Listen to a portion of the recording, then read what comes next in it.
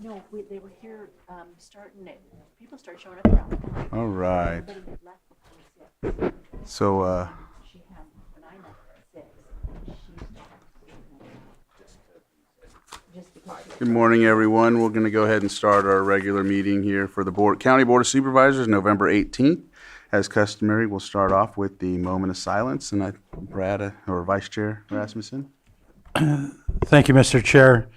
This morning I wanted to offer a moment of silence for Jed Steele, who was an integral part of Lake County's past, present, and future. Jed's pioneering roots in Lake County winemaking sprawl across the North Coast wine region and span 5 decades. Jed began his winemaking career working in the cellar at Stony Hill Winery in Napa Valley before obtaining his master's degree in enology from UC Davis in 1974. He spent the next 8 years as a winemaker and vineyard manager at Ed Mead's Winery in Mendocino County's Anderson Valley before a phone call altered the course of his life and career, leading him to Lake County. Soon, Jed set off an adventure that is still unfolding. He was heavily involved as Kendall Jackson bloomed over the first 9 years of its existence. Kendall Jackson's Chardonnay became a favorite of then First Lady Nancy Reagan, who insisted on it being served at the White House. Word of her preference for the Kendall Jackson Chardonnay got around when Pulitzer Prize-winning San Francisco Chronicle columnist Herb Cahen wrote a piece in which he referred to the Chardonnay as Nancy's wine. But as Kendall Jackson's size grew in proportion to its fortunes, Jed shaft at the shift towards a more corporate environment. Going to board meetings and having to wear a tie all the time didn't sit comfortably with him. After 9 years with Kendall Jackson, Jed decided to strike out on his own. He considered Napa, Sonoma, and Mendocino, but realized he was already where he wanted to be here in Lake County. He leased the Lower Lake Winery, and Steele Wines was launched in 1991. 5 years later, he purchased the former Canocti Winery facility and moved production to Kelseyville. Over the years, he has been an integral player in the region's winemaking. When Jed began planting for his own winery, Bordeaux and Rhone varieties were instant winners, and they continue to be successful. 70% of the grapes his winery used were harvested in Lake County. Jed said it was a really good place to grow grapes. The soils were great. The land is still, compared to other counties, relatively inexpensive. So it's a great investment for a lot of wineries who tapped out in Napa and Sonoma County. Lake County still remains a location where people can grow good quality grapes very economically. In addition to inspiring Lake County grape growers, Jed has also influenced and mentored several winemakers in the region. He continues to receive accolades and provides a benchmark for the ever-increasing quality of Lake County wines. In these and many other ways, Jed embodies the past, present, and future of Lake County winemaking, and that information I wanted to mention was written up by the Lake County Wine Grape Commission. Thank you. And I have one as well. I have one for Angela Aline Ramos of Nice. Angela passed away November 8th, 2025, with her beloved husband and family by her side. Angela was born May 12, 1954, in Wairika, California, to Lester Lee Alford Sr. and Elda Louise Hall. Angela is survived by her husband of 55 years, Richard Ramos, children Richard Gennaro Ramos, Consuelo Ramos, grandchildren Jackie Cardona, Jake Pickens, Jocelyn Pickens, Natasha Haskell Cummings, Rachel Haskell, Travis Ramos, and Gennaro Ramos. Great-grandchildren Leonardo Cardona and Mariana Cardona. Siblings Kathy Lozana, Gary Alford, and Terry Alford, and Gregory Alford. The memorial service was held actually Friday, November 14th, but wasn't in time for me to do this moment of silence last week, so I'm bringing it forward today. We offer our condolences.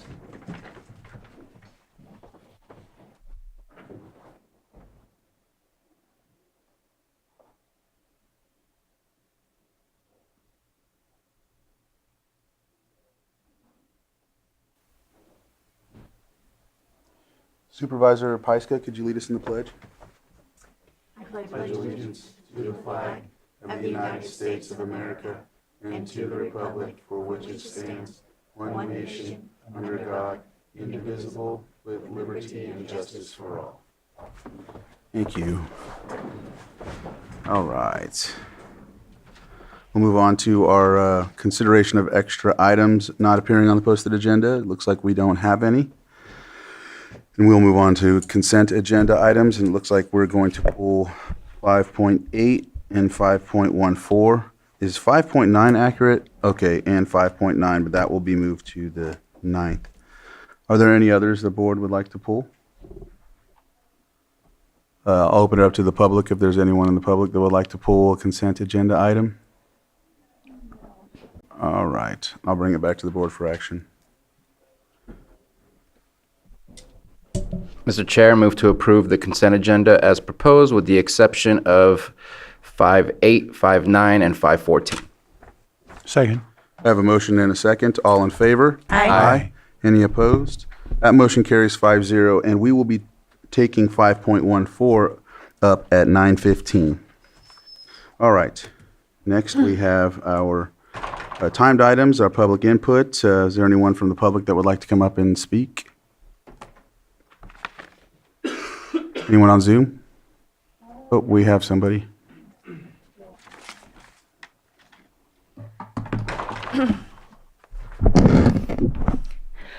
Good morning, Chair Crandall, Vice Chair Rasmussen, and Supervisors. Margot Kambara. Not all national news is bad news. On Sunday, NPR, National Public Radio, aired a positive message about and from Lake County. Refreshingly, the story didn't focus on disaster, loss, or victims.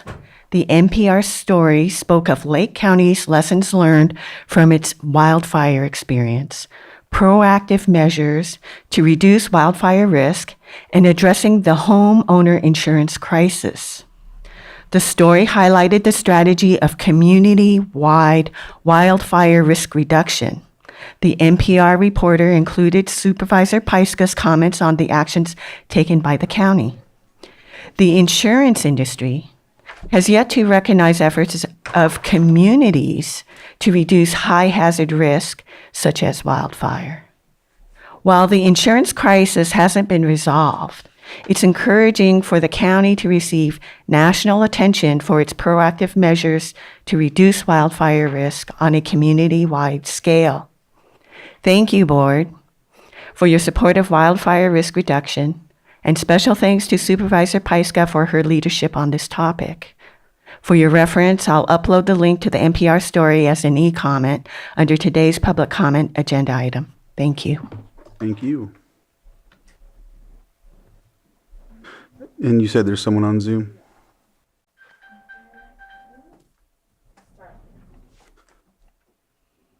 All right, if you can unmute. All right, good morning. Can you guys hear me? Yes. Okay. My name is Sterling Wellman. I'm here today because Spring Valley has a serious safety problem and the county needs to take action. We have over 1,000 residents in Spring Valley and we all depend on one single road to get in and out, New Long Valley Road. Everyone in this room knows this is not safe for a high wildfire risk community. I want to make something crystal clear. We do not need to prove that a bridge ever existed on Old Long Valley Road. Safety law does not depend on old maps, old paperwork, or guessing what used to be there. The law focuses on protecting lives today. Under California state minimum fire safe regulations, the rules are very clear. Roads must allow two-way traffic so people can evacuate while firefighters enter. Roads and bridges must support heavy equipment up to 4,000 to 75,000 pounds. Large communities are not allowed to rely on long dead-end roads with no second exit. Communities must have more than one way out during an emergency. California Fire Code reinforces this, and it states that in high-risk areas, fire authorities can require two separate and approved access roads for the safety of the residents. Right now, Spring Valley is one blocked road away from a major tragedy, a crash, a fallen tree, flooding, a medical emergency blocking the road. Any of these can trap the entire community. Over 1,000 people can be stuck with no alternative route for evacuation or emergency response. This is not speculation. This is real and ongoing danger. And the county already acknowledges this problem. Its own planning documents, the project is listed as a priority. Bridge on Old Long Valley Road and grade the road. It is written down, but it is not moved forward. The safety standards are clear. The bridge is not an optional. It is a requirement. A community of this size cannot rely on a single access road. This violates the intent of the state fire safety regulations, the California Fire Code, and basic public safety principles. Again, we do not need to prove an old bridge was there. We need a bridge because lives depend on having a second way out. We need a bridge because the law requires safe evacuation routes. We need a bridge because it is the only responsible action for this community. I am asking the board to advance this project now, begin the planning and begin the engineering, and make Old Long Valley Road Bridge a top life safety priority for Spring Valley. We need this second evacuation route because something preventable becomes irreversible. And I just want to bring up the fact that we've already had, I think in 17, the New Long Valley blew out. We had 3 days of being stuck in or leave before they could put the Bailey Bridge in. We've had a car accident where it blocked the road, and luckily that the car's fuel that was leaking didn't catch fire. And we also had a big rig fuel tank blow up on the road and block the road. And thank God it was November and it just. Okay, thank you. Thank you. iPhone 14, if you can unmute.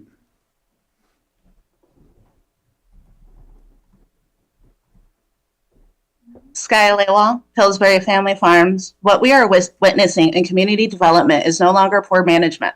It is a pattern of misconduct, misuse of public resources, and a complete disregard for state law. Recently, it was discovered that Director Turner attended a swearing-in ceremony for a local defense attorney.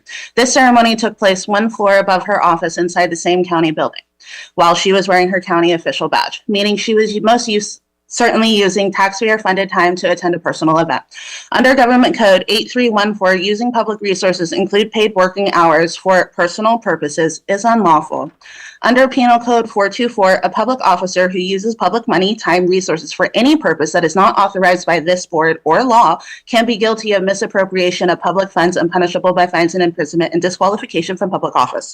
This is serious. For 3.5 years, Director Turner poured enormous time and energy into going after the smallest cannabis farm in Lake County, while failing to complete the ordinances the state of California has asked this county to finish.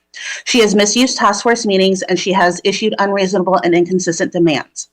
Now we see her using public time to attend a personal defense with a defense attorney's law office, creating the appearance of ex parte communication, which is outside of the legal profession that has nothing to do with her department's work. So my question to this board is simple. How much longer will you continue to tolerate a director who misuses public resources, disregards state law, targets small farmers, and uses the sheriff's office to avoid accountability and continues to damage public trust? Why are these complaints not being taken seriously, and why are constituents watching a director violate standards of conduct, and yet the director receives congratulations, protection, and qualified immunity from this board? Right now, by allowing this behavior to continue, this board is cultivating a corrupt government environment, and this board needs to take immediate action. You need to order an independent review of her time, conduct, and compliance with state law. Hold the leadership to the same standards that you expect from the public and your constituents. Restoring integrity to this department is important because we deserve a county that is accountable and transparent, not a county that is ran by personal friendships, retaliation, and the misuse of taxpayer resources. Muleha. Are there any other public input comments? I'm going to close public input at this time and move on to our next item on the agenda. I think our next item just left. Well, yeah, it's possible. Go ahead and close public input at this time.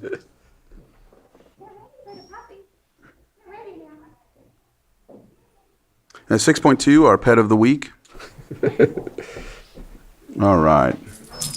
Hi, I'm Officer Rio with Lake County Animal Care and Control, and this is Amore. She is a 1-year-old husky mix, found obviously here in the county. She's low to high energy, as you can see. She has patience to a point. She loves adventure and is an absolute love. So if you're interested in adopting her, I do believe we still have free adoptions through a grant up at the shelter, which is located at 4949 Howard Drive in Lakeport.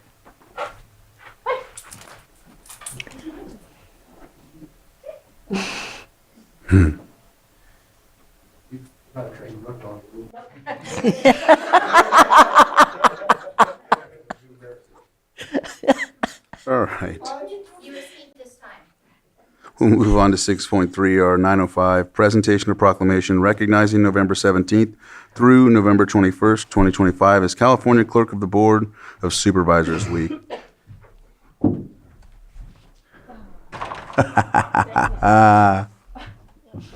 It's all about you. I know. We did it. Board of Supervisors, County of Lake, State of California proclamation recognizing November 17th through 21st as 2025 as California Clerk of the Board of Supervisors Week. Whereas California counties provide many services that are essential to the lives of Californians. And whereas the position of the Clerk of the Board of Supervisors Board plays an integral role in the function of California county government. And whereas the Clerk of the Board performs many legal mandated functions that protect and preserve the rights of the citizens to an open and accessible government. And whereas the work performed by the Clerk of the Board is a time-honored and vital part of local government.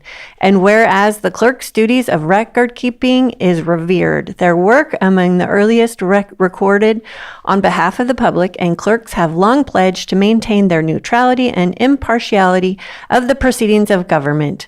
And whereas the California Clerk of the Board of Supervisors Association, an affiliate of the California State Association of Counties, is organized to promote the principles of good government, to represent the interests of clerk of the board with legislative bodies and other professional organizations, to encourage the development of professional growth and education, and to support the objectives of all regional groups established within the association. And whereas is the most appropriate that we recognize the accomplishments of clerks of the board across 58 counties of the state of California. Now, therefore, be it proclaimed that the Board of Supervisors of the County of Lake does herewithin proclaim the week of November 17th through 21st, 2025 as California Clerk of the Board of Supervisors Week in recognition of high level of services bestowed upon the people of Lake County and the people of California by clerks of the board. Passed and adopted this 18th day of November, 2025.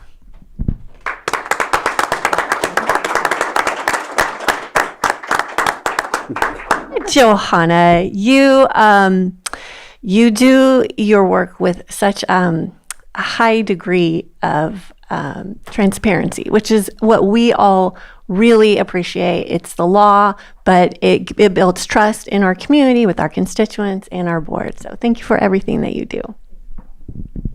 So, Johan, I apologize, but I don't in a way, because I wanted to make sure you, day in, day out, every week, you keep us in line, you keep me in line. You help me with specific situations when it comes to my town halls and whatnot. And so I just wanted to, I wanted to see us honor you.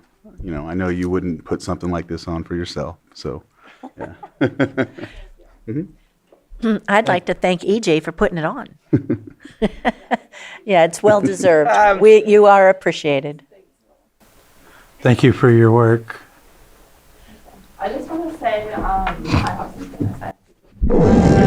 For once, I want to thank the community, the board, departments, and everybody in between who help make the meetings what they are. Everybody shows up because they care about Lake County, and I'm grateful to be serving you all. All right. Go ahead, Bruno. We could have our attorney here, we could have our CAO's office here, but nothing can move forward unless you're in that seat. You're an integral part of what we do every single day, and you're probably the most informed person in this entire building as to what is happening in this county. So thank you. It's wonderful working with you. All right. Oh, I'll open it up for the public. Go ahead. Let's stand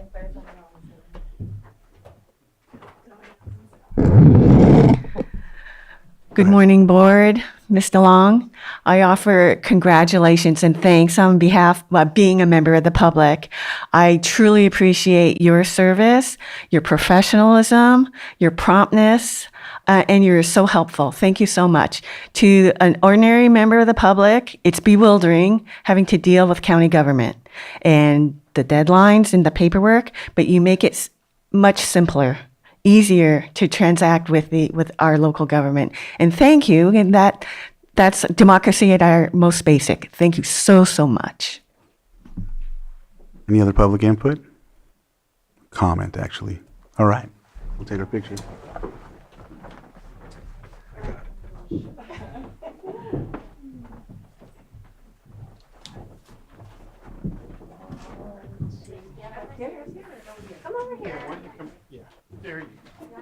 Yeah, I'm good. Yeah, okay. All right, we're ready? Okay, I already did it. Okay, and one more. Thank you. Wait. Oh, sorry. This one's for the wall. Perfect. All right. All right, thank you. All right. So we're going to take on our 5.14 now. Sitting as the Lake County Sanitation District Board of Directors, approve amendment number 4 to the Joint Operating Agreement Southeast Geysers Affluent Pipeline Project and the Clear Lake Water Supply Agreement, and authorize the chair to sign. And we have Special Districts Administrator Robin Boré. Is it okay if the Yes. partners come up Yes, too, please so come they up. can weigh in if there's questions? Thank you for that. Please come on up. There's another chair on that side over there.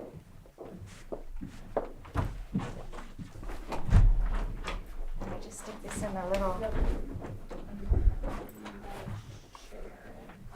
Yeah, we want to share it, right? Yep.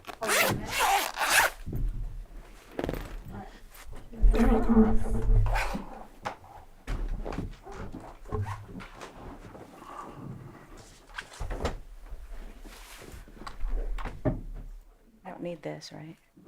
It does nothing. Oh, okay.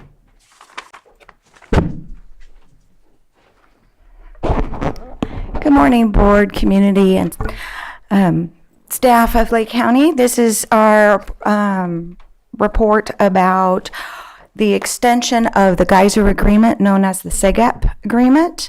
I am Robin Boré, your special district director, and I have Jesse here, who is our finance deputy director, and then we have Danielle, Joe, and Jim from our STEAM partners.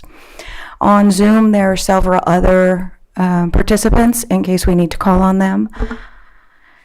So I'd like to start this off with a brief PowerPoint of how we got here, what this project was about, and then maybe we can do public comment before we go into the board. So the background of this project is this has been going on since actually distribution of water since 1997. In the 1980s, years and years ago, our county was growing and we were having trouble sustaining our public infrastructure, particularly related to wastewater. Lake County special districts faced disposal issues where we couldn't dispose of the water due to rain or anything like that, so it strained our infrastructure even farther.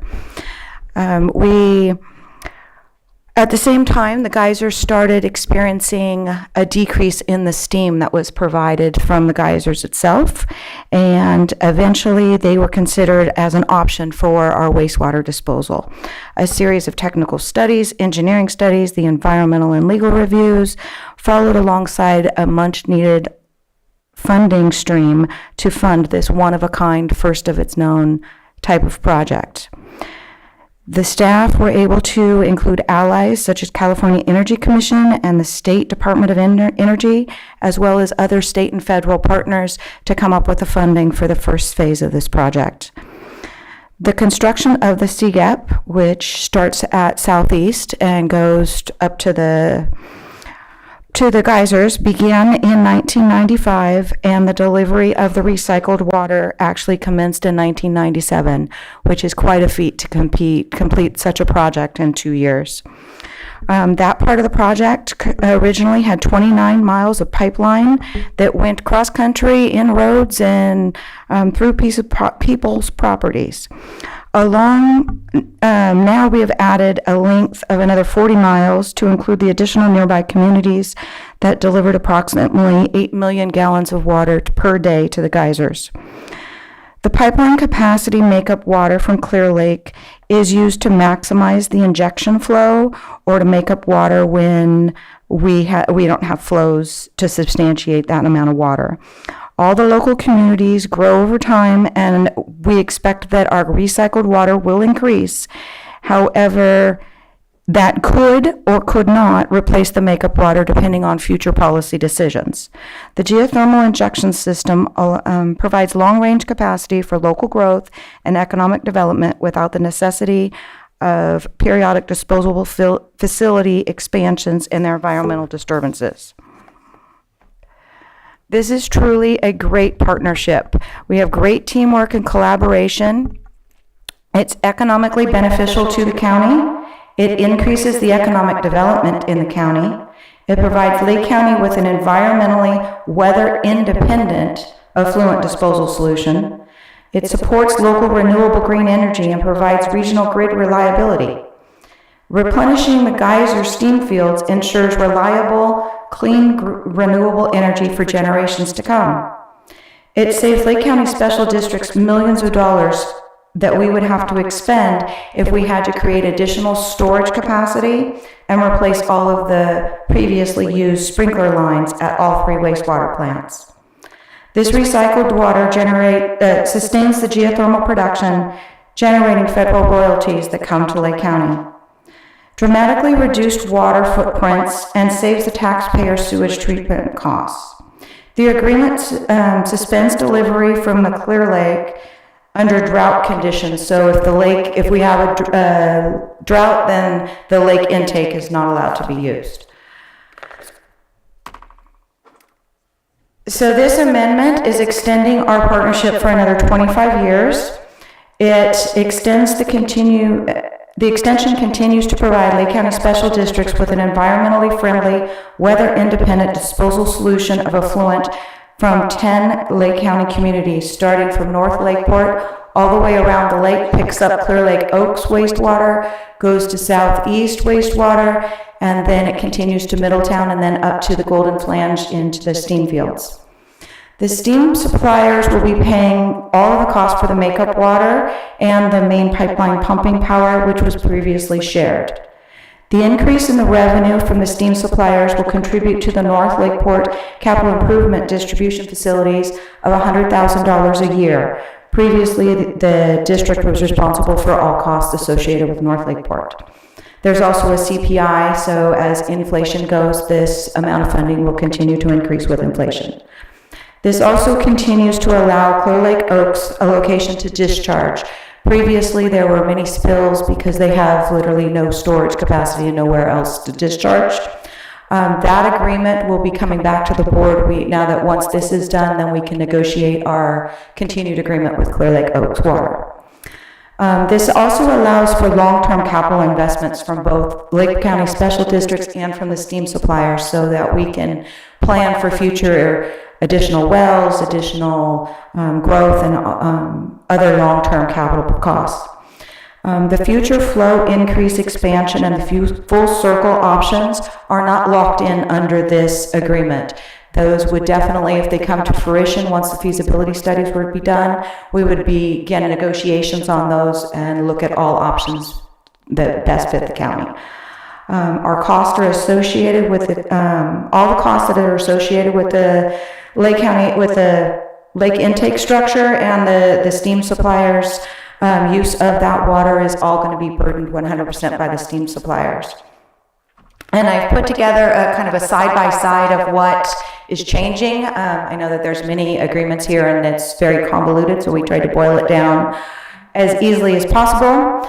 Before, it included all affluent of publicly owned and operated facilities. So if we grew or anything like that, that was an automatic that it would go to the steam suppliers. And so now it clearly defines the affluent from the northwest, southeast, and Middletown as it is now. Previously, it was not defined what an emergency actually is, and so we have spelled out exactly what an emergency constitutes. The current term is set to expire in December of 2026, and this will extend the term for another 25 years. And before, it didn't specify project facilities of the Northwest Regional Wastewater System, so now it clearly defines that what is included, and that's that $100,000 that they would contribute to the Northwest Regional Wastewater System. Emergency response procedures was listed before, and it did not reference the emergency response plans that we all have in place now, and so this just combines both the response procedures and the plans. And it referenced prior makeup agreement with Yolo County, and there is now to your board a new updated one, and it updates the reference to the new makeup water agreement with Yolo County. Before, it talked about any expense over $5,000 needed to go to the JOC, which is the Joint Operating Group, that then we would discuss and determine if that cost was relevant. We've updated that cost to $25,000 due to just the 25 years of inflation. The previously shared costs are now going to be burdened by the steam suppliers for the lake intake structure. And previously, we didn't have the $100,000 annually plus CPI improvement costs. And so that is my presentation. If you guys have anything you want to add before we open it to public comment. This is Joe Greco, Chair Crandall, Supervisors. Just want to say thank you to the Lake County team working with us to negotiate this agreement. It's been a great ride for the last 25 plus years. A great partnership. We continue to work together in the benefits that are provided to both the county ratepayers, as well as the benefits that the geysers in Calpine seek are quite beneficial, and so it is a win-win. Just want to say thank you to the lake over the years, and if there's any questions as the process continues, please just let me know. Jim, do you have anything to add? Yeah, this is Jim Beach, Geothermal Plant Manager for Northern California Power Agency. So again, thank you to the chair and supervisors for all the support, and to the LACO SAN team for all their support. We definitely have to continue to push this forward and continue to pull that rope in the right direction so that we continue this partnership. Thank you.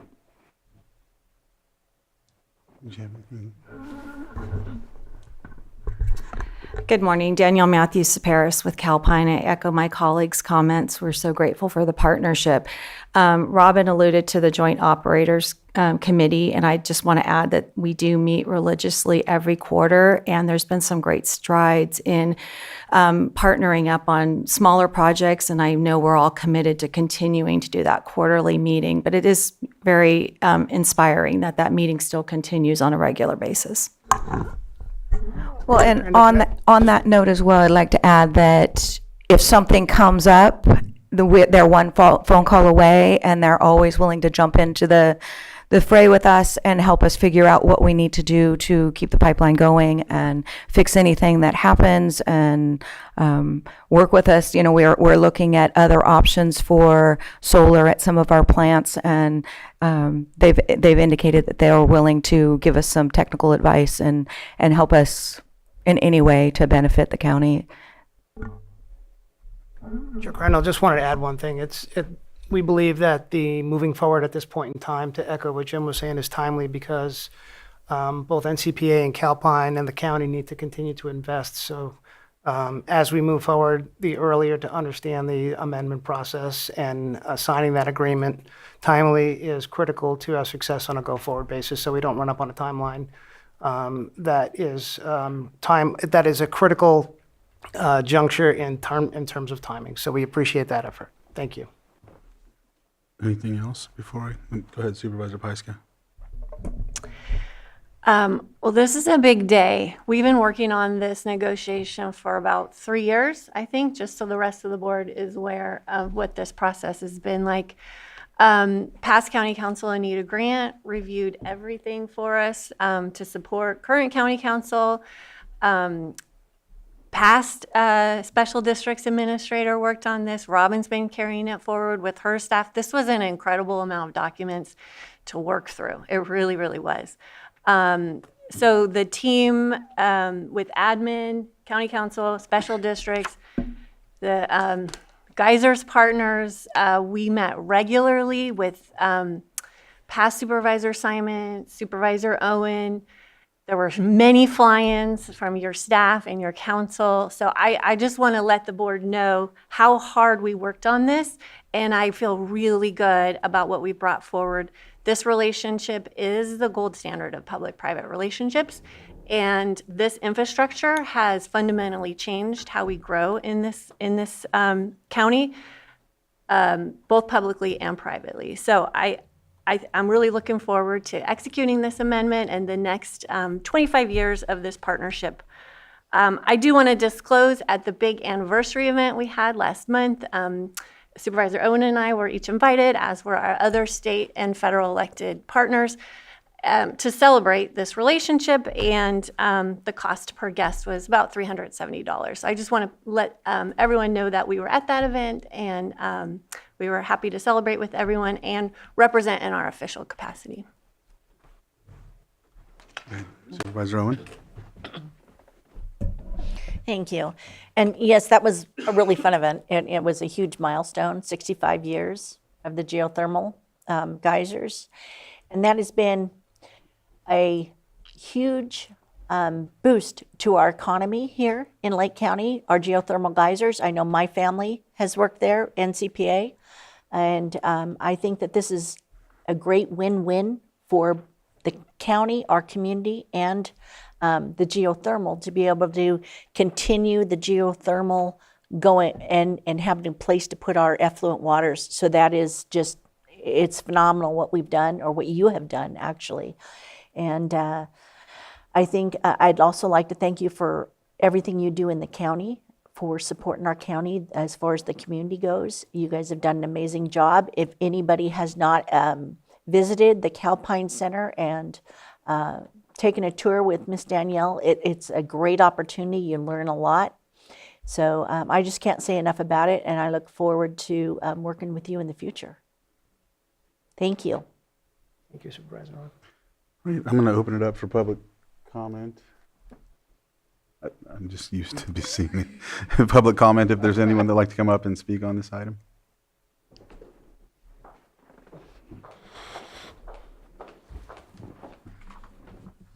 Can you pass that? Good morning, Chair Crandall and the members of the board. My name is Nicole Flora. I'm the Executive Director of the Lake County Chamber of Commerce. Thank you for allowing me to speak today. And as you make your decision this morning, I urge you to keep in mind Calpine's significant economic and social contributions to Lake County. These benefits should be a key factor in your discussions and decision-making process, as mentioned prior to my comment. Calpine is the biggest taxpayer in Lake County. Calpine's taxes pay for our schools, public safety, and other important services that we all use. The geysers employ 300 full-time workers, and more than 70% of them live in Lake County. These are good jobs that help our neighbors, friends, and families support themselves and their families.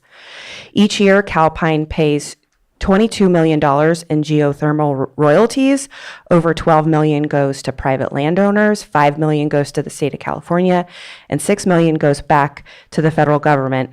Of that federal money, a quarter comes back to Lake and Sonoma counties.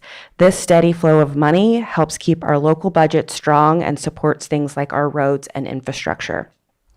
Calpine also supports our community by sponsoring events, making donations, and volunteering. I think we've all been at public events where Danielle is willing to spend Calpine's money on our local youth and philanthropic causes.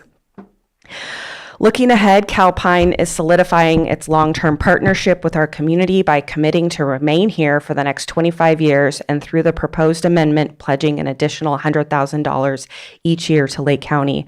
It's a substantial investment that goes beyond the promises goes beyond symbolism and promises direct benefits to our residents.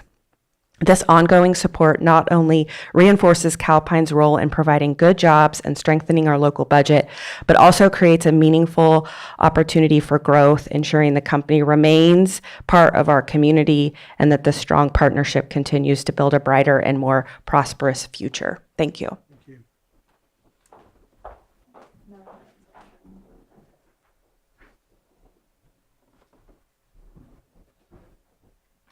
Rob Brown, Kelseyville. So the numbers that were just stated, I appreciate that, and I can't really expand on that too much. They're substantial.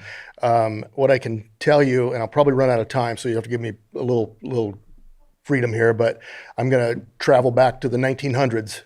I was able to work up at the geysers back in 1980 originally, and that was the boom.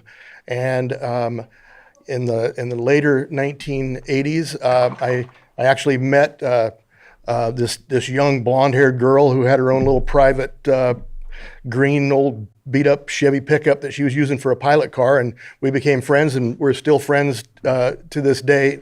You're a supervisor from District 1, so she's very familiar with the geysers, the boom up there. Then we survived through the bust. And that's when the resources started to run out.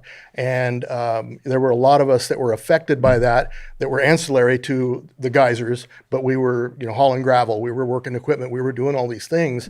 And so we experienced that, and we saw a lot of the dilapidation of homes and cabins on Cobb where people were living up there, and there were restaurants up there, there were things that were thriving, those all left, and the schools were suffering, everybody was suffering.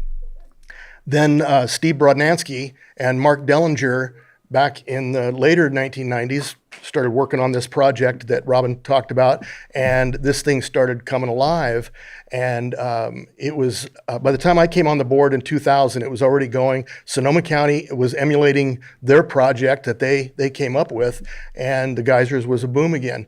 And fortunately, it has been since. Now, she talked about the employees. The employees that I know about, there are 200 of them roughly that live in Lake County, these are really good jobs. These aren't just menial jobs, but there's probably 1,000 or more jobs that go along with that. Restaurants, schools, gas stations, truck drivers, equipment operators, welders, people that don't actually work for Calpine, but they're contractors. We rely on those. There's no business in Lake County that's more dominant and has more effect on the local economy than, and I don't mean to leave out NCPA. I say Calpine, but NCPA is a huge part of that as well. The $6 million a year this year that they paid in property taxes, that was just secured property taxes, when 10 years ago it was $4 million. So there's a 50% increase. If you kick that out 25 years, that's about $17 million in secured, that's just the property taxes. That doesn't include all the royalties that she talked about. It's a tremendous boon. 25 years is not that long, especially when you're 65 years old and you see how fast the last 25 went. And I apologize for that. I just have a couple more comments.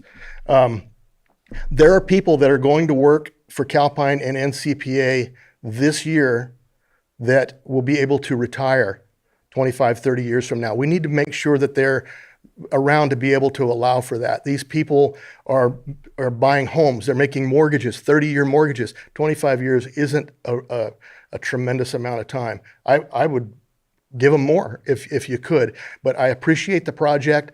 The one other thing that I want to add, I know it's not part of this, but I want to encourage it because it's something that we got involved with. It was in my district at the time. Now it's Brad's district, but Soda Bay, that whole area for the Full Circle project, you allowed for about $350,000 last year, I think, for the feasibility study for the Full Circle project. It is imperative that you move forward and keep going on that thing, because I think that a lot of the problems with the lake in the Soda Bay area is because of the leaching of septic and all these things. You corral that, you get that aimed in the right direction and get it up to the geysers like the Basin 2000 project, and you're going to cure a lot of other issues besides supporting really good business. And I could go on and on again about the value of the geysers partners after the Valley Fire.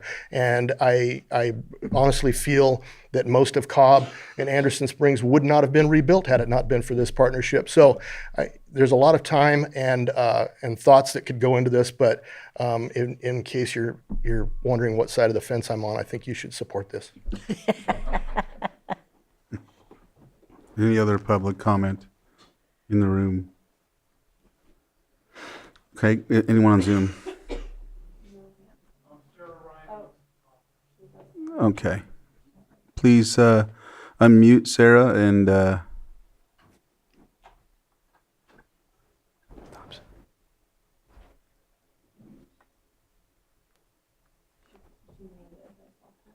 you muted yourself, so if you can unmute.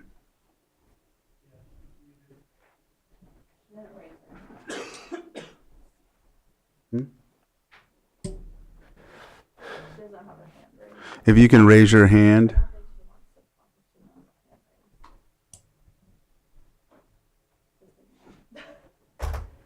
Did it raise? Okay. With that, I'll close public comment. Supervisor Sabatier. So I appreciate that we're here. I know there's been a long time in negotiations. Appreciate what Calpine and CPA, all of the above, has done and plans to continue. So, I mean, the answer already is going to be a yes. This is ridiculous to put a pause or a hiccup or even a barrier to continuing what you do. But I do have a problem with this process. This is a 25 years, and I have zero financials to let me know what is our financial liability with the changes that we're making to the amendments. I'm looking at the original 25-year agreement. It has all kinds of financials to let us understand what the cost will be, what the share of costs will be, because you just mentioned that there's been inflation over the last 25 years. I can't use those financials from 30 years ago to anticipate what the cost will be today or with the changes that are being made in the amendments.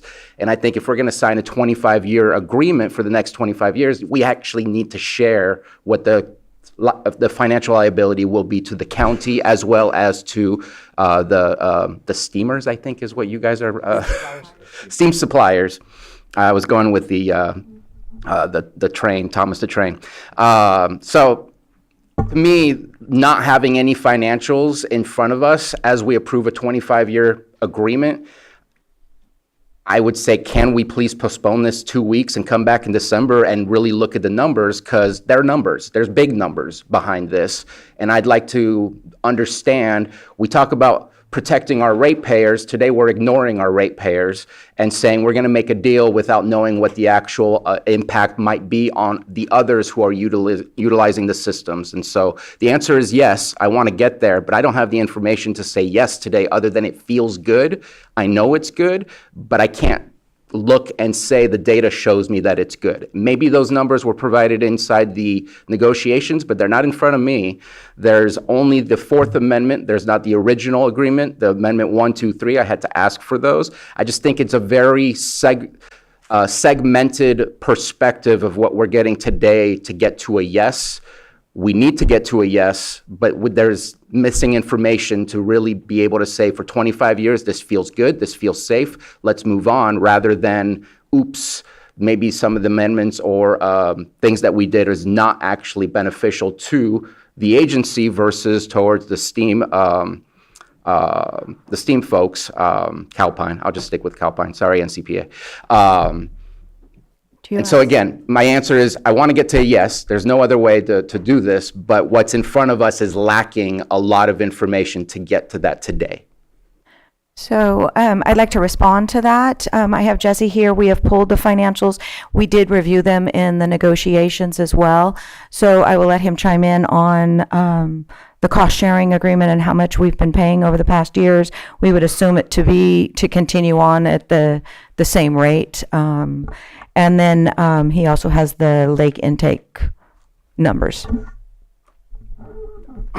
So I have the financials here for the last, can you hear me? Yes. So I have the financials here for the last 5 years. So just to go over them quickly, last year in fiscal year 24-25, the cost associated with the geysers was $785,000.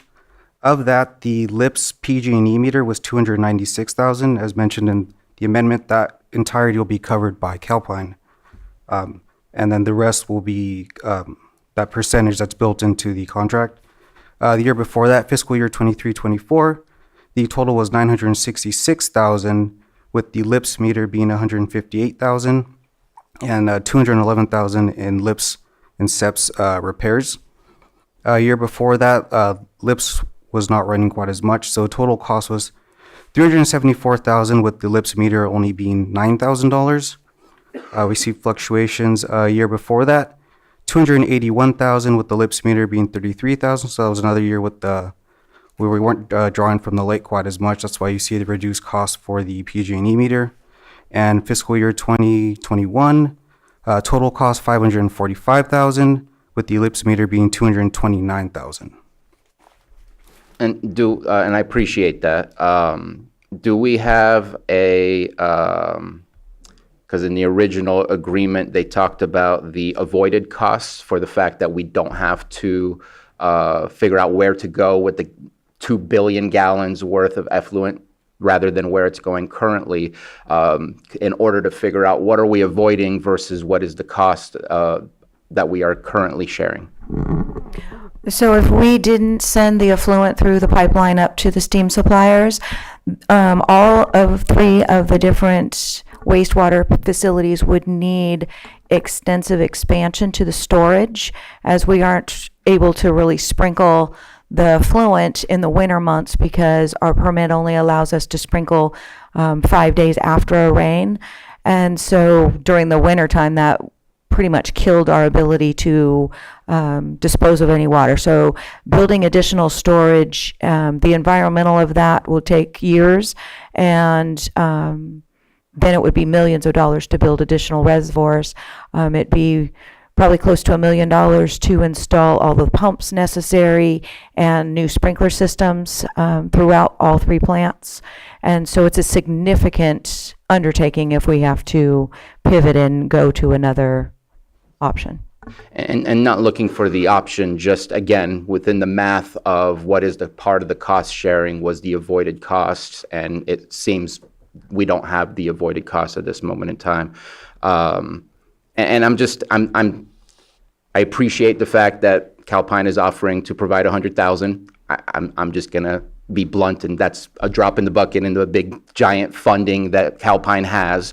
And I'm trying to figure out where are we where we started, and is $100,000 really not helpful for us? Should we be pushing for more? I don't know, because I don't have the numbers. So again, the answer is to get to a yes, but I'm also trying to in a public forum trying to get information that I don't have access to. Yeah, so I'd like to reiterate the when Jesse was talking about the LIPS projects, that's the intake structures, and so the significant cost of that from the previous years is now going to be 100% burdened by the suppliers. We will no longer be sharing in that. So that's hundreds of thousands of dollars a year that the county will be saving. Sir, you had your hand up. I just wanted to reiterate that there's a commitment to continue to do the cost share, as the cost share has been occurring on an ongoing basis. So the only thing that the amendment does do is improve by the 100K, improved by the lake structure, intake, and energy. Everything else will remain the same. And as the equipment ages, the burden increases, and therefore NCPA and Calpine cost share will also increase. That's all I wanted to say. And I appreciate that, but I also know that we're looking at potentially 30-year-old infrastructure that will probably require a little bit more replacement as time goes on, just because that's the way things work. Just real quick about the lake intake, does special districts use any of that water at all, or is it solely for the steam field? It is 100% for the steam field. So just a random question, why not because the agreement has our name on it, why not just an agreement between Yolo County and Calpine? Why are we involved if we're no longer dealing with the maintenance of it? We're no longer doing, we don't touch any of the water. I'm just wondering why we're in it.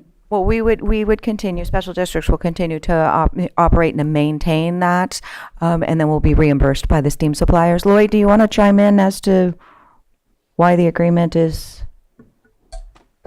And just for clarification, Supervisor Sabatier, Yeah, Mr. Chair. please. Thank you, Mr. Chair. You're referencing the Clear Lake Water Supply Agreement and the diverter schedule? Okay, so that water supply agreement, I think one of the provisions to that makes it expressly states that it's an amendment and restatement of the 1995 agreement that was entered into between Yolo County Flood Control District, might have been paraphrasing there, and Lake Osan.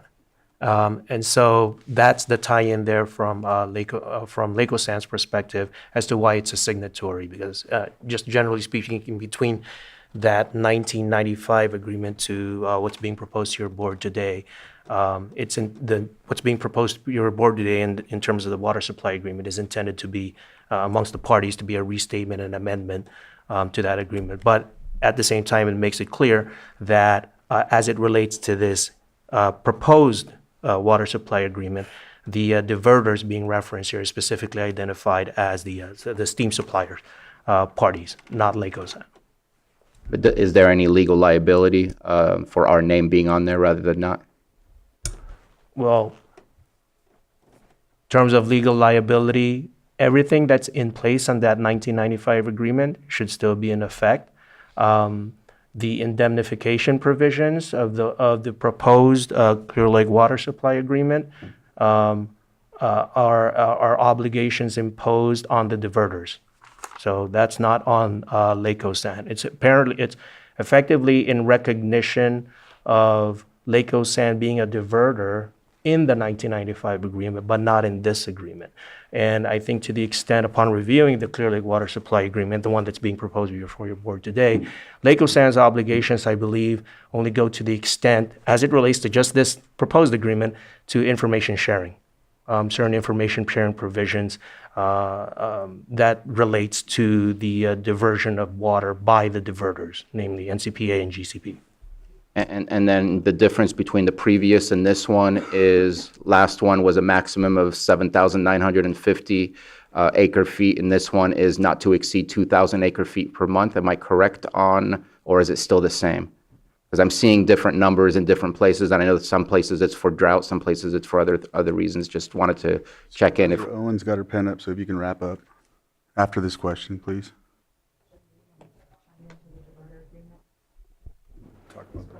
So the maximum is the same, 7,950 Okay. annually. Okay. There is a limit on monthly to a degree, but there is no change. Okay, so it's just no more than 2,000 per month, but still 7,950 maximum. Well, it can go above that depending on the certain conditions to get to the 7,950. Depending on, so for example, if there's a very, very wet month and we're limited on a month for that diversion, if we need to make up that much, we will to get to the 7,950 from the lake component. And Yellow's well aware of this. Supervisor Owen? Okay, I was just going to try to answer one of your questions too, as I believe it to be true. We actually own the property where the pumping station is for the lake. So, and it's our maintenance. So that's, therefore, I believed we needed to be on the contract as well for the lake lake water coming out, because that's actually ours. Yeah, correct. We own, Lake County Sanitation District owns that. Yes. Just real quick, and I don't want to belabor this too long. I just wanted to highlight and maybe ask if there is, because of the loss of water, the drought, the loss of recharge water, and then also surface water due to cyanobacteria blooms, is there a plan in place? I know that might have been written up when you had I couldn't read or see it when you did that, so it's okay.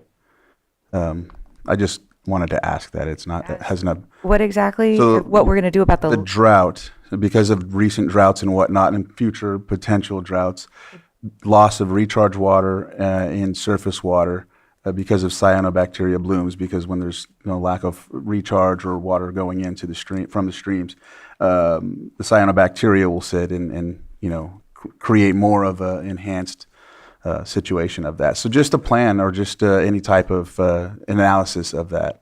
Well, I know that there's no allowed diverted water out of the lake if there's a drought. So they won't be able to pull water out of the lake. But I mean, we would never be putting effluent back into our lake anyway. It violates a state agreement that we have that effluent cannot be discharged into our waterways that lead to the lake or into the lake. So I appreciate it. We wouldn't be impacting, what's going on in the lake anything further than, if it's a drought, then they're not pulling water out. Right, and I just wanted that said for the record, just to state it, so. Question on that? Well, I think we're pretty much almost finished here, yeah. Well, I think the GOPSA decree also affects those decisions that Senate review. Okay. Well, I just, thank you for that. And I don't really have anything to follow with it. I just wanted to have it stated for. Yeah, well, I think it's in May. They look at the Rumsey gauge. I think I thought it was April, the end of April. Beginning of May. And they look to see what the Rumsey gauge is, and that's when they make the call if diverters can divert water out of the lake or not. For the Or if entire it's- year. Yeah, for the whole It's year. for the entire has to water be to year. a certain So height. it's May 1 to April 30. Thank you. Yeah. Thank you. Just wanted to remind the chair that there is, I believe the Board of Supervisors can override that because we have in the past when there was a request for more water during the COVID. drought Yep. because of you were cleaning up the pipeline on the Sonoma side and you needed some excess water in order to make sure that you had the available water in your systems. Right. Thank you. Anything else from the board? And anything else to finalize or? No. All right. Take action. All right, sitting as the chair. Lloyd, sorry. And just only because it was framed in the recommended action language. Since there are two separate agreements, the suggestion here would be to approve with authors and authorize the chair to sign each agreement in separate motions. And also, just for clarification, I mentioned the 1995 water supply agreement. It's actually 1994 water supply agreement, just for clarification on the record. Can you give the motion? Yes. So the first motion for your board's consideration would be a motion to approve amendment number 4 to the joint operating agreement Southeast Geysers Effluent Pipeline Project and authorize the chair to sign. And this is your board sitting in as Board of Directors of the Lake County Sanitation District Board. So moved. I'll second that. I have a motion and a second. All in favor? Aye. Aye. Any Aye. opposed? You were aye. Yeah. Okay. And then the second 5-0. There you go. Thank you, Mr. Chair. And then the second motion would be to, again, sitting in as Lake County Sanitation District Board of Directors, motion to approve the Clear Lake Water Supply Agreement and authorize the board chair to sign. And just for clarification, for the public's own reference, the two agreements that's being referenced in the previous motion and also on this motion would be the agreements that were uploaded in Granicus and Legistar as labeled addendum, both of those, because those are the finalized versions of the agreements. But that would be the motion. So moved. Second. I have a motion and a second. All in favor? Aye. Aye. Aye. Any opposed? That motion carries 5-0. Thank you for your support. Thank you so much. Appreciate it. Thank you. Yeah. So, Lloyd, next item, I know we have a 6.4, but also we have the hearings, assessment hearings. Which one is priority here when it comes to that? Because it's 10 and the other one was at 9:30, but we're at 10. Given that, your board would have the option to take up either. As chair, you may want to make an announcement as to, in case anyone's waiting for either of those items, to announce which one you'd plan on taking first, but it's up to your board's discretion since we're past 10 a.m. and both of those items are fit under that timeline. I apologize, Patrick. We're going to go ahead and take the assessment hearings up real quick, and then we'll go after that. So we'll go on to our 8-point. Is everyone okay with that on the board? Yeah. All right. So we'll go to 8.1, sitting as the Board of Equalization, Assessment Appeal. 8.1, consideration of stipulation of assessment appeal applications number 32-2024 and 33-2024, lots of realty. And I think we have to swear some folks in when it comes to this as well. I don't think he showed up, right? All right. If you're on Zoom and you're going to speak on this item, please raise your hand in Zoom. All right, no hands in Zoom. Everybody else with your right hand raised, do you solemnly swear that the testimony you're about to give will be the truth, the whole truth, and nothing but the truth? Thank you. All right.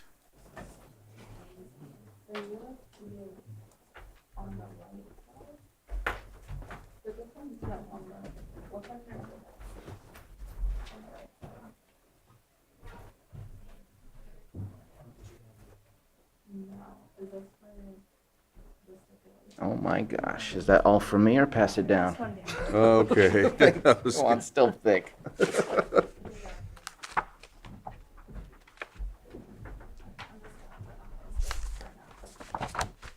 There you go.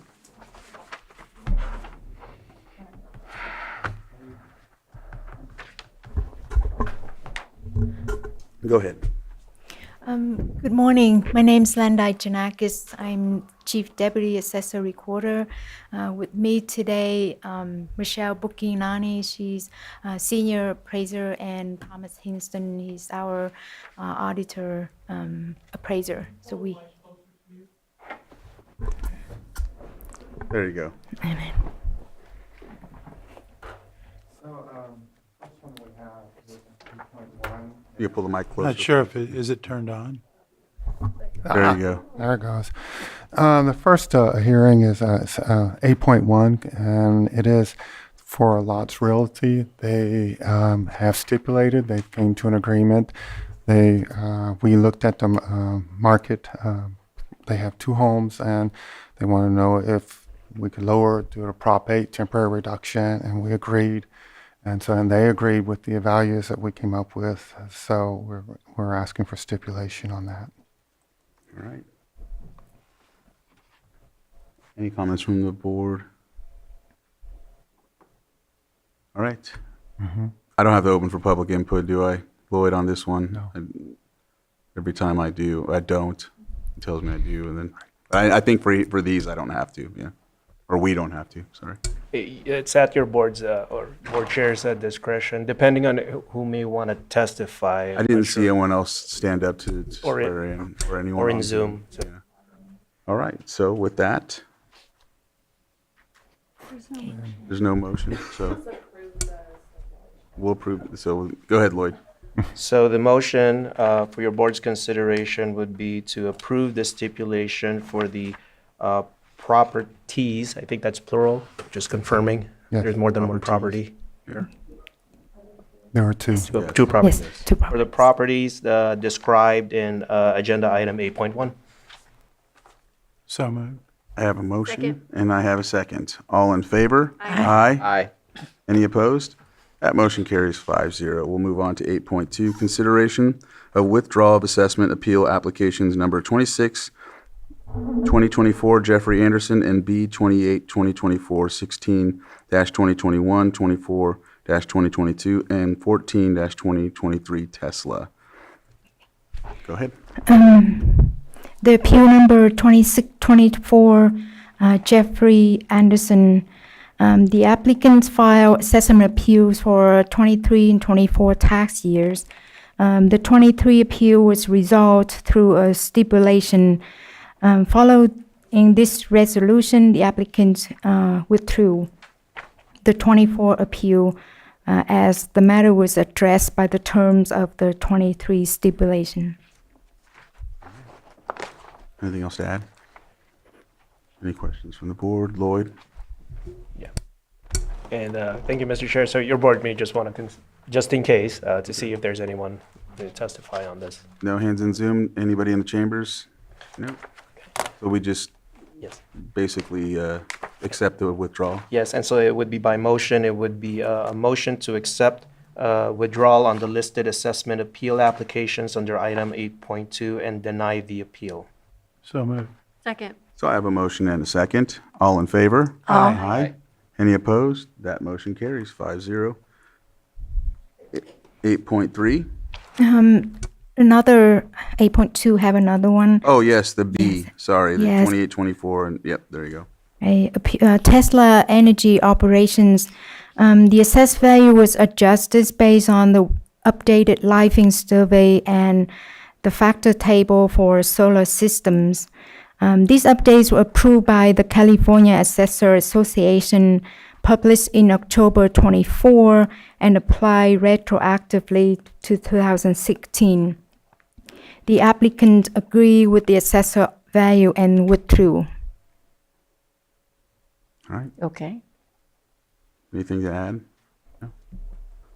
All right, I don't see anybody in Zoom, would you say? No? Anyone in the chambers? All right, Lloyd?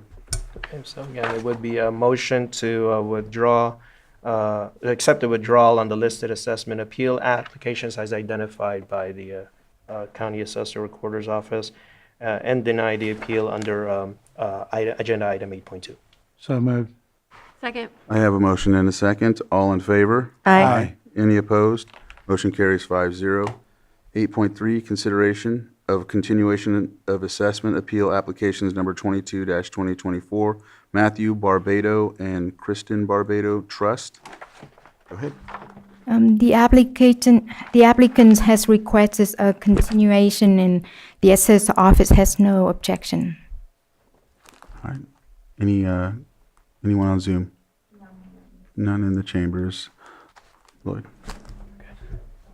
Thank you, Mr. Chair. So for this continuance request, it would be for your board's consideration, a motion to continue assessment appeal applications 22-2024 to a date and time certain. And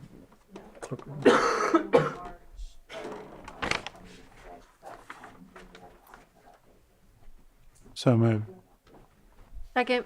I have a motion and a second. All in favor? Aye. Any opposed? That motion carries 5-0.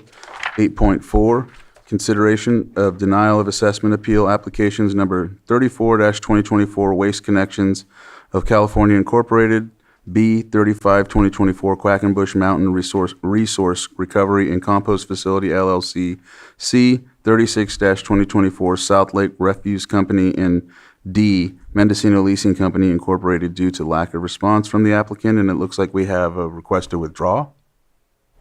Yes. The assessor office has reached out to the applicant multiple times. We has no response, but this morning at 8:30, we received an email from the agent requesting a withdrawal. All right. Anything to add? Any on Zoom? None in the chambers? And so we would accept the withdrawal? yes, and it would also be by motion, and so the motion would be a motion to accept the withdrawals on the listed assessment appeal applications and deny the appeal. The identified assessment appeal applications would be the ones identified in agenda item 8.4. So moved. Second. I have a motion and a second. All in favor? Aye. Any opposed? Motion carries. Do we have to go through each B, C, D, or did it cover all of them? It can cover all of them, Oh, excellent. as it has been done in the past. Thank you, Lloyd. 8.5, consideration of assessment appeal applications number 39-2024 through 46-2024, Gavin McIntyre. All right.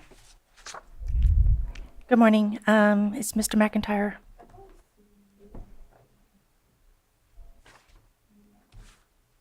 Do we proceed just regularly?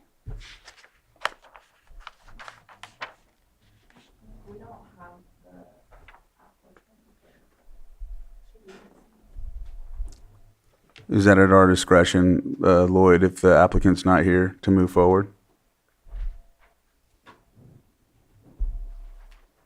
They signed, be here. Yeah, and so your board has that discretion. Your board may want to confirm with the assessor recorder's office if there is any request for a continuance based on this update of the applicant appellant currently being absent, or if they're willing to move forward. We're willing to move forward. All right. There hasn't been a request for continuance or anything, so We can present.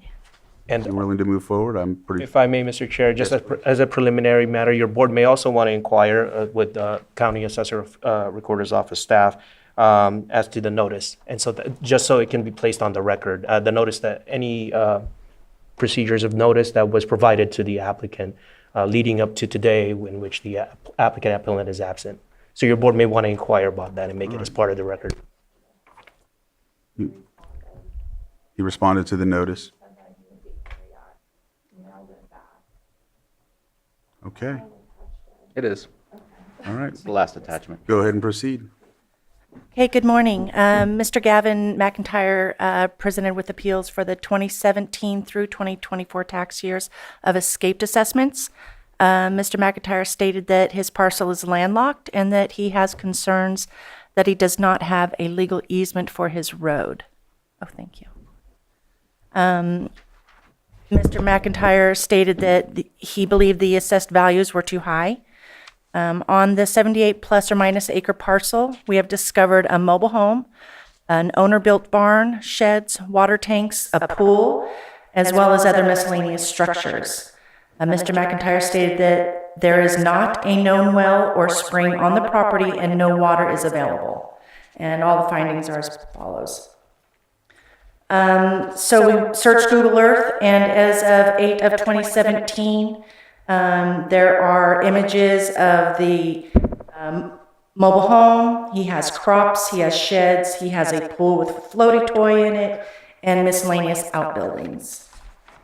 And then a year later, 7/18, same thing. And I think there's a new deck on there as well. In June of 21, it shows the new construction of a barn and some other miscellaneous improvements. In July of 23, this image shows Forest Route 18 North 29 that runs through the subject property directly off of Road M6 Forest Route 20 North 1, and it's sometimes called River Road. So the granting of the property in October of '86, Shirley McIntyre declared that this property was her principal dwelling and that she currently resided on the property. And then Shirley granted to her son, Mr. McIntyre. It was notarized and signed on June 2nd of 2015, but he did not record it until May 2nd of 2022. And this is where some of the issues, why we're here today, because he, so prior to 2022, the property was assessed under Prop 13 base year value to Reginald and Sherry Thibodeau. And then a grant deed recorded 5/2/22 transferred the property to Gavin McIntyre. Following this transfer, the assessor's office reassessed the property and enrolled market value due to a change in ownership. And then on or before November 12th of 24, Mr. McIntyre contacted the assessor's office regarding his notice of escaped assessments related to the transfer from his mother, Shirley, to himself, and he requested an informal review. During the review, the assessor's office discovered that the property had been transferred to Mr. McIntyre in 2015, but the change of ownership did not record until 22. As a result, the assessor's office reassessed the property using 2015 as the actual change in ownership date and enrolled 8 years of escaped assessments for tax years 2017 through 2024 as per the Revenue and Taxation Code Section 532(2). The 2022, 2023, and 2024 assessed values were adjusted to reflect the 2015 base year value. In 2024, Mr. McIntyre filed a parent-to-child exclusion from reassessment, and after reviewing the submission, the assessor's office approved the Proposition 58 exclusion for 2024 and forward, and that is per RTC Section 63.1E2. And then we move on to, so we have the original assessment where the improvements were 250,000 and the land was 140.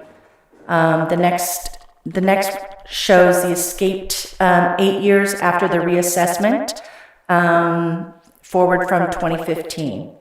And then the next one is the Prop 58 valuation from 2015 forward, with structures coming on in 2016. Prop 58, parent-to-child exclusion, California Revenue and Taxation Code Section 63.1E2. Any exclusion granted for a claim that is filed subsequent to the expiration of the filing period shall apply commencing with the lien date of the assessment year in which the claim is filed. And as you can see here, that was December 13th of 2024. He also filed a homeowner's exemption December 3rd of 2024, that this is his primary residence and where he resides. The applicant's appraisal that he had done, December 20th, 24, Mr. McIntyre filed a formal appeal for each year 2017 through 2024, supplying an appraisal from John Renson, the former Mendocino County assessor and current independent appraiser. Mr. Renson found the total value of the property to be $129,000 from 3 comparable sales ranging from $129,000 to $195,000. This appraisal used comparable sales from 22, 23, and 24, all of which are out of the 2015 transfer date and are not usable. The time period for sales per the Board of Equalization is 90 days past the date of sale. So we had to, date of transfer, so we had to use the 2015 valuation year. The Assessor's Office appraisal comparables, October 7th of 2025, 2015 comparable sales found for vacant land range between $1,053 per acre to $9,208 per acre. Mr. McIntyre was assessed at $1,917 per acre. His 2015 base year value was assessed at $170,000, allocated at $150,000 to land and $20,000 to improvements, and factored forward through 2024, at which time his parent-to-child exclusion took effect and his mother's base year value was restored for land and established for improvements. And the next slide, it shows the up close of the comparable sales that we used, and as you can see, the last one from 6/27/14, it was not listed. It was solid rock. There was no water, and there's no access and no utility. This is one of those way out in the middle of nowhere. There are no roads at all to it, and that one was at 1,053. The next best one would be, of course, the third one on 8/15/14. It was an accepted sale price, but it has a spring, and everything else is similar access to the subject. So that would be the next best at $2,677 per square foot, but it does have water, known water. And so as ours comes, our assessment came in between both of those. There are easement deeds. One of his arguments is that he does not have legal access to his property. So October 16th, we found 2 deeds. One from 1964, where the owner of his property at that time granted a road easement to the United States of America to build a road. And another from 2019, where PG&E grants reservation of rights and easements, whereas the subject parcel is described as having a permanent easement. And then I also included those book and page where you can find those recordings, and a highlighted where it calls out the easements for his property. And then next we have the section, township, and range map. So as you can see, the little red square up there, within that, that is his property. If you can see the yellow little road going through it, that is the road that the USA built. That is the road 18, I can't see it here, 18 North 29, and so that's, 18 North 29, that runs directly through his property. In the other images, you can see that there are roads I give you some addendums. He has cleared the property. He has built the roads. And so, yeah, that's my my conclusion. Let's see, October 16th, Mr. McIntyre came in for an in-person meeting to go over his assessment and other questions, and we were unable to come to any agreements. This property is Mr. McIntyre's primary residence. There is an easement document granting access for the road that runs through his property. In addition, PG&E has an easement document that provides road access as described in the referenced legal description. Comparable sales show values assessed were at the lower end of the market value. And the assessor's office respectfully requests the board determine the findings. Anything else to add? Anybody on Zoom? And none in the chambers? Anything from the board? I have a question. Go ahead. The PG&E easement, is that for the power going to that parcel? It is a road easement. Let me go back to. So he does have power out there, is what I'm asking. We don't know. Oh, We don't know. I think he said he had a generator. I do believe he did say he had a generator. Okay. Where his water is coming from for his crops, his pool, his use, because Does he it is have his water primary tanks? Does it residence. look like He he does has have water tanks. Okay, so he might be hauling it. So somebody's hauling it in, but he says he doesn't have access. Now, the road, the PG&E road, does that give him access? It does. Okay. Yeah. So on a states in there. on a PG&E easement, he's allowed to use a PG&E easement.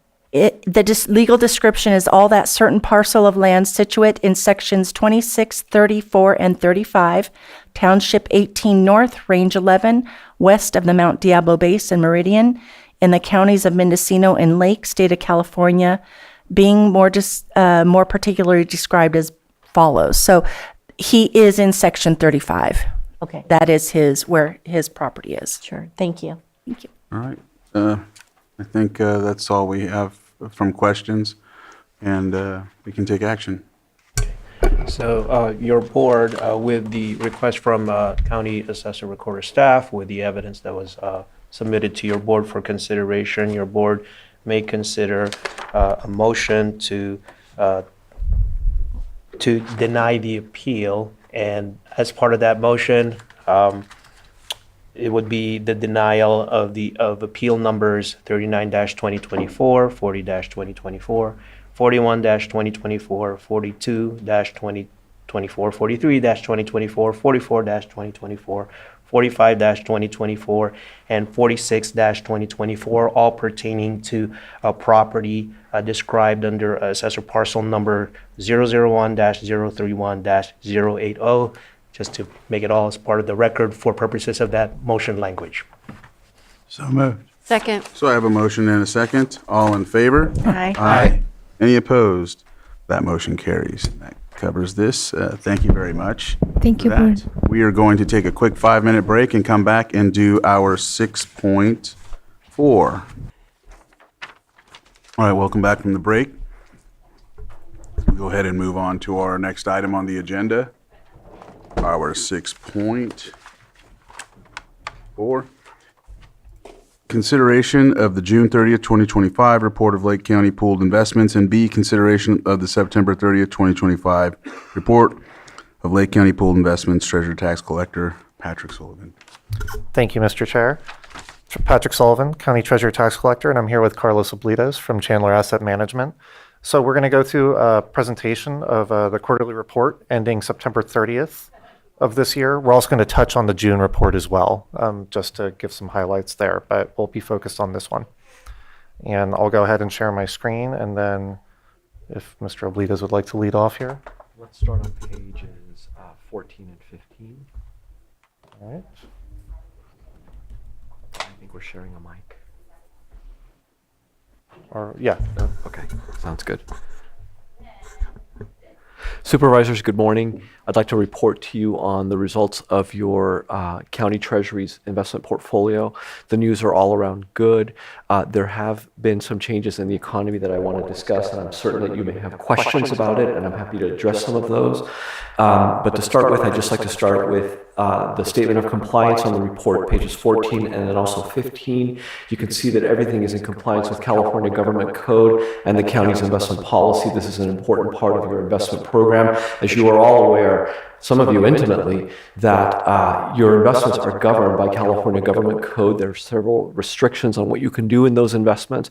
Everything, and I'm happy to report, everything is within compliance and within all tolerable limits that are allowed in your investment policy. If we go to page number 16, this is a consolidation of the entire pool's treasury, the entire investment program. It's currently valued as of September 30th at $465.5, a little bit over $465.5 million. That comprises three components. One of those components has been wound down, and I'll explain that in just a moment. The yield to maturity as of September 30th was 4.31%. If you remember my analogy, a yield to maturity is the way that the portfolio is currently structured, what you are expected to earn into the future on an annualized basis. So the annual number in terms of income coming into the portfolio into the future, the way that you're structured right now. Obviously, when there are maturities of bonds in that portfolio, that money comes back to you and it gets reinvested. That reinvestment is done at a yield that's available in the market. Obviously, whatever the market provides, that moves your average yield up or down. Currently, it's been moving downward, and that's, well, actually, in the last 3 months, it moved upward just slightly, but it's expected that that should start coming downwards because market yields have been lower, and I can explain all of that in just a moment. Very high credit quality. AA plus, which is considered very high. It's a very well-diversified portfolio. If we go to page number 17, you are lending money. Remember that these are bonds. The securities in this portfolio are bond investments, they're fixed income investments. For those of you that are not familiar with bonds, it's a loan. You're effectively lending money out and you collect interest on that money. You're collecting rent for lending that money out. And then of course, the promise of that future cash flow coming to you can be sold, so it has a value, and that value can go up and down in the market based on what other alternative cash flows are out there, whatever their alternative investments may be had. You're lending to the U.S. Treasury, to the United States government, approximately 27 and 3/4, almost 28% of the portfolio is in U.S. Treasury securities. Those are considered the safest of investments and a hallmark, a pillar of a portfolio that's designed for safety and liquidity, as yours is. If you remember, your objectives under California Government Code are safety first, followed by liquidity. The money has to be available when you need it. And then after those two objectives are met, then you pursue a return. And that return comes in the form of interest income. And as I mentioned earlier, the fair value of the portfolio can move up and down. We do lend to corporate, very high credit quality corporate issuers. And you can see some of the names in this portfolio. There was a season where we had a buildup of cash. We did hold a secondary portfolio within this consolidated piece here that was maintained for very, very short cash needs. There was a one-time opportunity where we collaborated with your treasurer to set up a side portfolio to do that and capture some higher yields while that money was being reserved for short-term needs. The use of that portfolio, the utility of that portfolio kind of went away. The reasons for having it, the advantage that you were getting, the market just sort of made them disappear. So as a result, that portfolio was allowed to age in and build up as cash, and then that was eventually folded back into the main portfolio.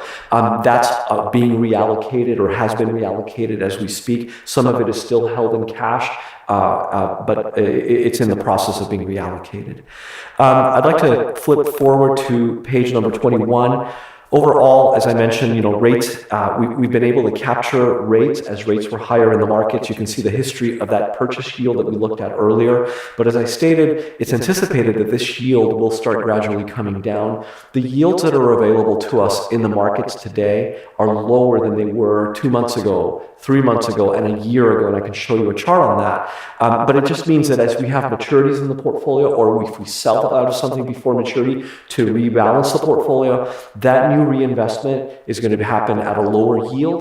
And as those creep into the portfolio and replace higher yielding securities, this average yield that you see here on page 21 should start gradually coming down. Part of your strategy that you set up with your treasurer tax collector when we began working for you, part of that strategy was to pursue a longer duration position in the portfolio.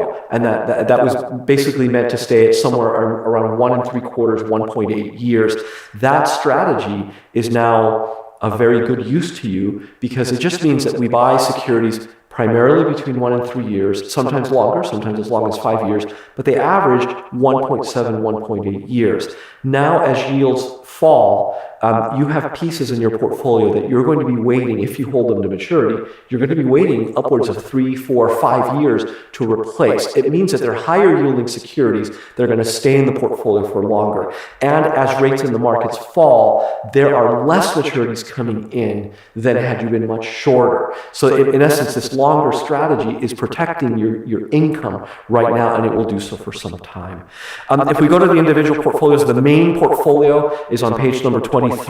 This is the main one that I'm talking about. The duration currently is 1.82 years. If you look at the middle column, second row, the duration and the weighted average maturity are very similar. The weighted average maturity just tells you on average how often things are maturing. It tells you right now they mature on average. This portfolio turns over about every 2.2 years on average. As I stated, there are longer pieces, but the duration is a different number. It's a risk measure. It tells us how sensitive the market value of this portfolio is for a given interest rate shift in the markets. Shifts in interest rates in the markets move around your market value. 1.82 years means that there will be a 1.82 gain in fair value if rates fall 100 basis points, 1% across the board. 1.82 years means a 1.82% gain, or loss, I should say, if rates go the opposite way, if they rise. Rates and prices move inverse to one another in the bond markets. This portfolio, the current yield to maturity is 4.38. That's very strong. But if you look at the market yield, that's the yield I would get on this portfolio if I invested new money in this strategy to make it look like this portfolio as of the date of this report. Notice that that's 3.86. It infers a reinvestment rate. So you're currently earning into the future 4.38, which was higher from 3 months ago, 4.25. I'm looking at the middle row. But the market yield 3 months ago was 4.05. You can see that that's fallen. It's because market rates are much lower today than they were. It just means, what this means, the translation is, within 6 months to 9 months, you should see lower income come into this portfolio. The interest rate cycle is shifting, and the yields that are available will be lower into the future, and it just means that your income will not be as strong as it has been over the past couple of years. Let's flip over to page 25, the return on that portfolio. And we don't usually present returns, but we thought it was a worthy number to take a look at. This is how so rather than a yield to maturity, which looks forward as to what you're expected to earn in interest income only, this is a look back. It's a look back at the portfolio of how this portfolio grew for a given period of time. And that growth is coming, as measured in this number, it's a total return. That growth is coming from interest income that you actually earned and collected. Also, if anything was sold before maturity, if there was a realized gain or a loss on that sale, that is also included in here.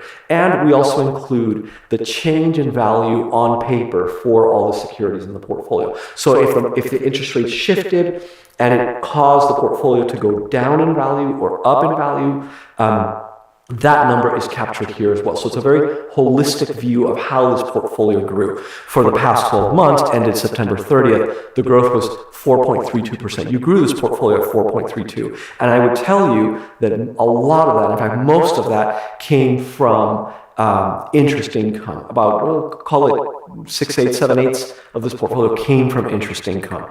We have a benchmark. It measures the amount of risk that we're taking on to try and achieve these returns. Well, the return for that benchmark was only 388 for the portfolio versus your 432. For the amount of risk that you're taking on, you've beaten your performance measuring benchmark. You've done well. Over the past 2 years, that return number for the portfolio was 5.62. Which is very strong. I would say that about 2/3 of that came from interest income. Maybe 3/4 came from interest income. The rest came from fair value appreciation. And versus the benchmark of 529, again, you've done well. Since we've been working with you on this portfolio, which goes back to the weird dark days of the pandemic in 2021, 2021, we actually started investing in October of 2021. You've been averaging 2.7% per year versus the benchmark of 2.09. That encompasses a period of time when interest rates were below 1%. If you remember that, below 0.5% in part of that time period. So you've done okay. The next page, on page 26, this has the same returns, but as of your fiscal year end. We didn't get a chance to report from June in person as we normally do, but this gives you an idea of how you ended your fiscal year. Well, your fiscal year ended June 30th, so I'm just looking back at that 1 year return as of the prior June. Well, that return was 5.9. So very, very, very strong returns. I would tell you, I'm going to flip back over to, let's take a look at page number 9. What you're looking at on the right-hand side chart of page number 9 is the effective federal funds rate. If you remember, Fed funds is that overnight lending rate. It's the rate that banks charge one another for an overnight loan.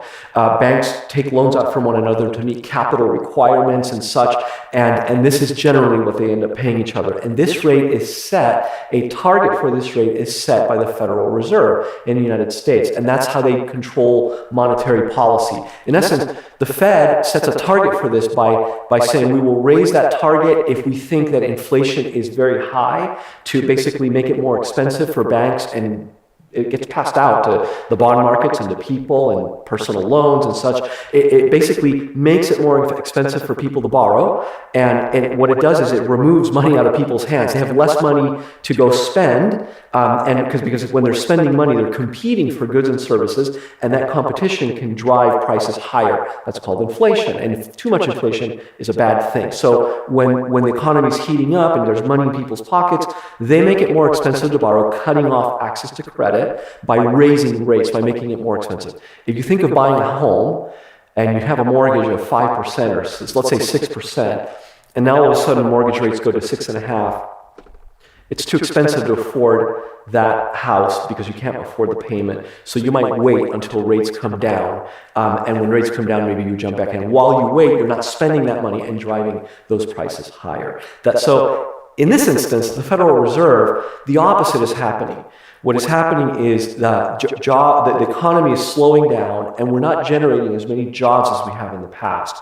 So the Federal Reserve is doing the opposite. They want to put money in people's hands, so they spend, and that creates demand, which causes businesses to expand. They borrow. It's cheaper for them to borrow. They expand. They hire more people, and they generate more jobs. They stimulate the economy by lowering interest rates. So the Federal Reserve is in that mode right now, and they lowered rates twice, then they paused for a long time, and then they lowered rates twice again. The last meeting was at the end of October 29th.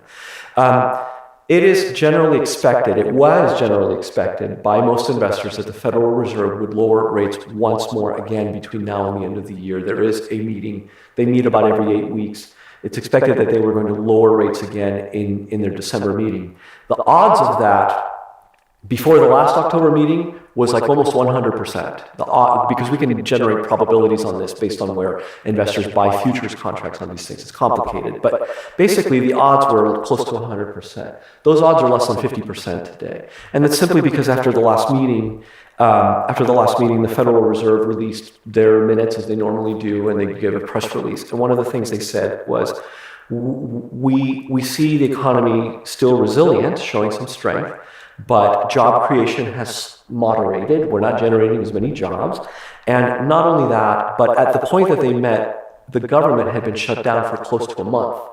And the government releases key indicators, key data, economic data that they use to make these decisions, primarily the jobs creation number known as the non-farm payrolls, which comes out the first Friday of every month, and also inflation. Now, eventually, the government, through the Bureau of Labor Statistics, they released a CPI number, Consumer Price Index, which is an inflation number. They needed it because they had to calculate COLA adjustments for Social Security benefits. So we have that number. It came in at 3%, which is elevated. And so it means prices are still a little higher. But the jobs numbers are expected. They were already weak coming into the government shutdown.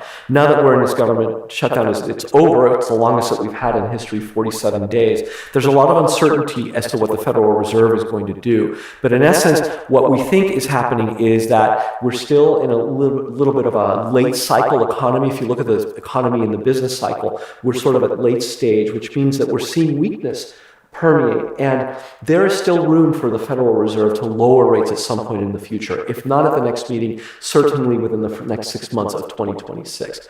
What does that mean for you? What it means is that if they lower that target rate and the markets sort of follow through, and we don't have some sort of inflationary effect coming through all of this, you should see reinvestments coming in at lower rates. It means that earnings, though strong and historically strong from what you've seen over the last 15 years, they just won't be as robust as they have been in the past year.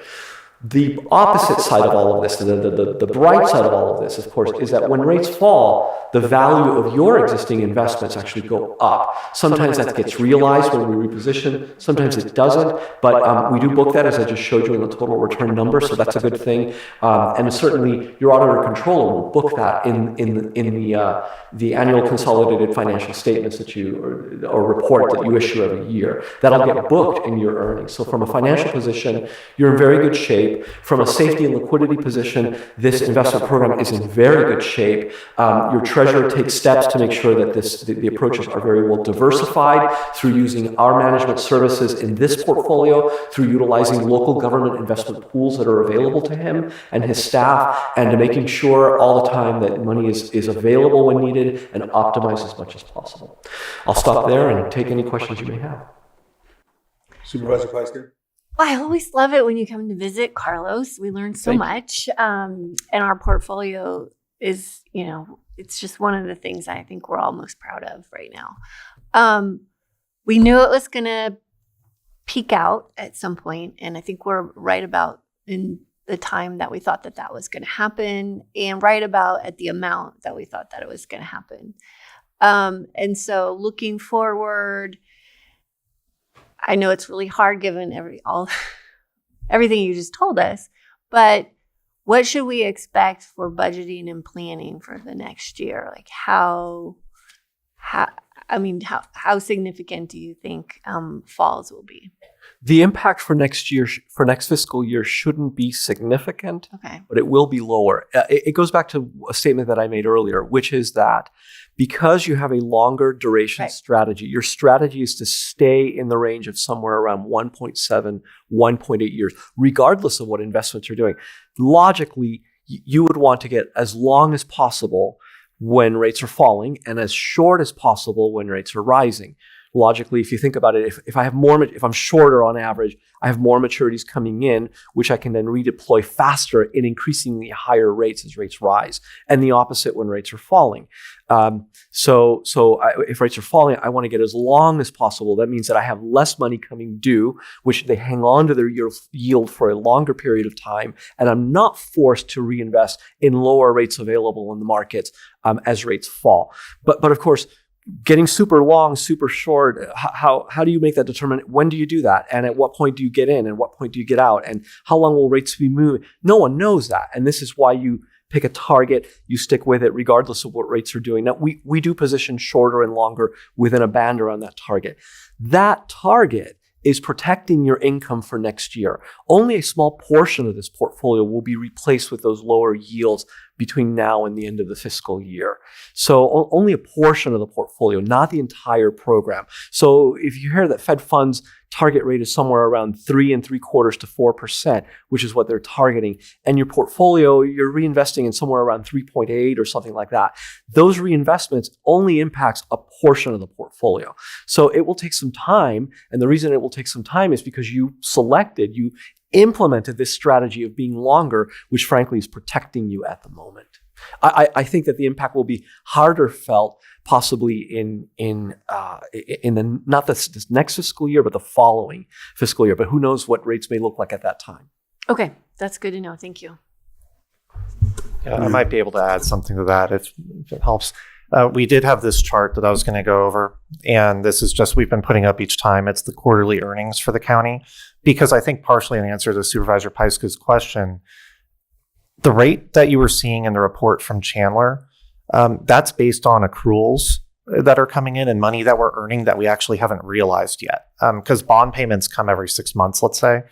So this is the actual cash flow into the county, into the treasury. This is when the cash actually hits us, and this is what we're seeing.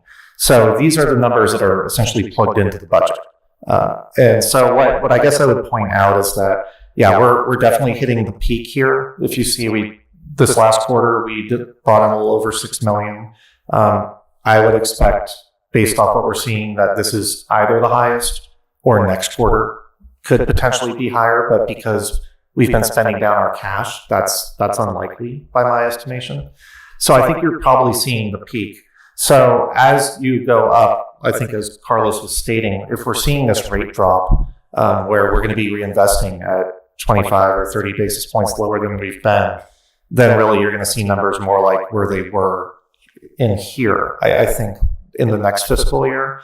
After that, if it stabilizes, if the Fed doesn't keep cutting rates, we may basically sit just below where we are. But if they keep cutting rates, then just as this chart has gone up, slowly we would see that actual cash coming in go down over the upcoming years. Okay, thank you. All right, I'll open it up for public comment. No. All right, not hearing any. Well, I'll close public comment and bring it back to the board. Lloyd, anything? I seen you move your hand, so I thought maybe. Thank you, Mr. Chair. So there's two recommended actions that can be taken as one motion, which is to accept the reports, the one from June 30, 2025 and September 30, 2025. That would be the So moved. board's motion. Second. I have a motion and a second. All in favor? Aye. Any opposed? That motion carries. Thank you very much. Thank you. Patrick and Carlos. Thank you. All right. Good to see you. Go ahead, Supervisor Sabatier. Mr. Chair, I apologize, but I've made a mistake that I would like to clarify, and I would like to reconsider item 5.14 if the board so chooses to do so. There are certain criteria to meet. My plan is I wish to abstain because of the lack of information, and I should have done so, and I made a mistake. And there is stipulation within the statute that if those who were here in public are no longer here, that we can put that on the next agenda. I don't believe that we are going to change the outcome of the vote, so I don't know if that is absolutely necessary. But on record, I would like to rescind my vote and change it to abstain, and I'm asking the board to reconsider item 5.14. Lloyd? Okay. So under Rule 9, on a meeting of the same day, any board member who votes in the majority on the question is eligible to make a motion to reconsider. If that is before your board, it would be two motions for clarification or confirmation from Supervisor Sabatier, because there were two separate motions taken up under item 5.14. And so before your board right now would be the motions, plural, to reconsider the votes on those two agreements under agenda item 5.14. So for that request for reconsideration, your board may want to take in public comment as well. just for that motion, and that before your board takes any action on the reconsideration request. So for this right now, I should open it up to public right now. I make the motion to reconsider the two to see if there is a second. And my suggestion here would be to just take up public comment on the motion to reconsider, because, because there is a motion that's being proposed before your board today. Gotcha. Any public comment on that? None in the chambers. Right, close public comment. And I have a motion. Okay, and just to clarify, it could be more appropriate, the suggestion here would be, it would be more appropriate to move to reconsider, to have two motions because it pertains to each separate agreement. So the first motion for your board's consideration would be to motion to reconsider the vote on amendment number 4 to the joint operating agreement, Southeast Geysers Effluent Pipeline Project under agenda item 5.14. And this would be made with your board sitting in as the board of directors for the Lake County Sanitation District. So moved. So I have a motion and a second. All in favor? Aye. Any opposed? Nay. No. Motion carries 3-2. Do we need another one? Yes, and it would be, this one would pertain to the next agreement, the other agreement under agenda item 5.14, and that would be a motion to reconsider the vote on the Clear Lake Water Supply Agreement, again, sitting in as the board of directors for the Lake County Sanitation District. So moved. I have a motion and a second. All in favor? Aye. Opposed? Nay. Motion carries 3-2.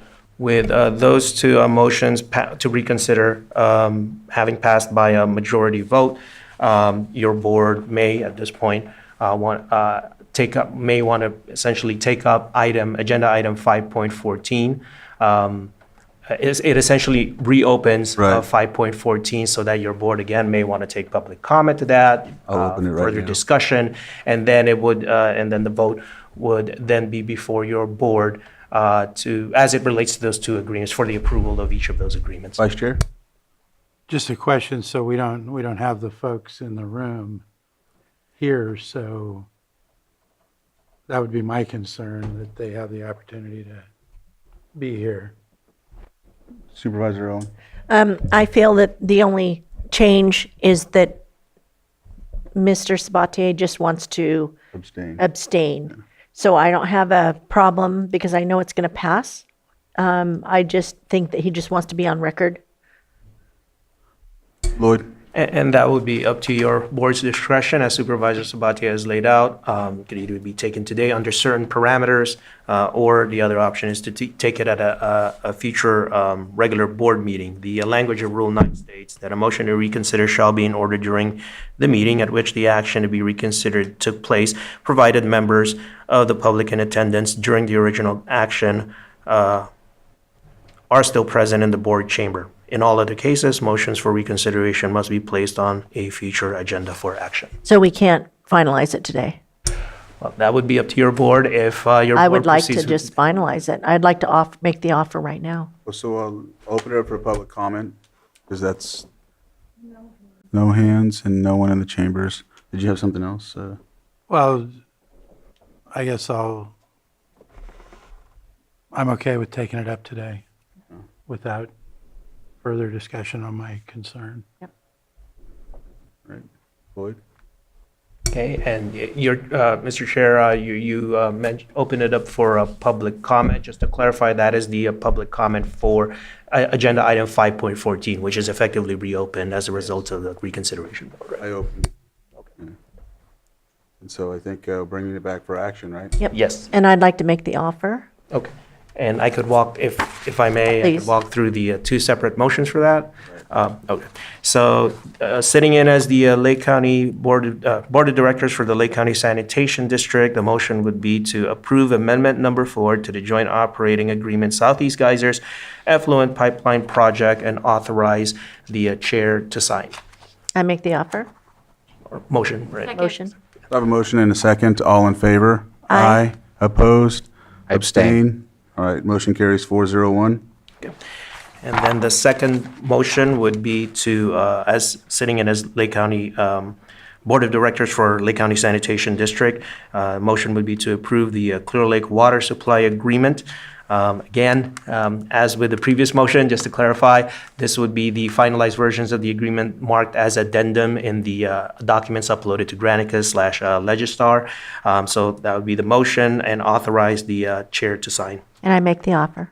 Second. So I have a motion and a second. All in favor? Aye. Aye. Opposed? Abstain? Abstain. Motion carries 401.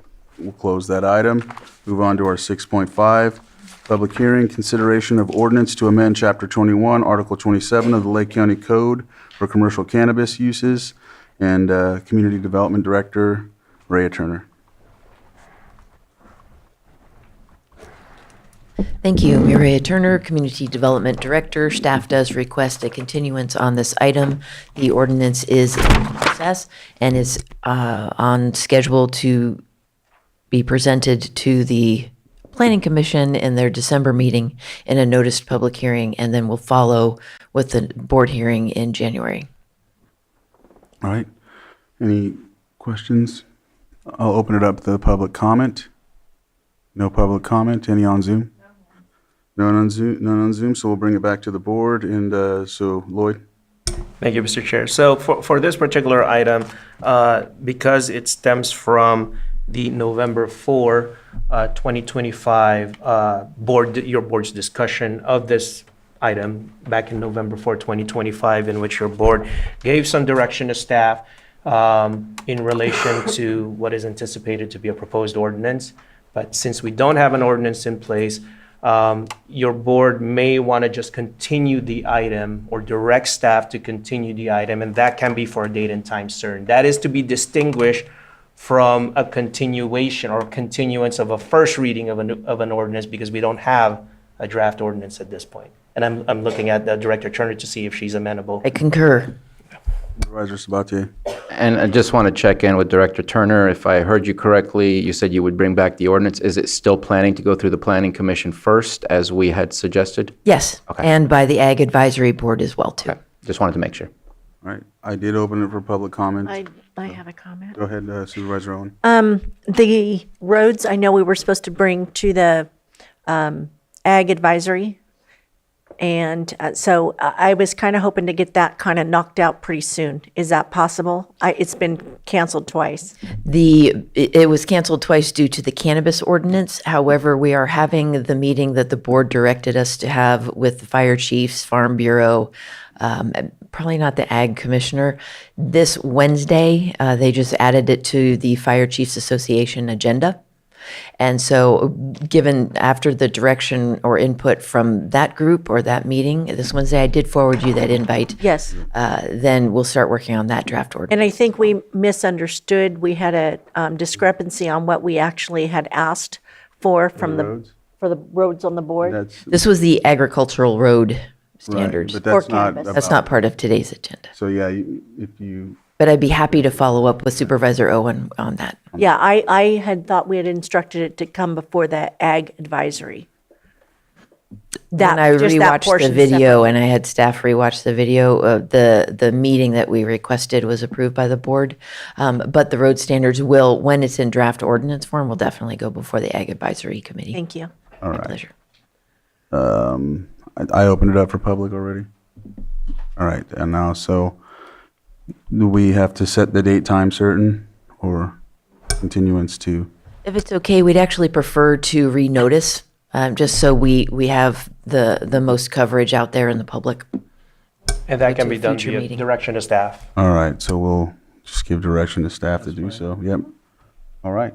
Thank you. Supervisor Sabatier. Is there a way to maybe put because we've been waiting for this for quite some time, is there a way to put a limitation of no more than 90 days, 60 days, something of the kind? I'm that would aiming for be- January. So 60 days? 60 days. How do you guys feel about 60 days? If you're comfortable with it. Certainly. Yeah. So that's fine. Yeah. Okay. Did we need a motion on that? No. Have it? Okay. No, I think we have direction. Thank you. All right, thank you. With that, we'll close 6.5 and move on to 6.6.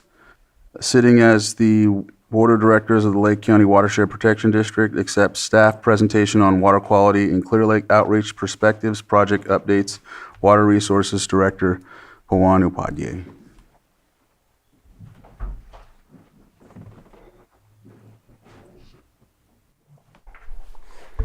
Hello everyone, it's Pawan Upadhyay, Lake County Water Resources Director. So today we have a presentation here and we have a consultant joining us for that. So just a brief history about this project. So we got this grant from Blue Ribbon Committee to conduct a comprehensive outreach assessment in 2022. The purpose of this effort was to evaluate public perception, awareness, and knowledge gaps related to water quality in Clear Lake, with the goal of strengthening future education outreach and scientific communication efforts across local communities. Following the county's procurement policies, we put out a RFP to get a consultant working on this, and then we received a successful bid from SCI, and I believe they were the only one we received a proposal from, and they were selected to conduct this outreach study, and now they have concluded their results for the public perception survey, which I think, if you guys recall, like there was a survey which went out earlier this year. So this presentation gonna be presenting the results for that, and staff is requesting the board to accept this presentation. And then I will hand it over to Chris, and he can present on the findings there. Go ahead, Chris. Thank you, Pawan. It's good to be here. I'm Chris Coulter with SCI Consulting Group. We've been working on this project for a little over a year. So we do have a presentation, and let's see, I can share that presentation.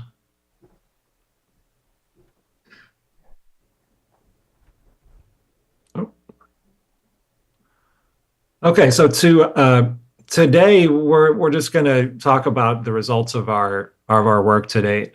So we'll explain a summary of our focus group work and the mailed survey that went out this summer, and then the last part of this presentation will be the findings and our recommended next steps for this project. So the real goal of this particular phase of work was to engage the public and learn about the public perceptions of water quality in Clear Lake region and Lake County.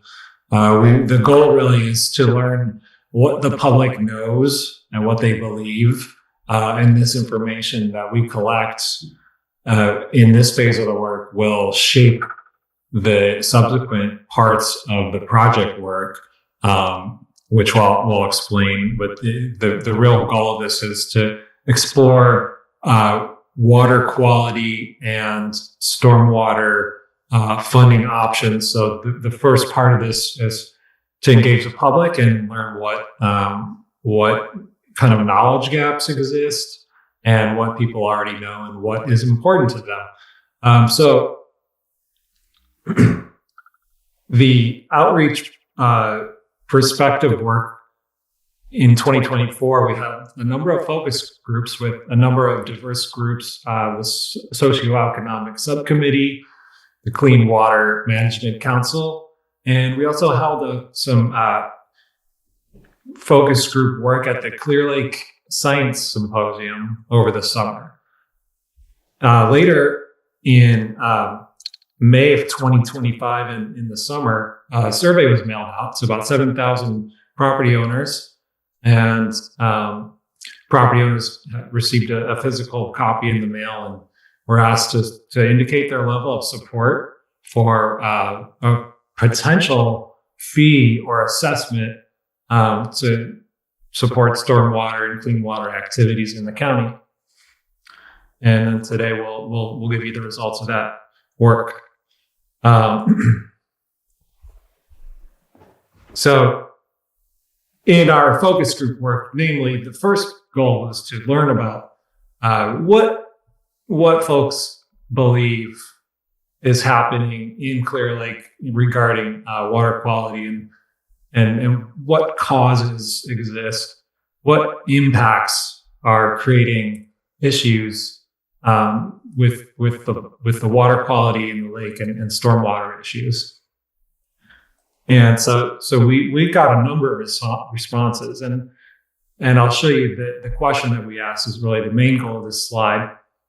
The question was asked, what do you believe is the most influential driver of water quality in Clear Lake? So we got a number of responses, but what we learned really essentially is that that people believe that there's human impacts largely. The number of responses that we received was somewhat broad. We attempted to combine them into groups, but really the largest, the most common response was that humans are driving water quality issues, and those types of things, such as there's a perception that that there's runoff issues going into the lake and septic systems. We've heard a lot about illegal dumping, and on the other side, there's a substantial amount of people that also accept that there's natural factors that contribute to the water quality in the lake. So a really good sample of folks who are pretty well informed was also one of the takeaways from the focus group work. Chris, we also asked a question about what people's perception. Real quick, I know we have quite a bit of slides left. We have quite a robust agenda, so if you could summarize. So we also learned that a lot of folks in the region believe that Clear Lake was a lot cleaner 200 years ago, and that's important because it believes that it ties into the human cost of this issue. This is the mailed survey that went out. But right now, I'm going to give you the results of that mailed survey. So in our mailed survey, which incorporated a lot of the findings from our focus groups, we asked folks... Chris, just a quick, I think we are not able to see your slide. I don't know, maybe you want to stop sharing and share again. Oh, yeah.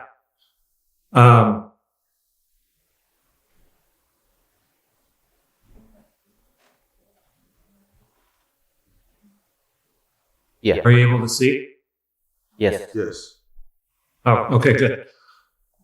So our mailed survey, 7,100 surveys were mailed out.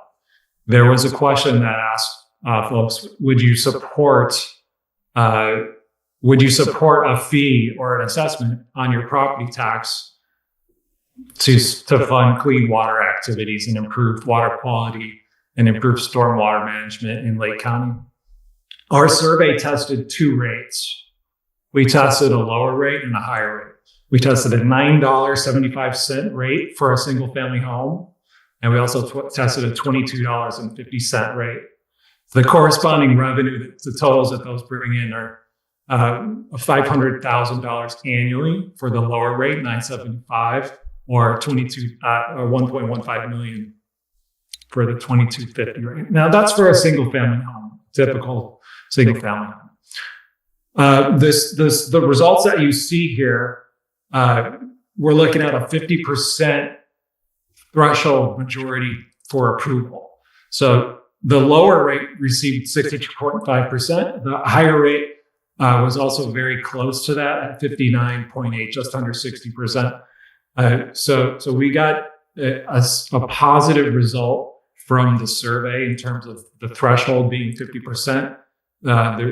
The result was that there is support for this kind of funding measure from property owners. So that is some good news. And we can look a little bit more in detail at the actual results. This graph really just shows, the survey asked how, definitely yes, in 4 different types of responses, probably yes, probably no, or definitely no. So we saw the most common response was the definitely yes, which is very strong. It indicates that there's a lot of actual momentum and support for this. We sometimes see like a larger amount of probablys than definitelys. But in this case, there's a strong amount of definitelys. This is an important issue for folks. That's really the main takeaway. And again, the survey did have a 3.4% margin of error, which is right where we're hoping for. And these results actually speak to, that 50% threshold being still outside of the range of the margin of error. So that's also good. The survey asked a number of follow-up questions. And what we really learned again was that this is an important issue. People are really concerned about water quality in Clear Lake. These questions really drill down on our future work, which would look at outreach and trying to inform folks about water quality. And so these sub-questions will actually shape our future work. But what we saw is that most of the questions pulled really high in terms of human actions. These types of people are responding to proposals that indicate like work like funding trash capture, pollution removal, and water quality. So our real takeaways from the two types of outreach that we've done to date with the survey and the focus groups is that runoff and septic system is important to people. People think that is one of the causes and one of the solutions. And we also saw that funding for maintaining drainage systems is also really highly connected to folks' support for this type of work. And so what we've done really with this phase of work is set the groundwork for potential outreach themes and messaging for a potential, if in the future, if there is a ballot measure, that this type of the messaging that focuses on human cause for water quality is really one of the focuses. And we want to emphasize practical, visible outcomes and actual work that can impact less flooding, cleaner water, safer recreation. And we don't really want to talk about abstract ideas. We want to talk about physical work. And again, septic issues are also one of the hot points, so that's definitely going to be included in any future messaging. So in terms of the next steps, this project includes a feasibility analysis, which explains all the different type of revenue options available. What we essentially would be starting is a feasibility study that focuses on a property-related fee at a $22.50 assessment level, and the subsequent steps on that, after that, there would be a potential future implementation of a funding source, and that would be an optional step. So with that, we have a little bit of time for some questions, so happy to go ahead, open it up to the floor. Okay, I think it's page 11. It says mailed in survey, write in comments. And on that particular page, property owners against the assessments, it was 67 that wrote taxes and assessments are already too high, with a total of 166 people against it. And then the property owners in favor of the assessments, there was different aspects under that, but the total number was 140. Yes, thank you for your question. And I hope you can see the screen that's up now. Yes. So when we mail out the survey, there's a write-in field. We had 166 total negative comments and 140 positive write-in comments. So those are noted. These are typical responses. A lot of times people say that we already pay enough in taxes, so that's always the most popular response. All right, Supervisor Sabatier. Yeah, just a quick question. You submitted or you sent out 7,100 surveys, only received 809 responses. Do you have like a mapping of who responded? Because I'm going to make an assumption that the 7,100 was kind of a cross section of the community, so it would kind of go everywhere. But the 809 could be very specific locations, such as are the responses from wealthier areas? So that when we try to look at this as a county-wide potential question, that yes, we might get those that have disposable income saying yes, but those that don't, maybe they didn't respond and they would struggle more to say yes. So just kind of curious if there was a mapping of where the responses came from. That's a great question, Supervisor. Yes, we do have that. There's a map of all the location of where these folks live. And demographically, we have everything tied up, and that information will be super key to look more into outreach efforts as it moves on. We certainly understand that this type of measure, there's challenges in Lake County. We have positive survey results, but there needs to be a sustained informational effort, and those there's lots of data points in terms of who responded and who didn't respond.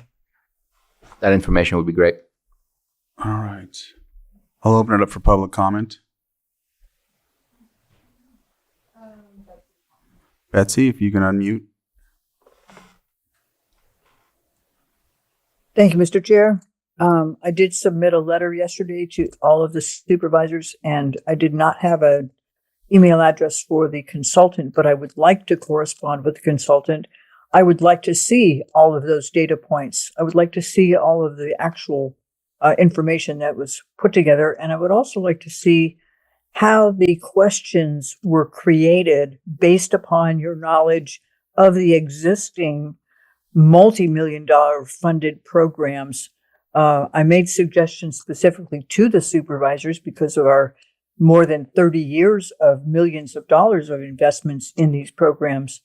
I appreciate the fact that in the last 3 or 4 years, the Department of Water Resources has created a very, very effective outreach project. I hope the funding that you have will continue that project because that's what's the basis of your knowledge in the public. But I think Bruno's question is very valid. Where did those answers come from? And how were they asked these questions? I have not seen the survey. I would like to actually see the survey and see what was asked and that kind of thing. So I'd appreciate having that information. Thank you. All right. Any other public comment? All right, close public comment and bring it back to the board. And I think it's just accept the presentation, so. Supervisor Sabatier?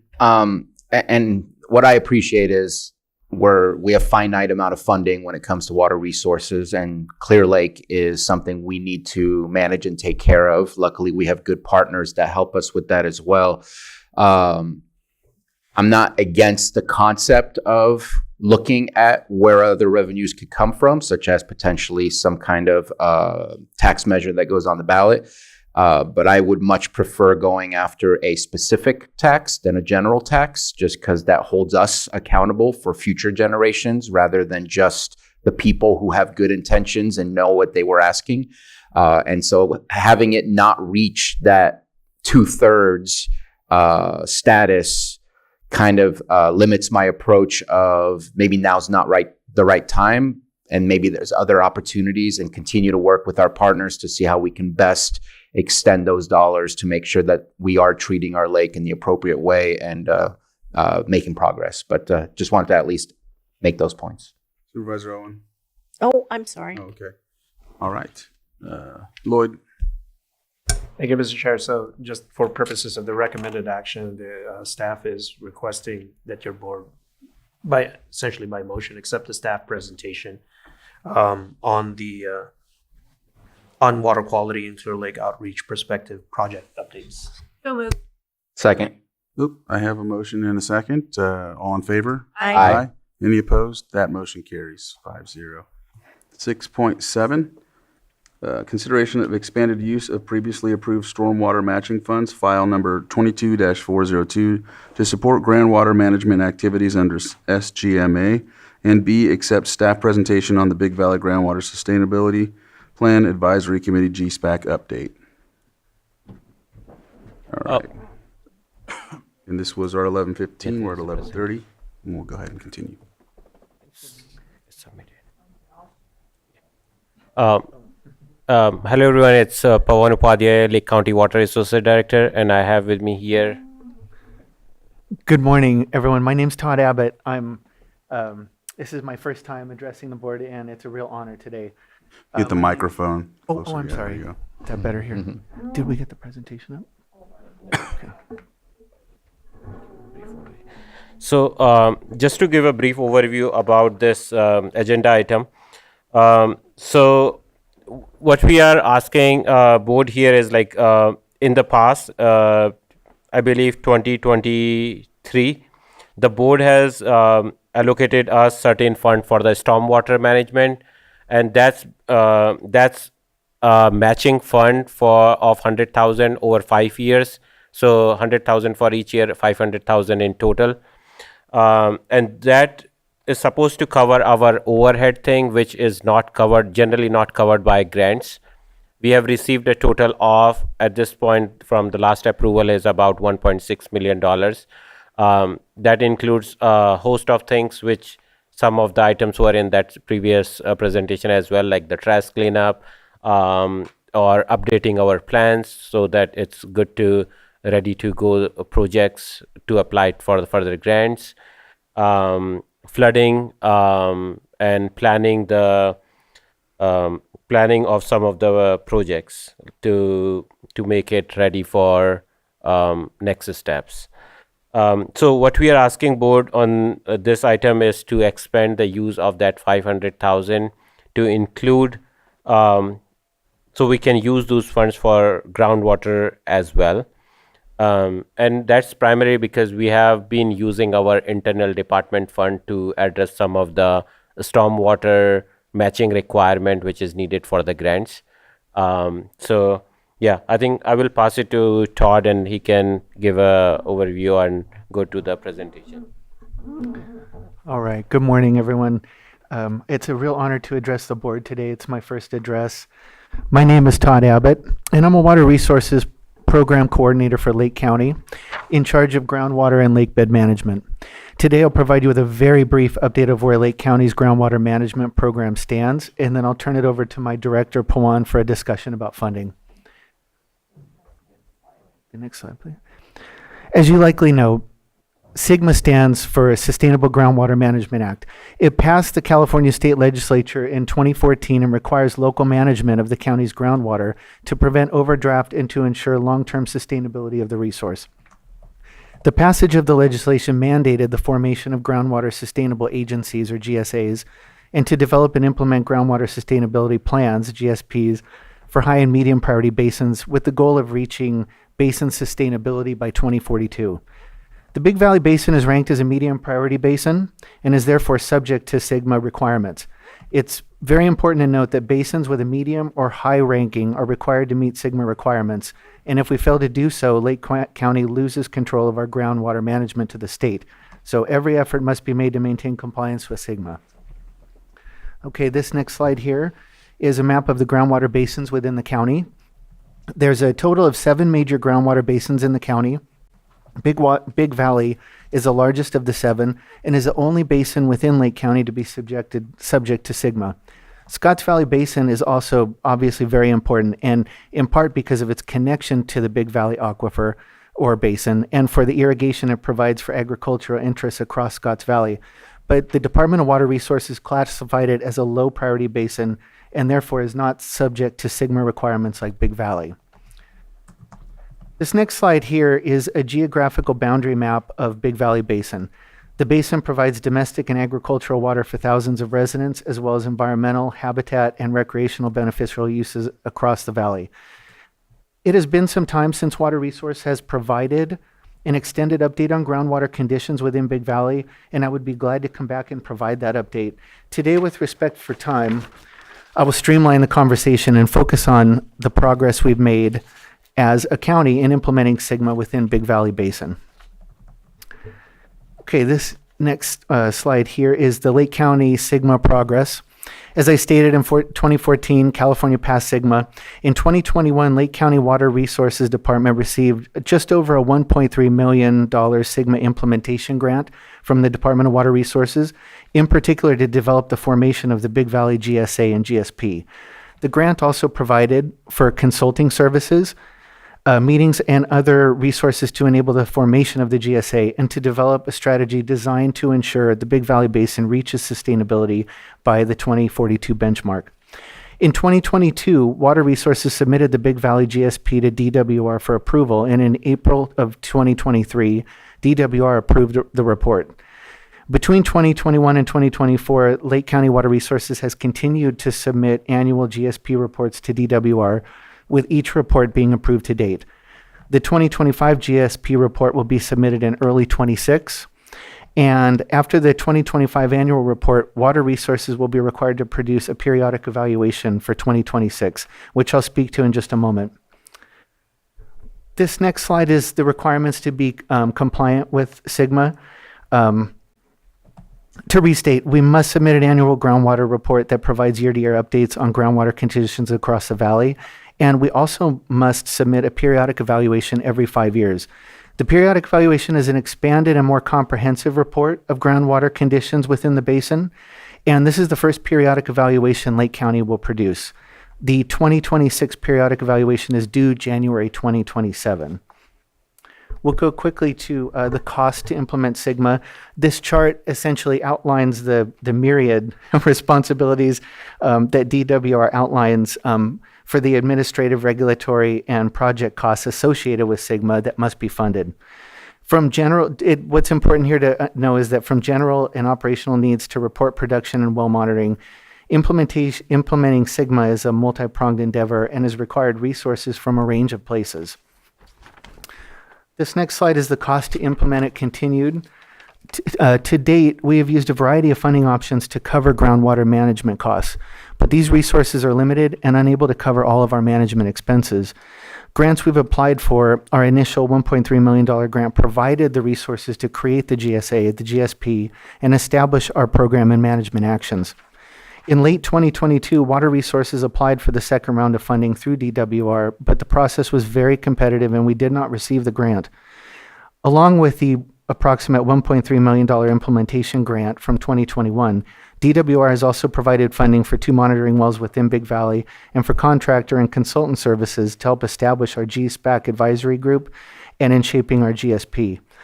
Water Resources has utilized internal funding to bridge the funding gap, but resources are limited, and the department cannot provide for the breadth of actions required by Sigma. It's the lack of consistent, predictable funding is what we need to establish the lack of consistent, predictable funding is why we need to establish a long-term funding channel to cover Sigma expenses going forward. I'll now turn it over to my director, Pawan, who will discuss our immediate funding needs. So as you saw, like in earlier slide, that there is like a cost to implement this groundwater sustainability agency, which the board of directors also serve as board of supervisors also serve as the board of directors for the GSA. So the cost to implement is for the annual report, it costs about 80,000 as of 2025 annually, and it gets down to about 40,000 if we have like our internal staff work on that. But some of the tasks required in the annual report, like the running of the models and scenarios, those are something that need to be done by a consultant. And then there is a periodic evaluation which is more comprehensive. So the cost of that with our internal staff support is about 200K, or if we divide that over 5 years would be like 40K annually.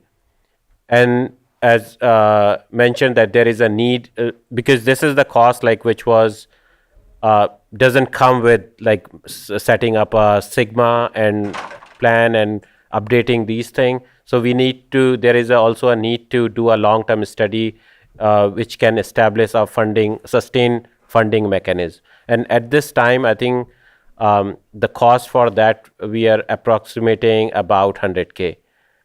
So in summary, like immediate funding need is an annual report. So that is at a bare minimum, we need about 40K for the annual report, and then 5-year periodic evaluation would be at 200,000, and then funding feasibility study is 100,000. So total approximately about 340,000 is what we need by 2027. So that's where we figured out, like we looked into our funding or our internal budget and see like where we can come up with those.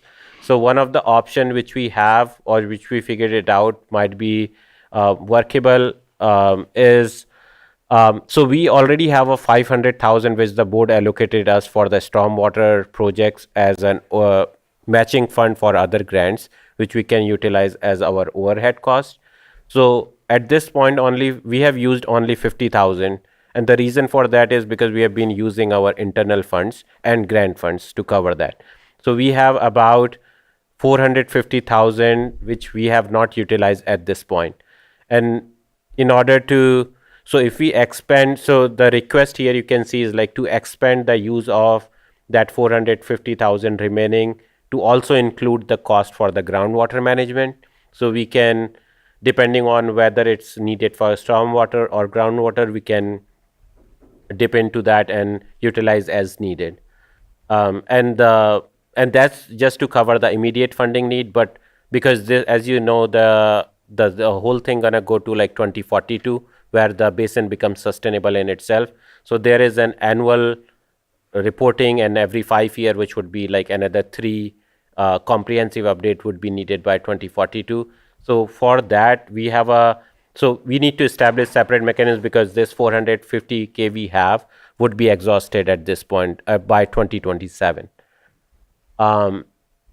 So for the long term, it's the same thing, like the annual report, which will cost 40K, and that's based on our 2025 cost.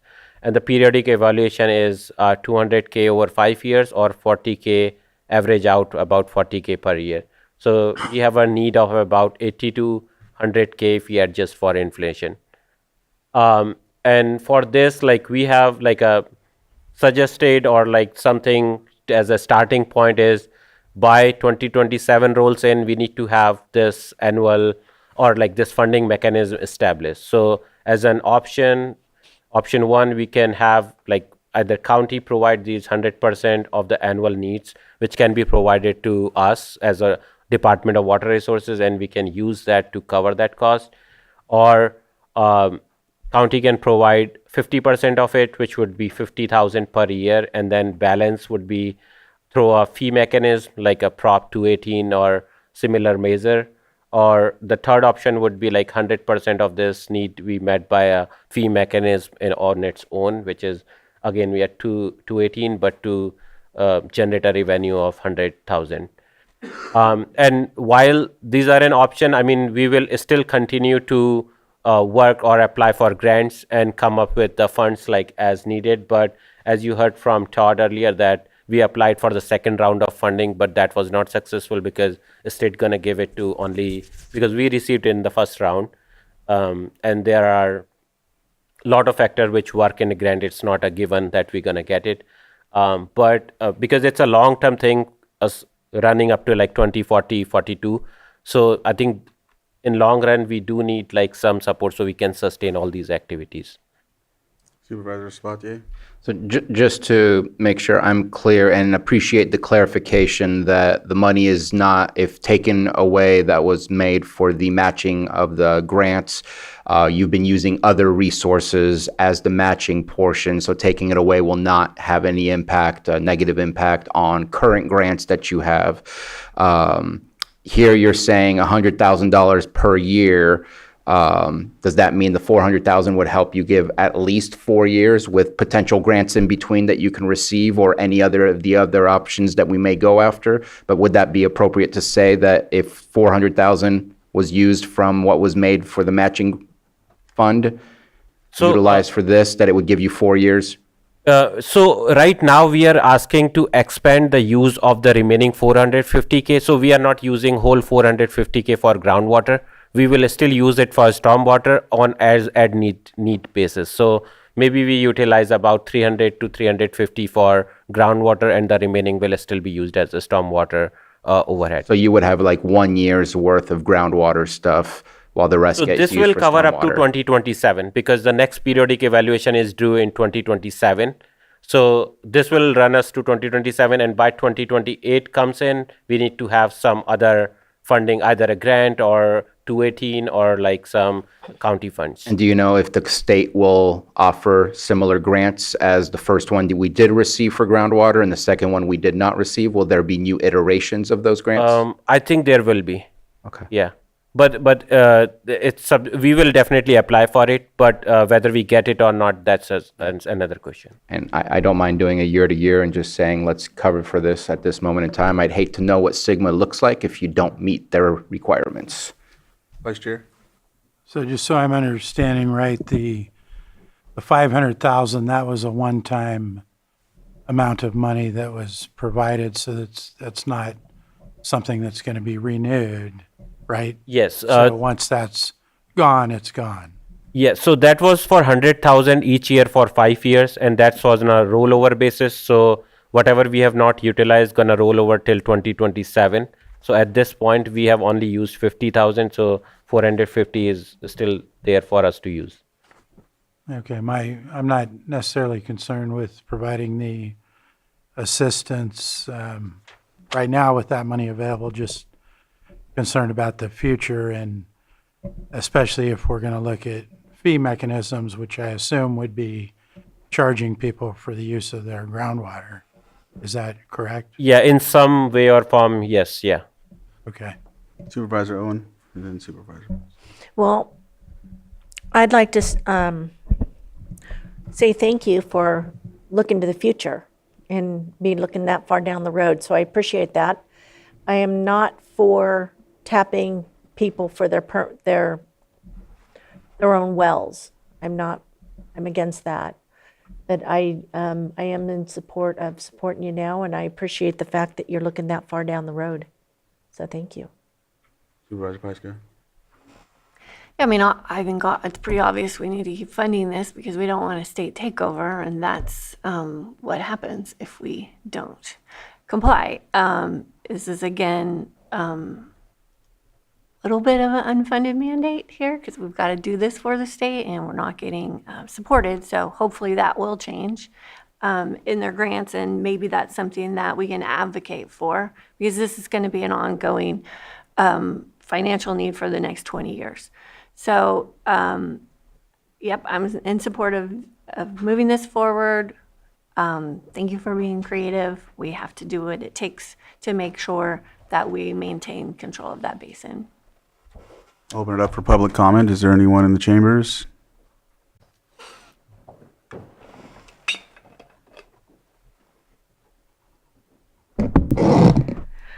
Good morning, Board. Margot Kambara. The attention to groundwater security is important, and thank you, Board, and thank you, Water Resources, for doing that. I want to sound a note of optimism. I am very encouraged by the energy and enthusiasm that Coordinator Abbott shows for his duties on groundwater. He takes it very seriously, and I look forward to continuing to participate in the Groundwater Sustainability Plan Advisory Committee meetings. And so, again, thank you, Board, for taking the time to consider this important topic. Thank you. Any on Zoom? Land Trust, Lake County Land Trust, please unmute. Hello, can you hear me? Yes. Hi, good morning. Thank you, Board. My name is Angela DePalma Dow. I'm zooming in from the Lake County Land Trust. I'm Executive Director. We also serve as a seat on the GSPAC Committee for Big Valley Groundwater Sustainability Planning, and we also have property in Big Valley for the Land Trust, and then also me personally. I just I very much appreciate being able to maximize funds across the board. I think I brought this up as these stormwater funds as being available as an option for helping support some groundwater actions at one of our GSPAC meetings. I do want to bring to attention the process, however, because the stormwater match funds were agreed upon by the Clean Water Program. So actually the Clean Water Program, which has seats from both county, the district, and both cities of Lakeport and Clear Lake, have oversight over the Blue Ribbon Committee grants that were approved. So when we proposed to the Blue Ribbon Committee about that project and about those grant commitment funds, it was with approval and support by the Clean Water Committee, Clean Water Program Committee, to provide oversight and be supportive of all the projects that those funds generated. So I think requests should have gone to that program first for use of those match funds. And I see you guys have a meeting according to the Agenda Center on the 20th, but I don't see that item on there. Also, because that is a Blue Ribbon Committee grant, which those grants were again approved by the 16-member Blue Ribbon Committee, with those funds committed for stormwater program match, I do not believe this request was presented to the Blue Ribbon Committee, at least not in any of the technical committees, which I am sit in both the socioeconomic and the technical subcommittee. So I just think there needs to be a different order of the process. So maybe approve. I think Supervisor Sabatier mentioned approving this year's, some of the funds allotted to meet the Sigma requirements for this year, but then go back to those committees and let them know that you are using those funds in a different way. And I would also recommend that you revisit the list of the use of those match funds from the May 10th, 2022 board item, which indicated the use of those funds. And there's a list there, and there could be some way in there you could include some groundwater projects, because groundwater and surface water as stormwater runoff are related and interconnected. So I would just suggest that that should be revisited and should have been part of this presentation to provide the full story about what those funds were supposed to be used for. Lastly, I'm really sorry, thank you, is that I believe the county is at 50% compliance for stormwater requirements. And so although these are both unfunded mandate projects, it's kind of rerouting much needed funds from one program to another program. And you want to make sure that there's balance, that you're meeting the requirements of both without, stealing Peter to pay Paul kind of thing. And the stormwater program is really important and requires protection of the resource, both on the surface and in the groundwater. Wrap up, please. Thank you very much for your time. Thank you. Betsy Kahn? Thank you, Mr. Chair. Thank you, Board. Thank you, Pawan and Mr. Abbott. And I appreciate Angela's comments.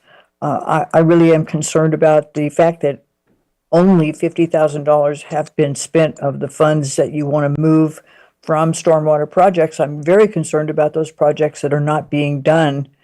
And I think that should be part of the consideration of your decision. Also, I just want to mention that the map that was shown early in the presentation, there was a map that included the area of the city of Lakeport, North Lakeport, Scotts Valley, contiguous with Big Valley as a groundwater source.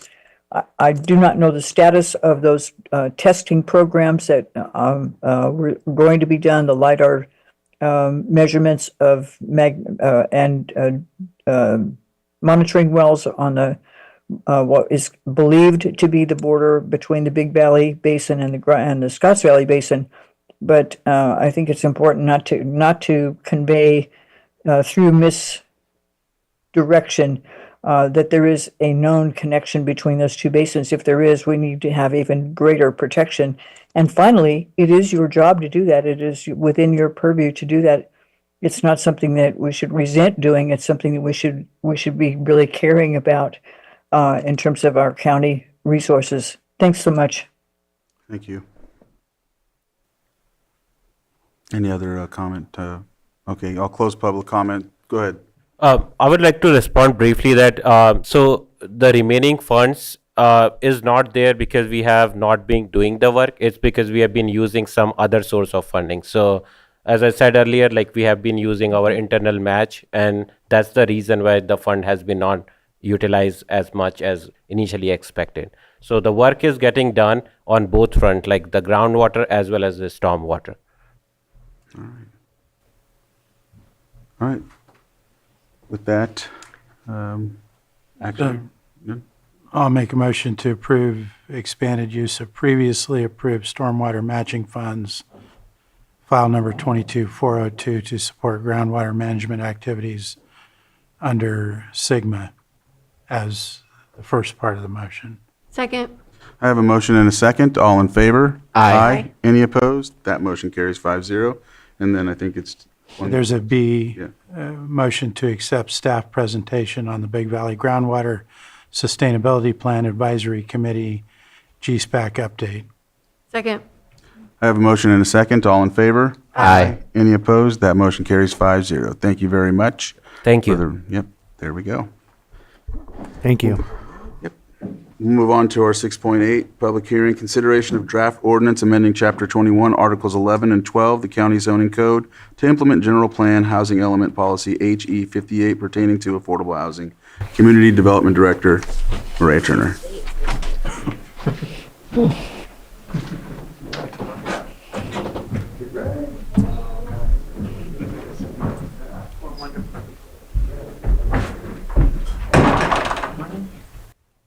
Good morning, almost afternoon. Maria Turner, Community Development Director.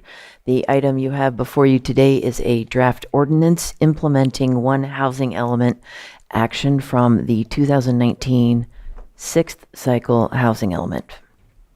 The housing element is a chapter of the general plan. It's updated about every 7 years. It identifies obstacles and challenges, and then also includes corresponding actions to encourage housing development in the unincorporated areas of the county. This sixth cycle housing element started in 2019 and ends in 2027. We are already in preparation for the seventh cycle housing element, working with the Lake APC and the other jurisdictions to finalize our RHNA, Regional Housing Needs Assessment numbers. And so we are looking forward to jumping into that update process later. There were 6 actions from the sixth cycle or current housing element that the State Department of Housing and Community Development is particularly interested in us accomplishing prior to our next cycle. Those 6 actions are an establishment of a policy as well as a few amendments to our zoning code to be done, and that project was with one of our senior planners who's now on long-term leave. So it's been picked up by myself and another senior planner. And we have had ongoing communications with HCD, the Department of Housing and Community Development. They requested that we break this update or accomplishing these 6 housing element implementation tasks, break them up, because this one that's before you today was of top priority, so we split it. So today you have HE 58. The other 5 or 6 implementation asks are in final review, forwarded to County Council just today. So we're working on bringing those to you at a future meeting, very close future meeting. But since HE 58 was requested by the state to move forward in an expedited timeline, that's why it's before you today. At their last meeting, the Planning Commission did make a recommendation of approval for the consideration of this draft ordinance by the board. HE 58 adds a sentence to Articles 11 and 12, which are two-family residential and multifamily residential of the zoning code. It allows for use by right for multifamily residential development for affordable housing under certain criteria. And those criteria are: 1, that the site has been identified as a potential affordable housing site in the last 2 cycles, so the last 14 years, or 2 housing elements as potential affordable housing site, or it is within the high density zoning. So that would be the multifamily residential zoning, or possibly R2, the two-family residential zoning, depending on the size of the development. the purpose of which is to lower the governmental obstacle of requiring a conditional use permit for multifamily residential housing. So in order to accomplish this housing element implementation action, which was already, when the housing element came before the Planning Commission, it was included in that. It was approved by the board. It was approved and certified by the state. So in order to accomplish this, in order to amend the zoning code, we do so via ordinance. And that's what you have before you today, is to add that sentence to both Article 11 and 12. Supervisor Sabatier, did you have your pen up? Yeah, I'm just, is this legislation that created that everybody has to pass HE50A? Like, how does HCD approach us with this request? It's based on everybody is getting this request? I don't think it's an everybody request. HCD is very hands-on regarding each jurisdiction's housing element, and some of them do, some of the actions that are included are legislatively done or happen at the state level, like with our ADU or accessory dwelling unit policies and zones. I am not aware that this one is. I think it was identified as something that was missing from our ordinance that could enable or support and encourage multifamily residential housing. My only reservation is just it fits where it fits. It doesn't just fit anywhere. I'd love to get a map from you on where would this be allowed as a by right type of project, so that we get a better understanding of where these things may pop up, because it's hard to identify how many have been in the cycle 2 times, what's the right zone, so that we can get an idea of what communities may be impacted, because these projects do pop up and you get no choice at that point. And so it would just be nice to be able to get a map to understand where the potential projects could align.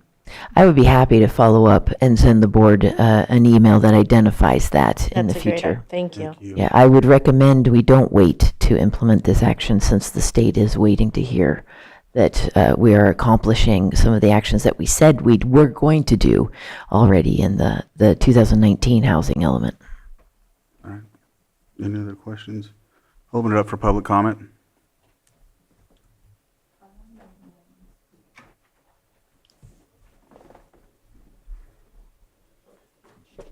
Good afternoon, Board. Margot Kambara. A question and a request. The additional information that Supervisor Sabatier requested, the map showing where this proposal will be implemented by right, that would be very helpful for the public to know as well. So my question is, will that be posted with the other materials for this agenda item on Granicus? That would be very helpful information. So any arrangements to share that information with the public would be appreciated. Thank you. Thank you. Now that I've had a moment to think about it as well, I think it would be fine to post it up on our website. Okay. That way all the public has the same access to it. Is there any other public comment on? I'll close public comment. I do like that, and also we can have it for the next agenda item, or a link in the next memo when we read it again, or something like that. Yeah, I can add that to that memo. That's a great idea. There's nothing else. I feel like I don't have much of a choice here. State, yeah.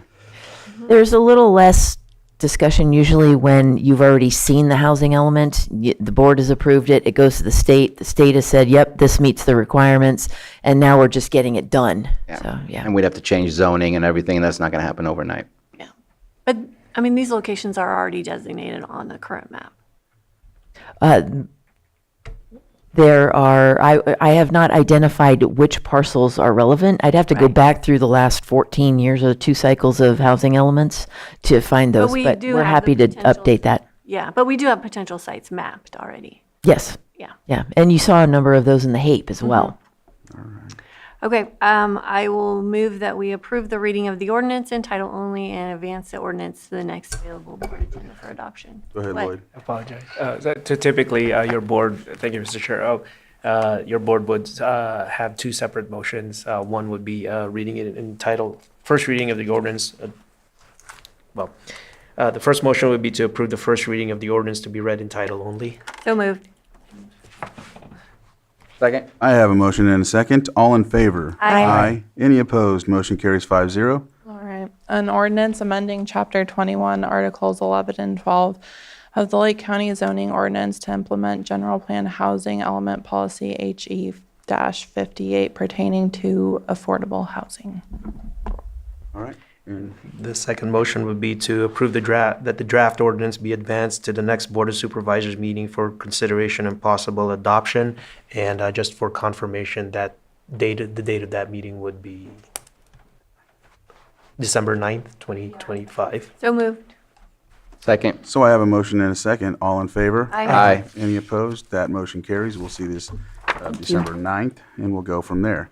With that, we are done with our timed items to that next point at 1 o'clock, which will be back at 1:05 from our lunch break that we'll take starting right now. All right, it looks like we're coming back to order here at 1:06. We'll do our 6.9, consideration of workshop on a potential community facilities district for the Gwinnett Mixed Use Project Administrative Office. Ben Ruckelman, I see you sitting in the chair, so go ahead and I'll give the floor to you.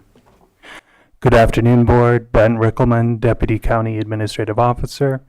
I'm here for a workshop session regarding community facility districts, particularly in regard to the Gwinnett mixed-use development. We have a team here, the Gwinnett Development Team, led by Kevin Case.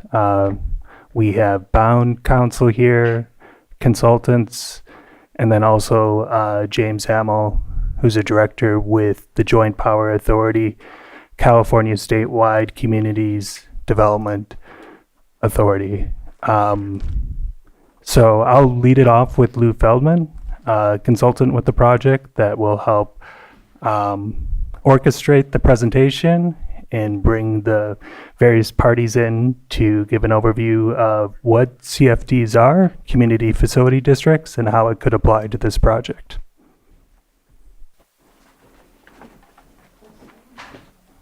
That's great.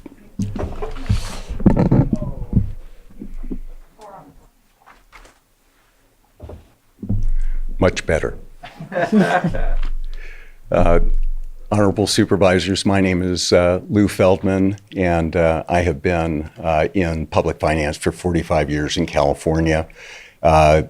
It's my pleasure to address you and give you information with respect to how we would like your help in financing the infrastructure that will bring the Gwinnett Valley Mixed Use Project to fruition.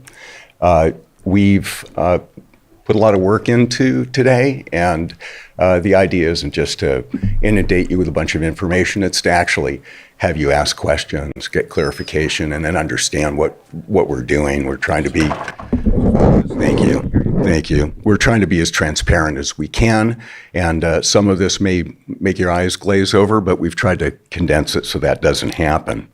We're going to give a brief overview of the development status, and Kevin Case will do that. Then we're going to introduce community facilities districts, the legal aspects of it. Brian Forbath, who's with Stradling, who's here, is the bond counsel, and he'll explain that. We'll talk also about the financial, legal, and administrative framework, how much local government is burdened with administrative tasks, and how we've tried to make it so that this is a non-recourse, no liability, taking everything and putting it in the hands of CSCDA, California Statewide, and James Hamill's group, along with the bond counsel, to administer this in a way that is painless for you and seamless and brings economic development and jobs without burdening the general fund. James Hamill, who is with CSCDA, as Mr. Rickelman mentioned, is here, and he will talk about how CSCDA can issue these bonds on your behalf. So each presenter will give you their area of expertise, and we'll be here for questions. We'll go to the next slide, and that's going to be explaining what our agenda is. I just did that.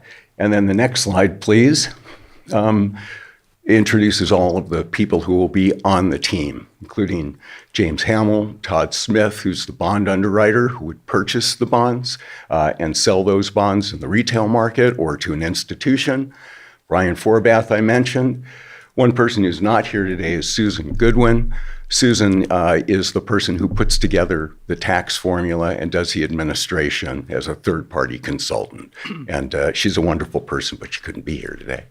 And then finally, we will choose an independent trustee, a bank that will represent the parties to the bond issue and make sure that everything really goes through an escrow, all conditions are met, and everybody walks away happy. And we end up with money, you end up with infrastructure from that money, and we all end up with 2,886 jobs.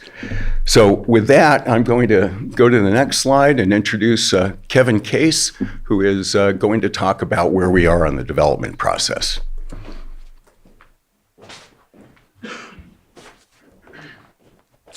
Good afternoon, board. Good to see you again. It's been a little while. I wanted to bring you guys up to speed. We are advancing on the project, and I think that's what everybody wants to hear. We definitely want to hear that. And I saw Mr. Rasmussen there at 2 in the lobby, and he said, "Are we still starting construction next year?" And I said, "We absolutely are." So we've been working with Maria Turner, saw her back there, as well, to get our subdivision maps and all that in. So that'll all be coming in here before too long. So we're working diligently, as we all know, working through CEQA and MMRPs, mitigation measures, and permitting and so forth is where we're really have our team right now hyper-focused on that, as well as our civil design. So again, our goal is to break construction in April. This is one element of our capital stack of part of our financing for the project.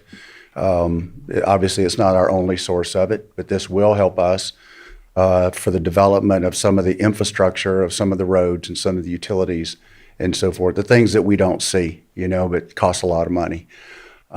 So anyway, we're, again, very excited. We really appreciate your support. It's going to be a lot of questions and answers. I've been working with Lou and his team now. We started this process, I think, in 2020 when we were teed up, ready to go before. And even after 5 years, talking about your eyes glazing over, still a lot of this stuff doesn't even make sense to me. So it's pretty heavy duty. But again, today is really about question and answers. What the county, want obviously the county and particularly you as the Board of Supervisors to be obviously comfortable with how we're moving forward and with the team. Lou, like I said, we met about 5 years ago and came highly recommended, and he's really put together, I think, for the state of California, really a rock star team. I think really best of class when it comes to covering this. And we appreciate, again, the opportunity. We did meet, was 2 months ago, I believe, with some of the staff and just to help them kind of Q&A as well and answer some of their questions about the bond financing. So I'm not going to take your time. I'm not an expert on this subject, so I'm going to sit down and be quiet. But thank you again for your time.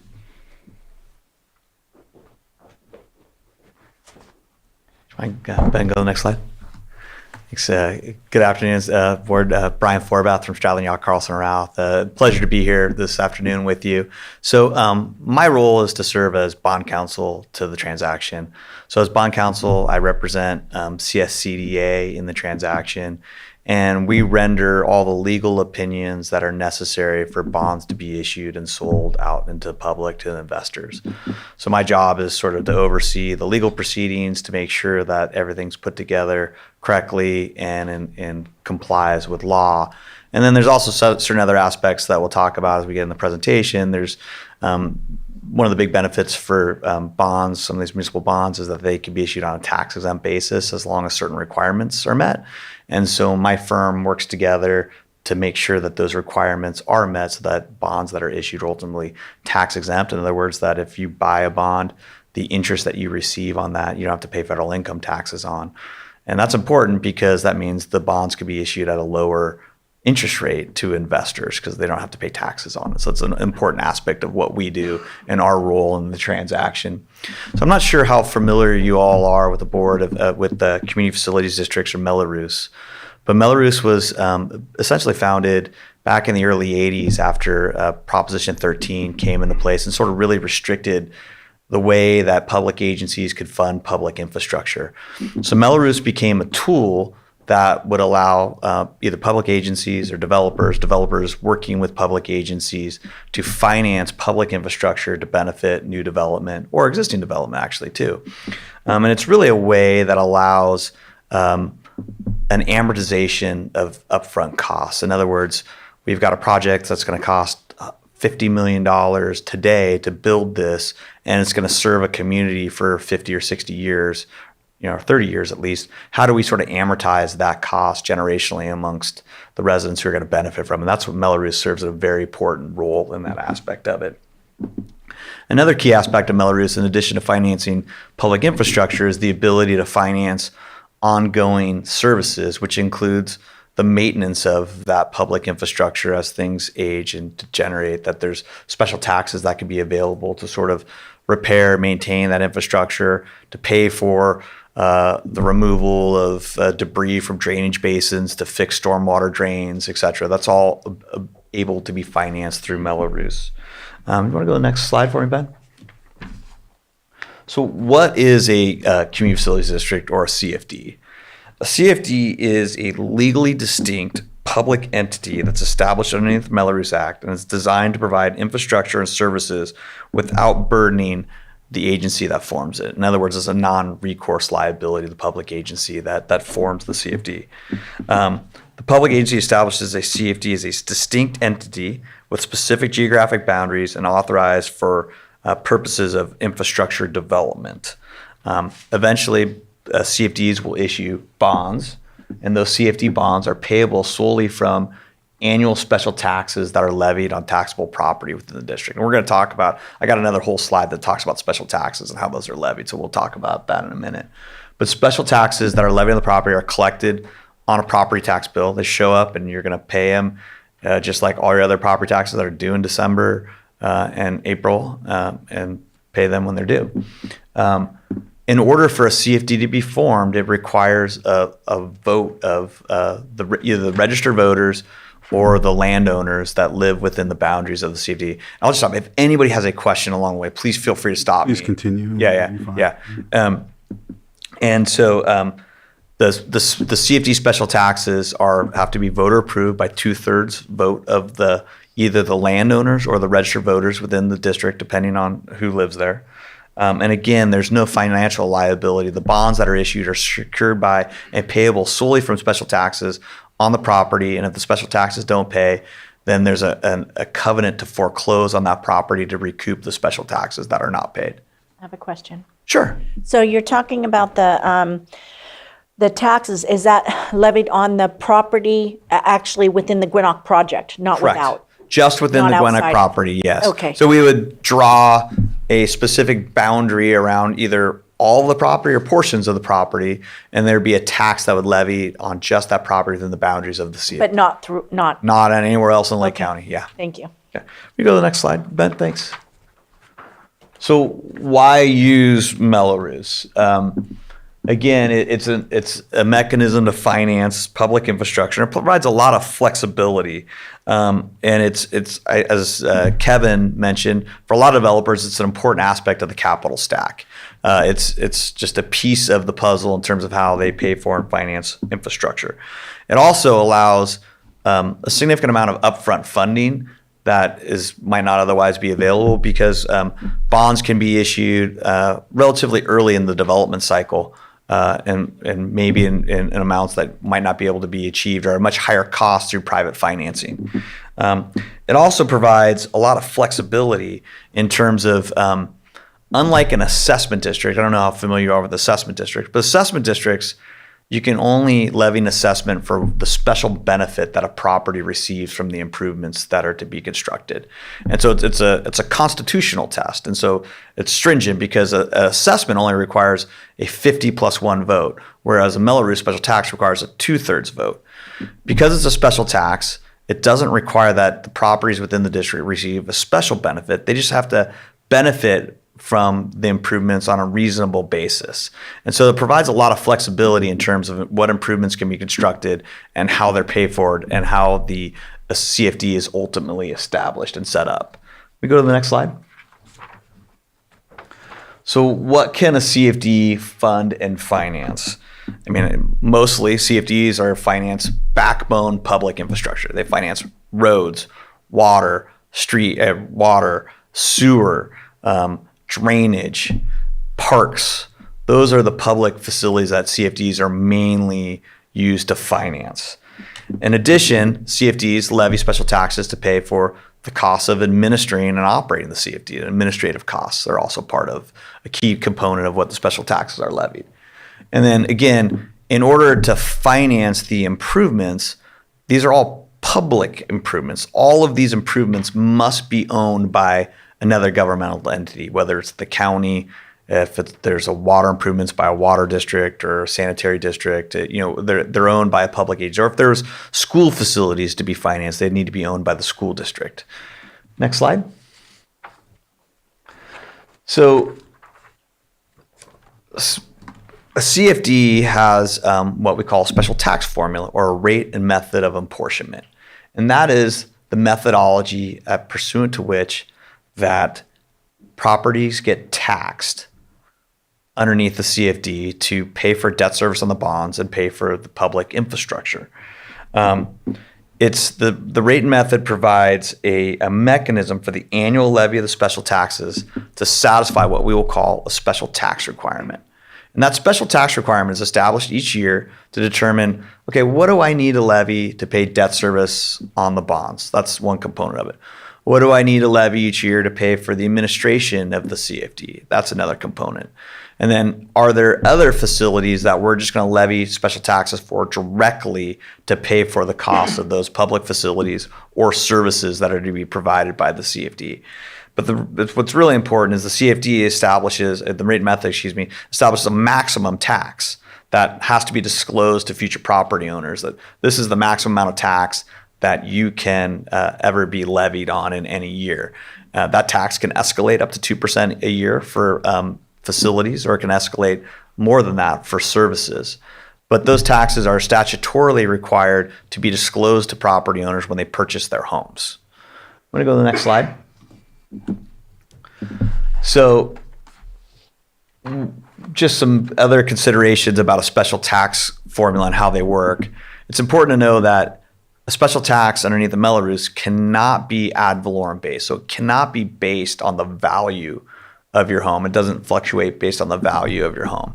And so a lot of times special taxes are based on square footage, where certain square footage or lot size, where the bigger the house, the higher the tax, the larger the lot, the higher the tax, et cetera. This is part of how it gets established.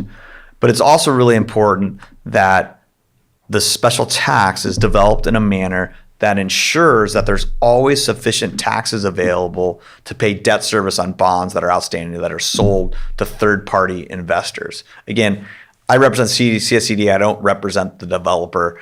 And so our goal and what we will work for with James Hamill and Susan Goodwin is to make sure that we've got a special tax formula that sort of is bulletproof, that essentially there's always going to be sufficient taxes available to pay debt service on the bonds, assuming that development is there.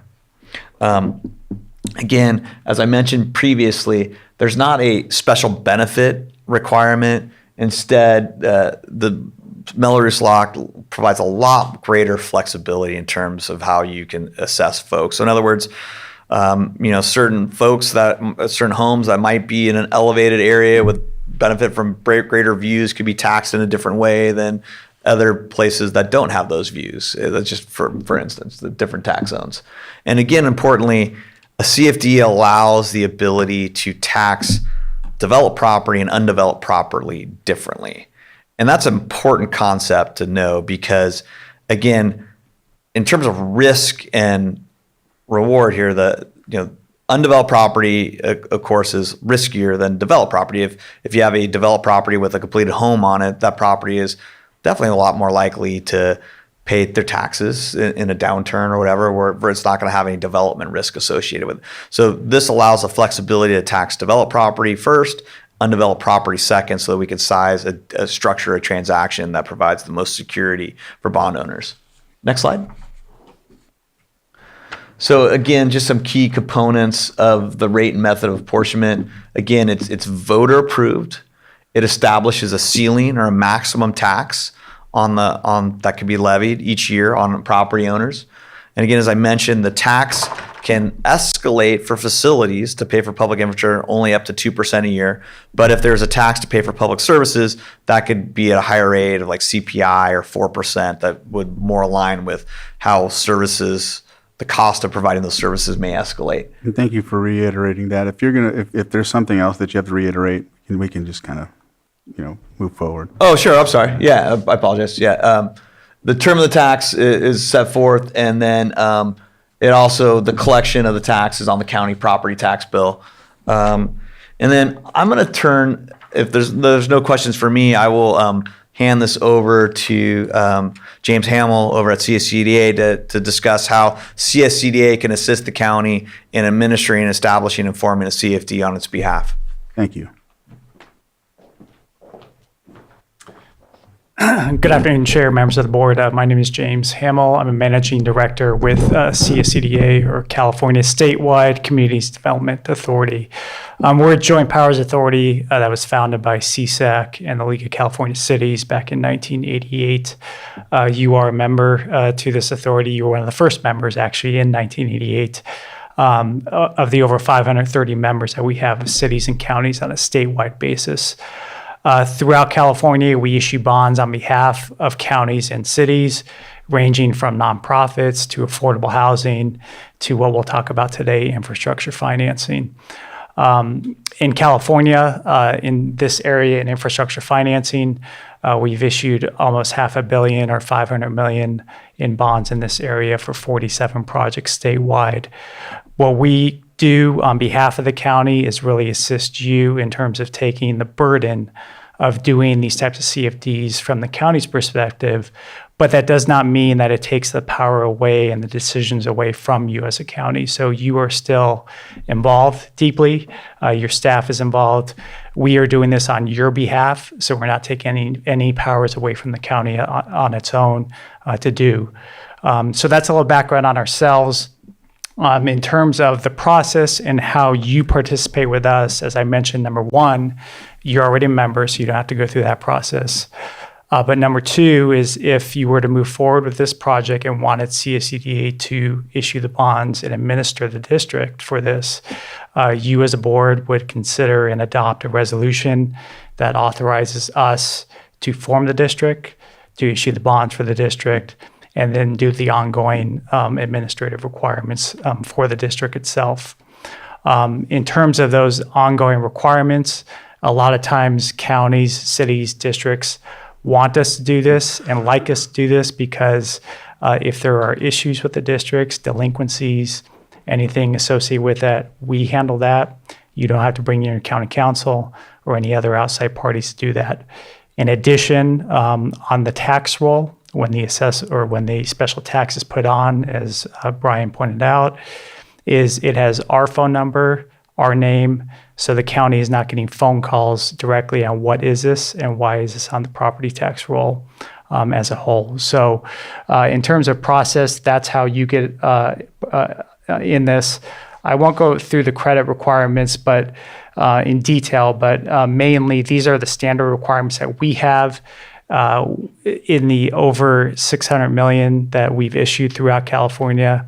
We've never had a default, which is great, and that's because we do have these stringent requirements that are above the state requirements by law to do. So these will be integrated into what you as a board would consider when that resolution came.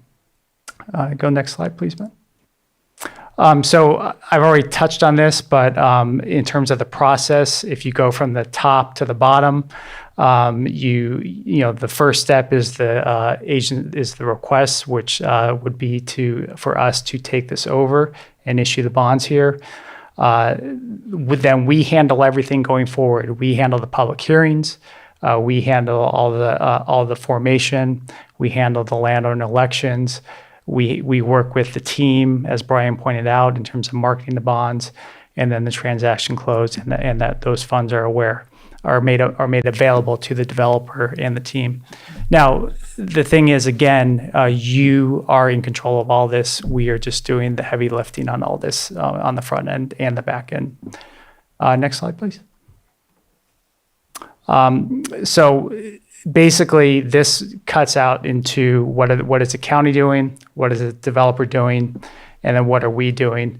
And I'll probably more focus on the bottom part because the top part I've already talked about. The developer has already talked about what they're doing. But on the bottom, so annually what we will do is we will put this on the tax roll. We will work with your treasurer tax collector to do that. If there are any continuing disclosure requirements, which there are for these, we handle those. If there are lot splits, if there is a foreclosure, which hopefully there is not, we handle that from our end. And then if there is any arbitrage or rebate calculations that are done, we handle that. So essentially, we are a tool here to help in these types of transactions as a whole. Again, not taking away the power and the decisions from the county.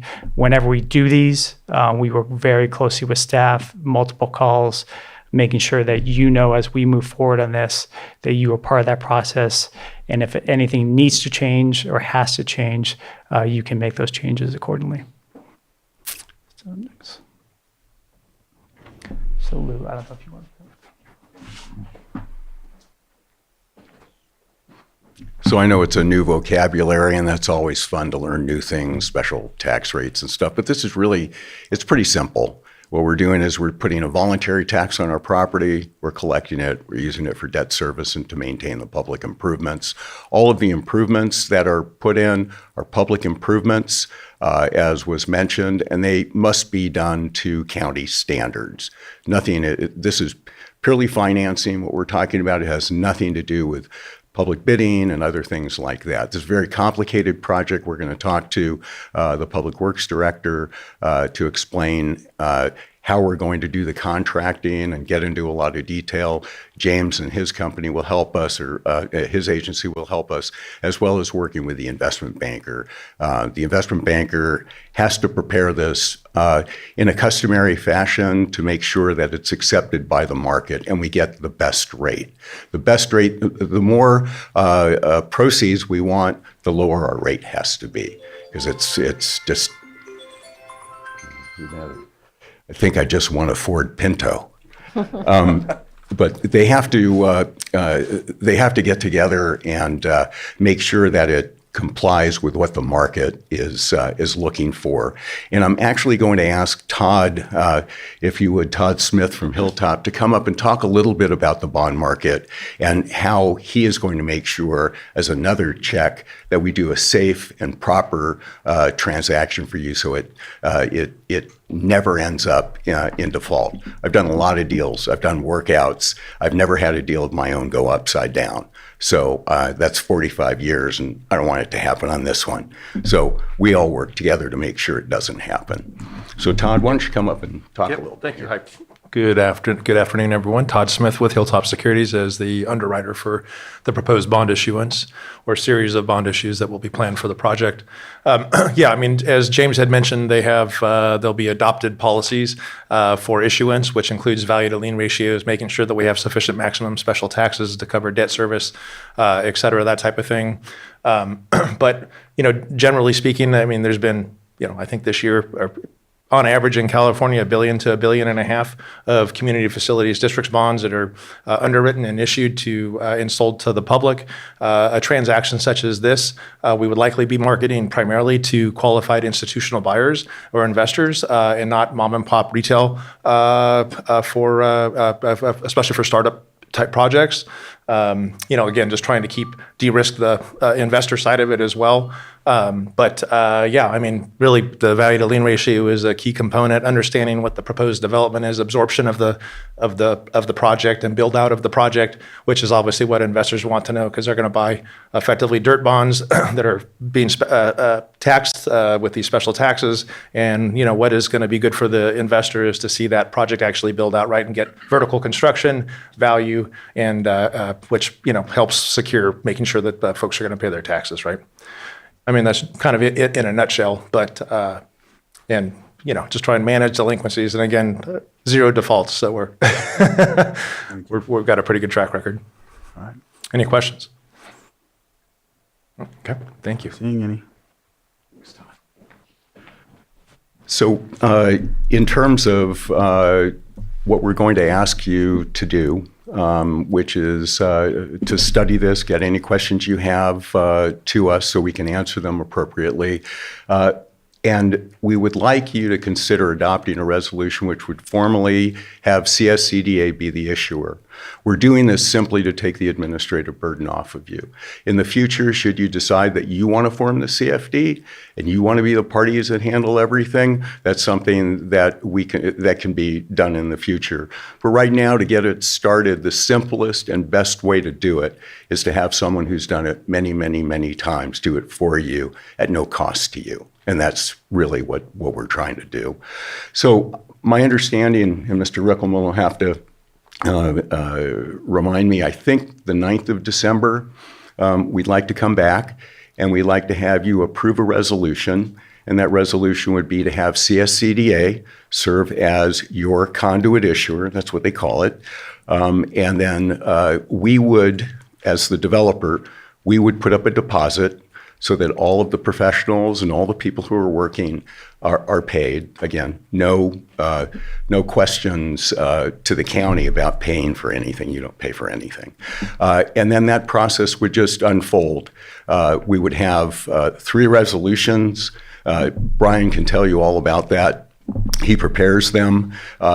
One is to form the district. One is to have a hearing that the district's going to be formed, then to form the district, and then to issue the bonds, which is a separate resolution after all the documentation has been put together.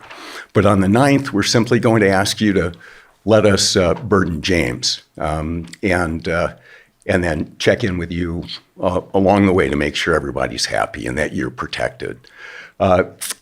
There is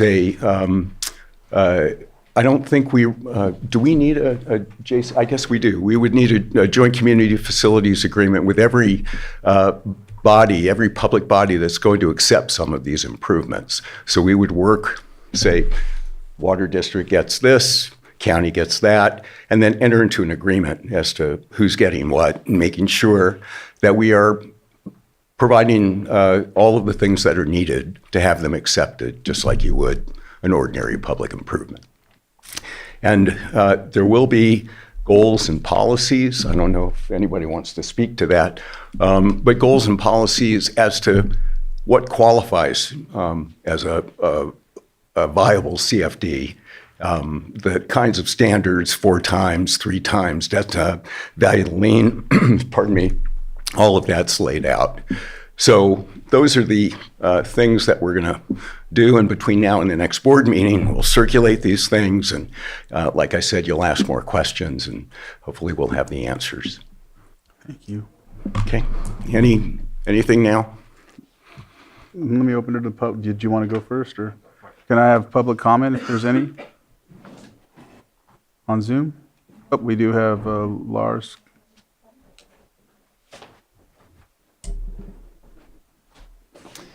All right, good afternoon, Board. Lars Ewing, Public Services Director and Interim Public Works Director. Appreciate the presentation. Looking forward to getting my laundry list of questions answered. I came with many, and I added to that. So look forward to the meeting that we're going to have immediately following this. I would like to just voice some of those now so that we can ensure that your board is aware of at least what I've identified to begin with. First off, there was reference to the Public Works Director, and maybe that's lowercase Public Works. My point in saying that is we need to ensure that it's not just Public Works, but Public Services. Obviously, I'm in that role, so that's great. But water, wastewater, that's special district. So it's not just inviting the Public Works Director. We need to ensure that we're inviting many different players that would be involved with public infrastructure.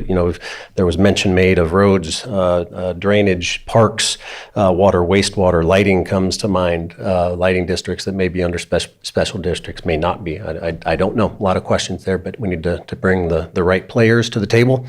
Other questions it would be good to get. If we're not reinventing the wheel, it seems like there's, I think it was a number of 47 that has been done. So the implication there is that there is another county or local jurisdictions that have gone through this, and I would like to talk to them. What are they? What are they seeing? What are they going through? So I think that's a request to the group behind me. Also, mention of the public infrastructure when it's built being handed over to the government agency, the government entity. I presume that is the county.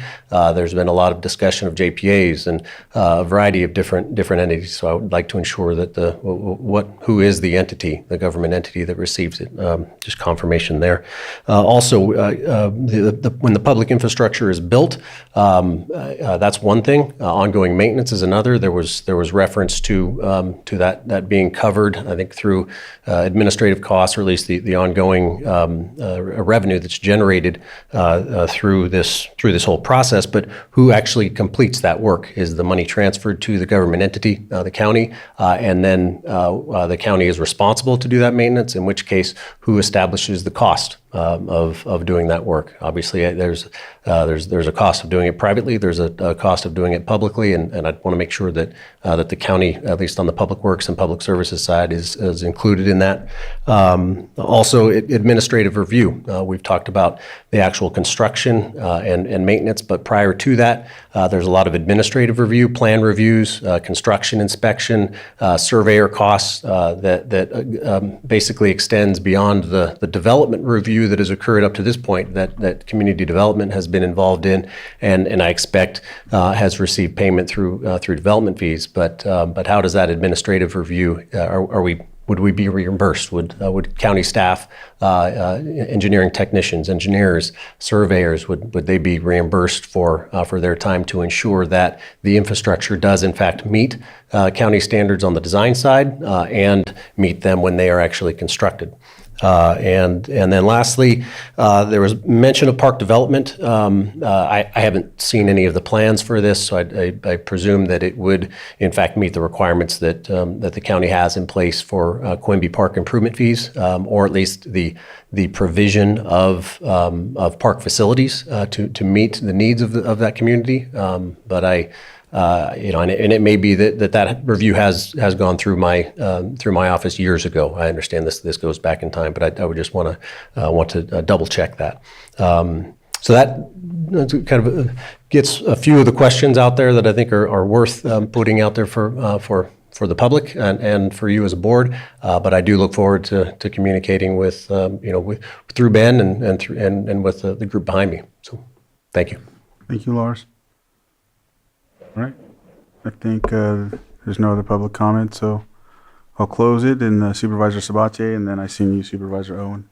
Yeah, just I guess I'll bring it down to two questions. One, there was a talk about you don't have a default in your background, but what is our liability if there is a default on our end, just to at least understand the potential worst case scenario? So if there's a default in the payment of special taxes, or a default on the bonds is attributable to people not paying their special taxes, whether it's the developer or homeowners and so forth.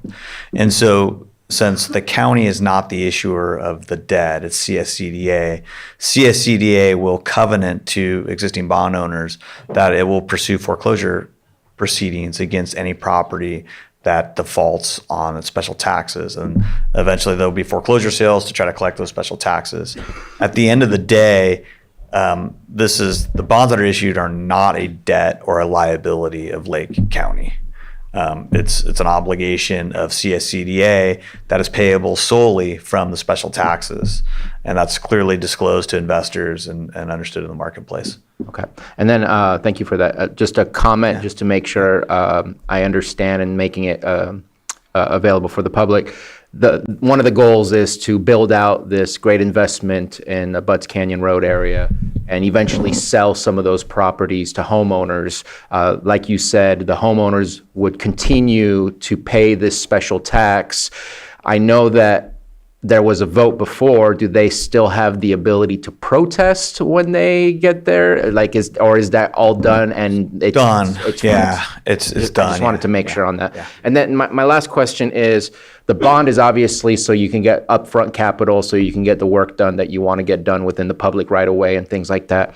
I know Director Ewing spoke to it, but it's been on my mind about continued maintenance.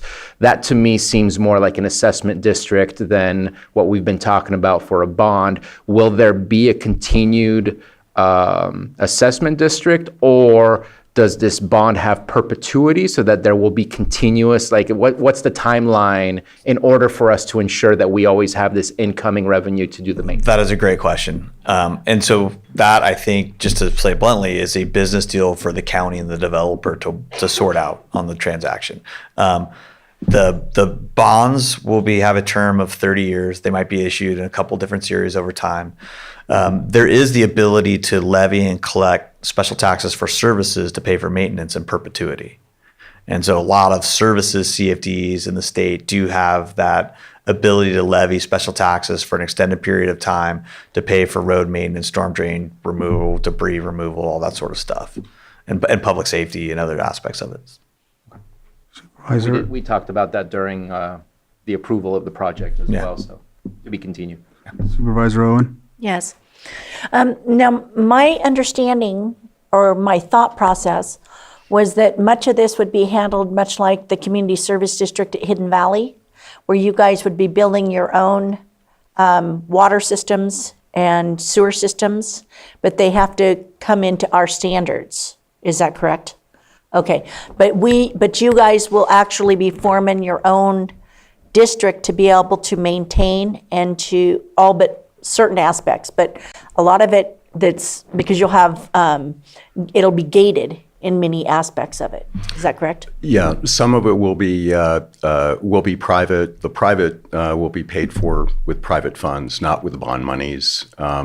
The bond monies must be used, 95% of those dollars must be used for public facilities in order to keep the tax exemption and get the lower interest rate, which gives us the ability to raise more proceeds up front and then draw from that. And there's no risk in terms of the county getting infrastructure that has not been properly inspected. Sure. And so there's always that step that the developer builds it and they build it to standards. If it doesn't meet those standards, the county won't accept it, and it will make the developer go back and correct it. I think from the perspective of maintenance taxes, we can structure maintenance taxes into the CFD and allow it to be collected each year to keep whatever we build. My grandfather always told me, Lou, don't buy what you want, buy what you're willing to maintain.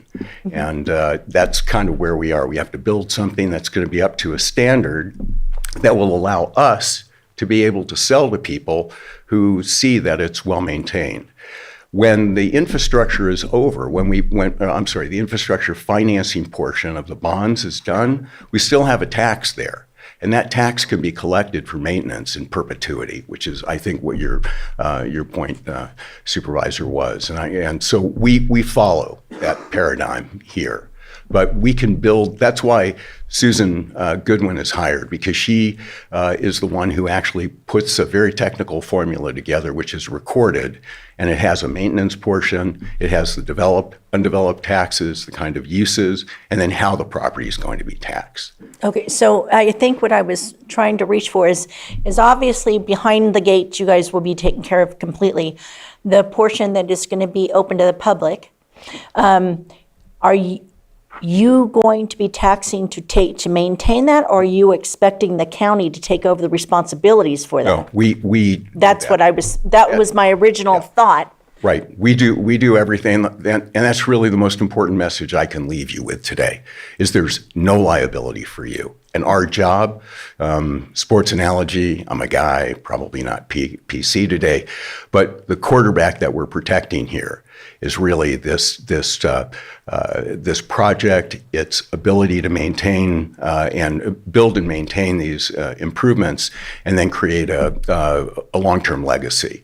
and allow people to see the value so they want to buy it. Sure. And that was my original take from it. And I just wanted to clarify. Great. Thank you. Great, thank you. All right. Do we have direction? Is there anything else to add, or Ben? This is just a workshop, so the recommendation is to reconvene on December 9th to begin the process and adopt the resolution then. All right. That's what it will be then. That's the direction I think we have. So we'll go from there. Thank you, Ben. Thank you. Thank you.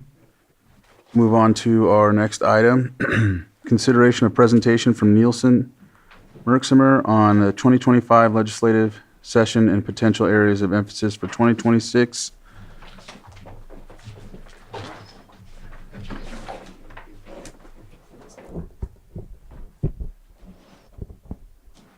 All right. Good morning. Good afternoon. Good afternoon. Good afternoon. Happy to be here today. Jeff Neal, representing Nielsen Merksimer, representing the county in Sacramento. We've been working with the county for a couple of years now, and I'm here today to present on what happened this year, some of the, Yeah, you can sit up here if you like.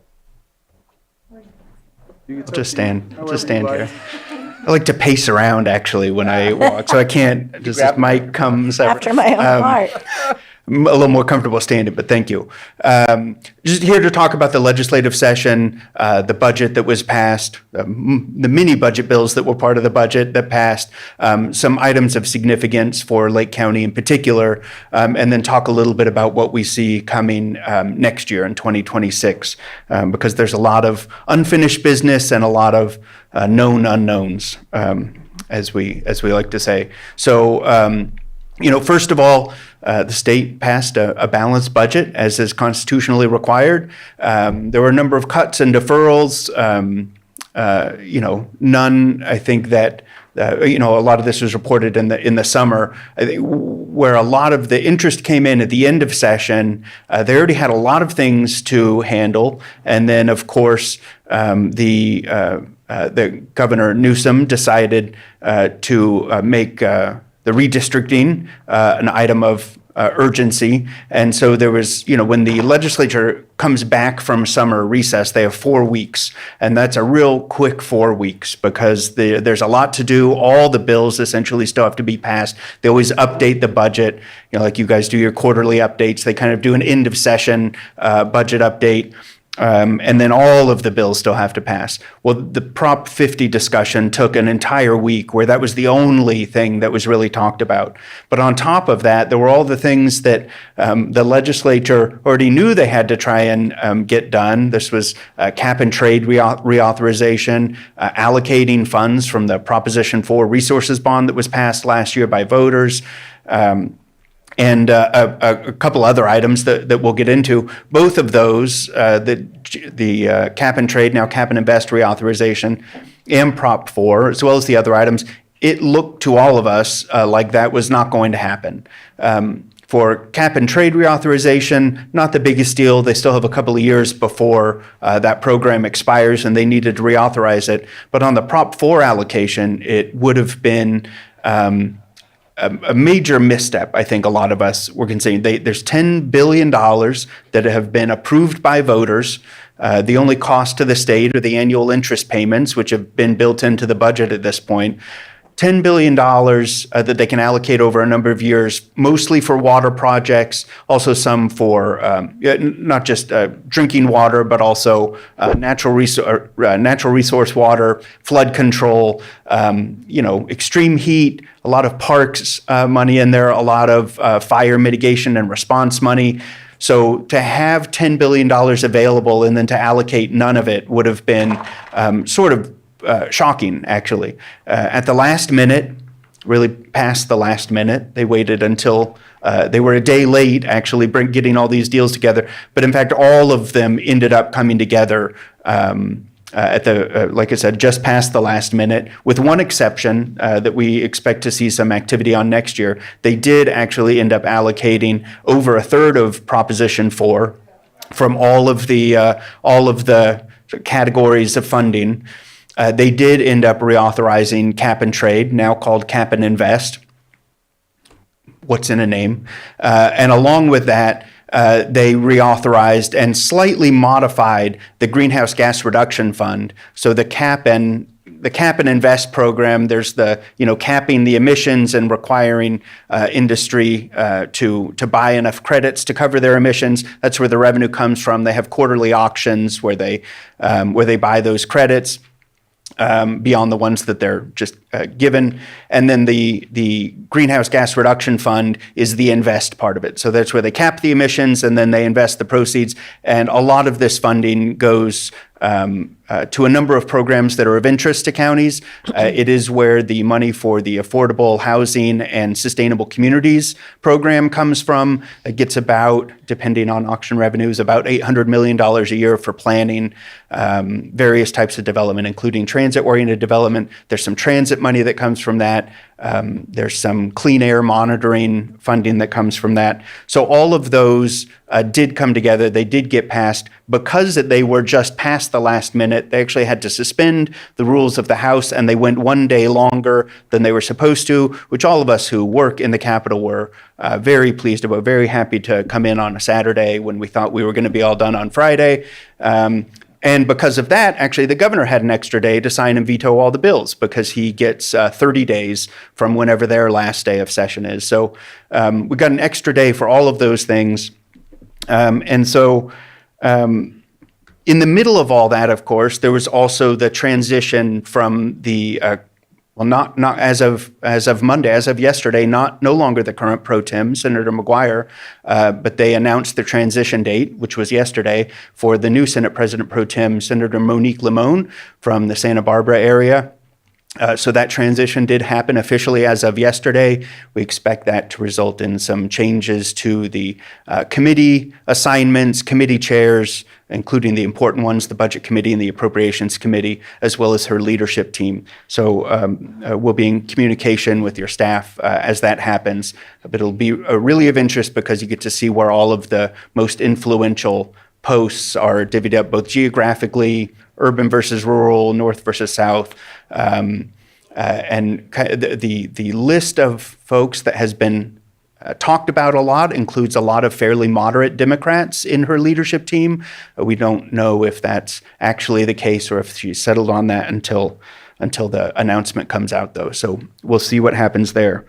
So on the we have we've gone through in our office and compiled all of the Prop 4 allocations that the legislature made in the budget bill. We're sending that to staff, and they're sort of tagged with whether or not those will be more likely to be, based on the way it's budgeted, sort of open grant programs, or whether they're really just allocated to a specific project in one part of the state.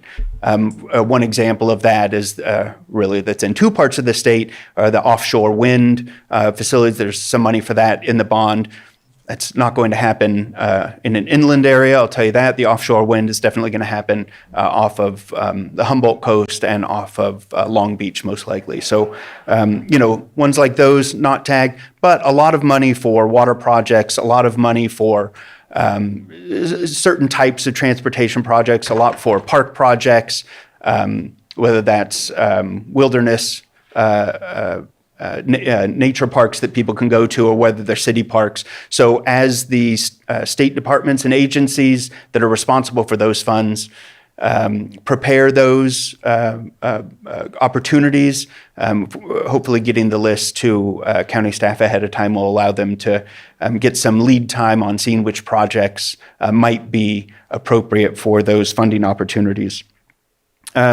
One of the aspects of the Greenhouse Gas Reduction Fund that I wanted to bring up, they did alter sort of the priority of funding a little bit. And so they didn't change. There was a lot of talk about how much they would change where the money goes.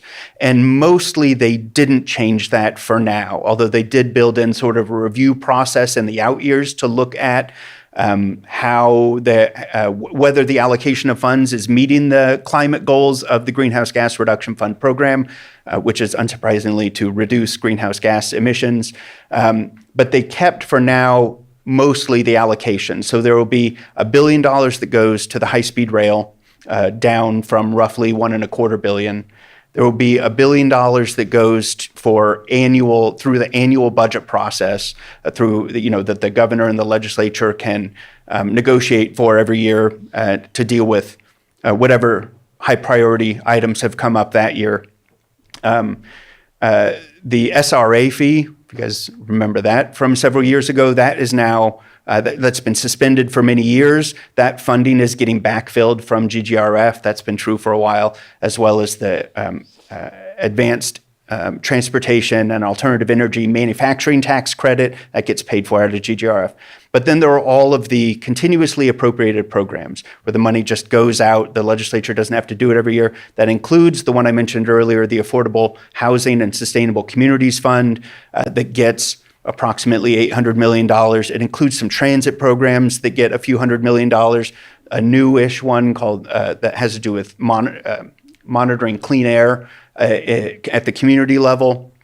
And then the Safer Drinking Water Program, which provides drinking water to very small water systems, usually that just a couple of houses are on, where the wells are found to be undrinkable or often even can't be used for non-potable purposes. So the Safer Drinking Water Program provides drinking water to and helps clean up those wells.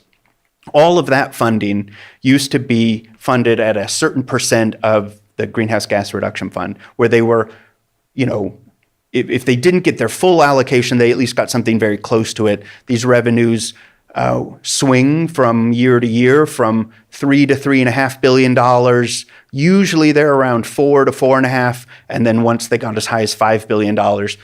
Well, at this point, with the way they've structured it, if the revenues come in below $4.25 billion, which they do about a third of the time, those continuously appropriated programs, including the Affordable Housing, Sustainable Communities, Safer Drinking Water, that's where the hit comes from.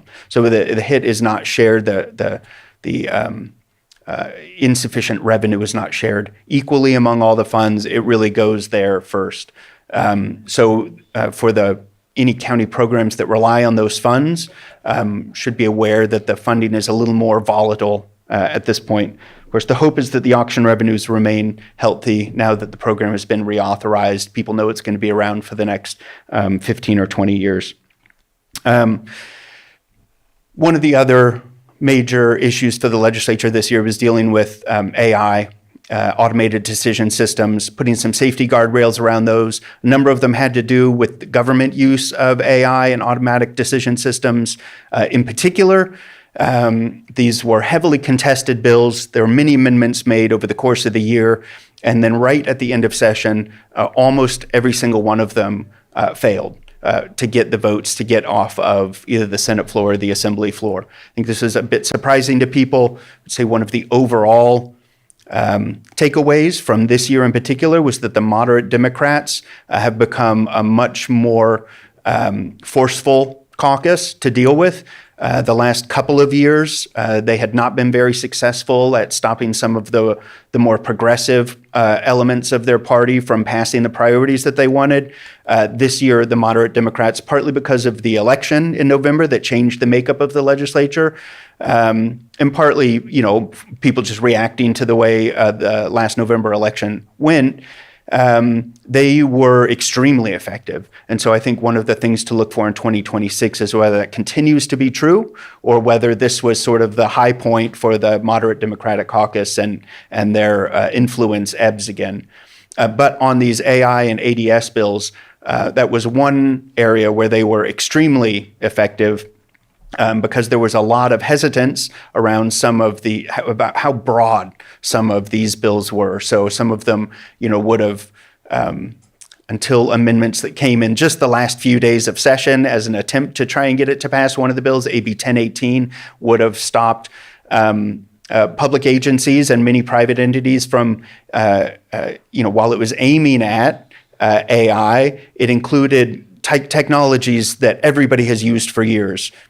By my reading of the bill, it would have prevented Excel spreadsheets that project forward into future years. Wouldn't have prevented, would have required significant disclosure that would have been very expensive to to comply with. Also, bills having to do with using AI or automated decision systems to inform decisions around employment, either both hiring but also retention or evaluation of workers. That was the one bill that did pass, but the governor vetoed it. So really, it was sort of a clean sweep for the opponents on all of those bills. The governor, of course, been very open to arguments from the tech industry, and these were some of their big bills this year. There are a number of bills related to fire insurance. I know a big issue for most parts of the state, definitely here in Lake County. I would say it was a mixed bag. AB 1 passed. That was one that the county was particularly interested in. Several others got watered down and then passed, having to do with either the state fire marshal influence or how insurers deal with properties after a fire, if they can cancel them right away, or if they there's a 1 year no cancellation. That's now extended to commercial properties as well, not just residential properties. So that was another one. I think that is one of those issues that we will continue to see. Not all has been said that can. So we'll continue to see bills about property safety, about the insurance market, about when insurers can drop policies when they must insure policies. Obviously, we have the regulations, the new regulatory status at the Department of Insurance as well that continues to be controversial. We'll continue to see bills on housing sufficiency and affordability. A new wrinkle was thrown into that this last week when the federal government SNOFO came out for a lot of these funds that now require, and homelessness is part of this, that require more of the federal money to be spent on temporary shelters, and only a maximum of 30% of certain grant funds can be spent on permanent housing, which is where, frankly, a lot of California cities and counties have been using that money for long-term solutions to homelessness instead of just temporary shelter. That combined with the Proposition 1 funds for behavioral health, these are all, as well as the HAP funding, which has been sort of delayed. All of these are causing counties and cities to a certain extent to reevaluate the mix of their programs and how they can continue to fund the programs that are keeping people sheltered in the short term and the long term. And then water infrastructure will continue to be an issue as well.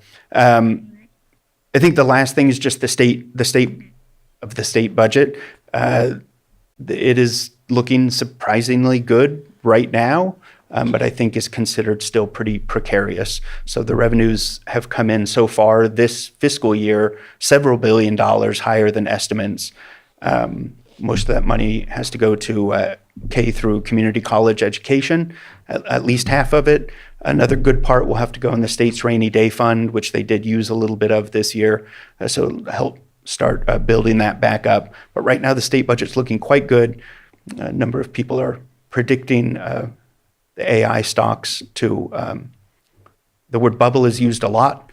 Nobody really knows, but if those stocks right now and the income coming to the people who hold those stocks, many of whom are in the Bay Area, if those stocks start to tumble, the state revenue will immediately look a lot less rosy. So that'll be a major thing going into this coming year, especially as the state legislators start trying to deal with the effects of H.R. 1 and the many health and human service program cuts that will be coming, not just this year, more of them 1 or 2 years out, and a lot of increases to the administration of those programs, new requirements, new work requirements that the county will have to keep track of for a lot of the people who get Medi-Cal, who get CalFresh benefits. So I think that will be the major budget item, is how the state will respond to that, and how many of those costs, the new costs of administration, but also the cost to try and backfill a lot of those services that the federal government is pulling back from funding, how much of that the state can afford to do, and how much of that cost they will push down to counties. So it'll be an area where we are extremely active, I think not just this coming year, but for the next couple of years. So that was, I think, in a don't know if it was a nutshell or 2 or 3 or 4 nutshells, but that was a lot of what happened this year. Happy to answer any specific questions that any of you have. Go ahead, Supervisor Yeah, President. thanks for that, Jeff. Do you want to touch on the proposed increases to the FAIR Plan and what that looks like? Particularly, we have some of the higher zip codes in Districts 5 and District 3 have the highest. Yeah, and a lot of these are, both the result of the LA fires, of course, where it wasn't just a lot of properties, but a lot of extremely high value properties, Malibu and in the Pasadena area.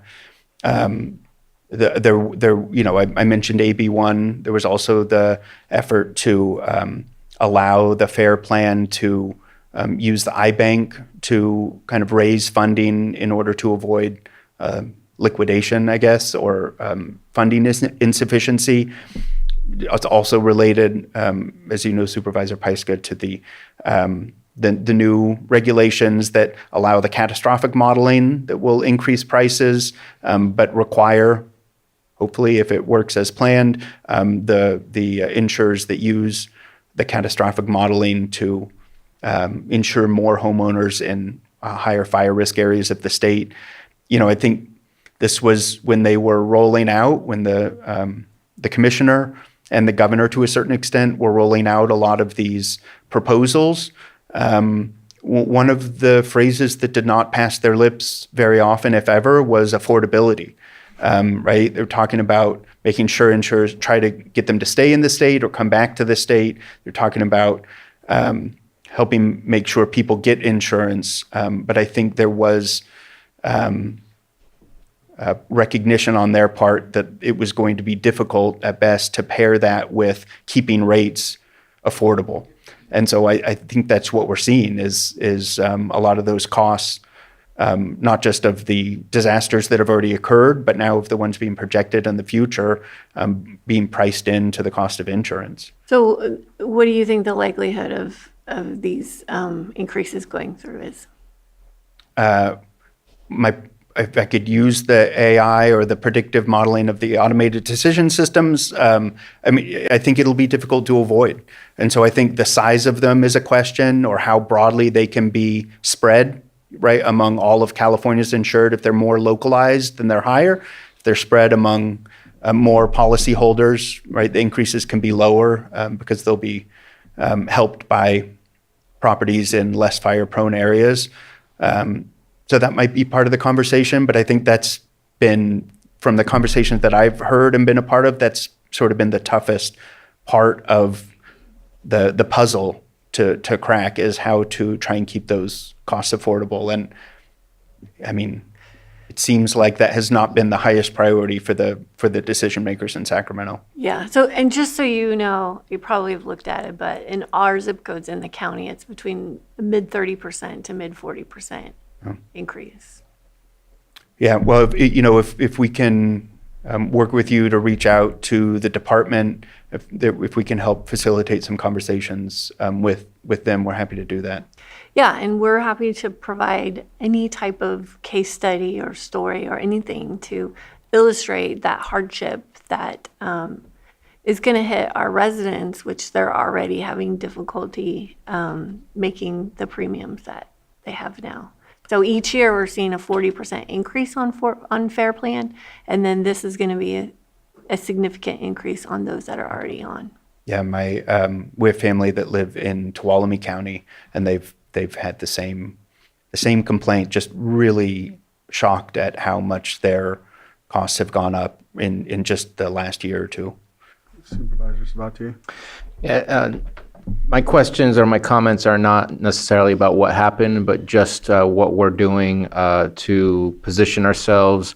The Hospital Health Transformation Program from HR 1 provided something like $50 billion, I think, over the next 10 years, 5 years. we're getting $100 million a year in the state of California because every state gets the same amount. When you divide that, that's about 1.7 million, but we know we're not going to get an equal share. We're going to get our equitable share, which is going to be much less. We've already had some cancellations of some pretty major projects here from our healthcare providers, and they're also every single one, including the surrounding counties, are on the list of potential failing because of the changes through HR 1. What is the state doing to make sure, because I'm worried their application might be denied. You just don't know. But is there any conversation happening in the background of what else can be done to help support rural hospitals? Because that's what it was all about, was to help support rural hospitals and the impact it would have. That's definitely been something that's been coming up. And of course, there was the hospital closure, a couple of counties south of here just recently because of they found a route that made it, just under the distance required. The rural hospital issue has come up. I think, we will need to do a lot of work to keep it higher on the priority list because the number of health issues got very, very long very quickly. The MCO tax, the Managed Care Organization tax that we just sort of passed a change to last November, the voters in Prop 35, that is now essentially no longer allowed the way ours is structured under federal law. Things like that, things like the same dollar amount per state, clearly things that seem designed to target California in particular. The way the error rate for, not to go off topic, but the way the error rate for human services was designed, it was specifically targeted at California. The punishment or the penalties go up until you get right to where California is, and then right after us, they decline again, right, for states with different error rates. So we have the end of the MCO tax, which is several $1 billion a year. We have, the change to the premiums. We have a number of people becoming ineligible for Medi-Cal, different communities. All of those will be fighting along with the rural hospital issue for funding. I think the received wisdom, I think is understood by everybody. There isn't enough money available in the state budget or that could be freed up to backfill all of those. So, where the governor and the legislature prioritize those issues will be important. And that's why I think while it is definitely one of the items on the list of things that are of great concern, it is something that we'll need to put a lot of energy into making sure it's high enough on the list that it gets the funding it needs. Thank you. All right. There's not anything else that I opened up to the public already? Nope, I'll open it up for public comment. All right, I'll close public comment. Thank you very much, Jeff. Thank you, Supervisor. And, we'll see where we go from here. And hopefully I'll see some of you in a couple of weeks down in Santa Clara County. Yeah, thank you. Yeah. See you then. Thank you. All right. 6.11, consideration of adoption of addendum to the initial study mitigated negative declaration for the South Main Street and Soda Bay Road widening and bike lanes project. I have Public Works and Community Development coming up.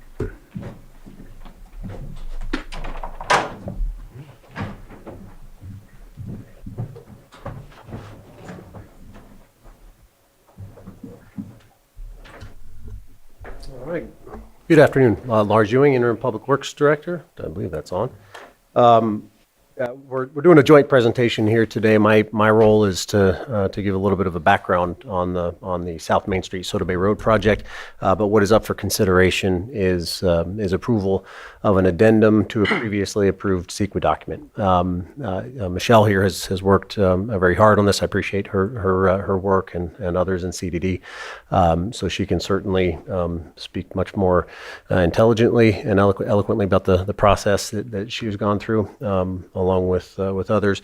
But I thought it would be helpful just to set the stage and give some background on the South Main Street Soda Bay Road project.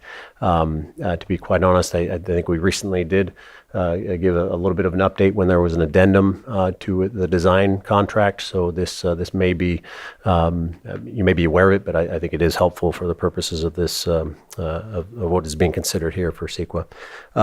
So I'm going to start with, first off, the South Main Street Soda Bay Road. I'm calling it the Soda Bay Road Corridor Improvement Project. It's a roadway widening and improvement project, as well as an undergrounding of overhead utilities or dry utilities for an overall improvement. It goes from the city limits of South Main Street on the southern end of Lakeport through the intersection at 175 onto Soda Bay Road, and then it goes around the bend towards the Lakeport Transfer Station and Manning Creek. It ends short of Manning Creek, but right around the transfer station. So that's the limits of the project that were evaluated for CEQA, as well as what has been underway for design, right-of-way, and permits. So I think it's important maybe just to set the stage for a few categories. One is the original environmental review. The project,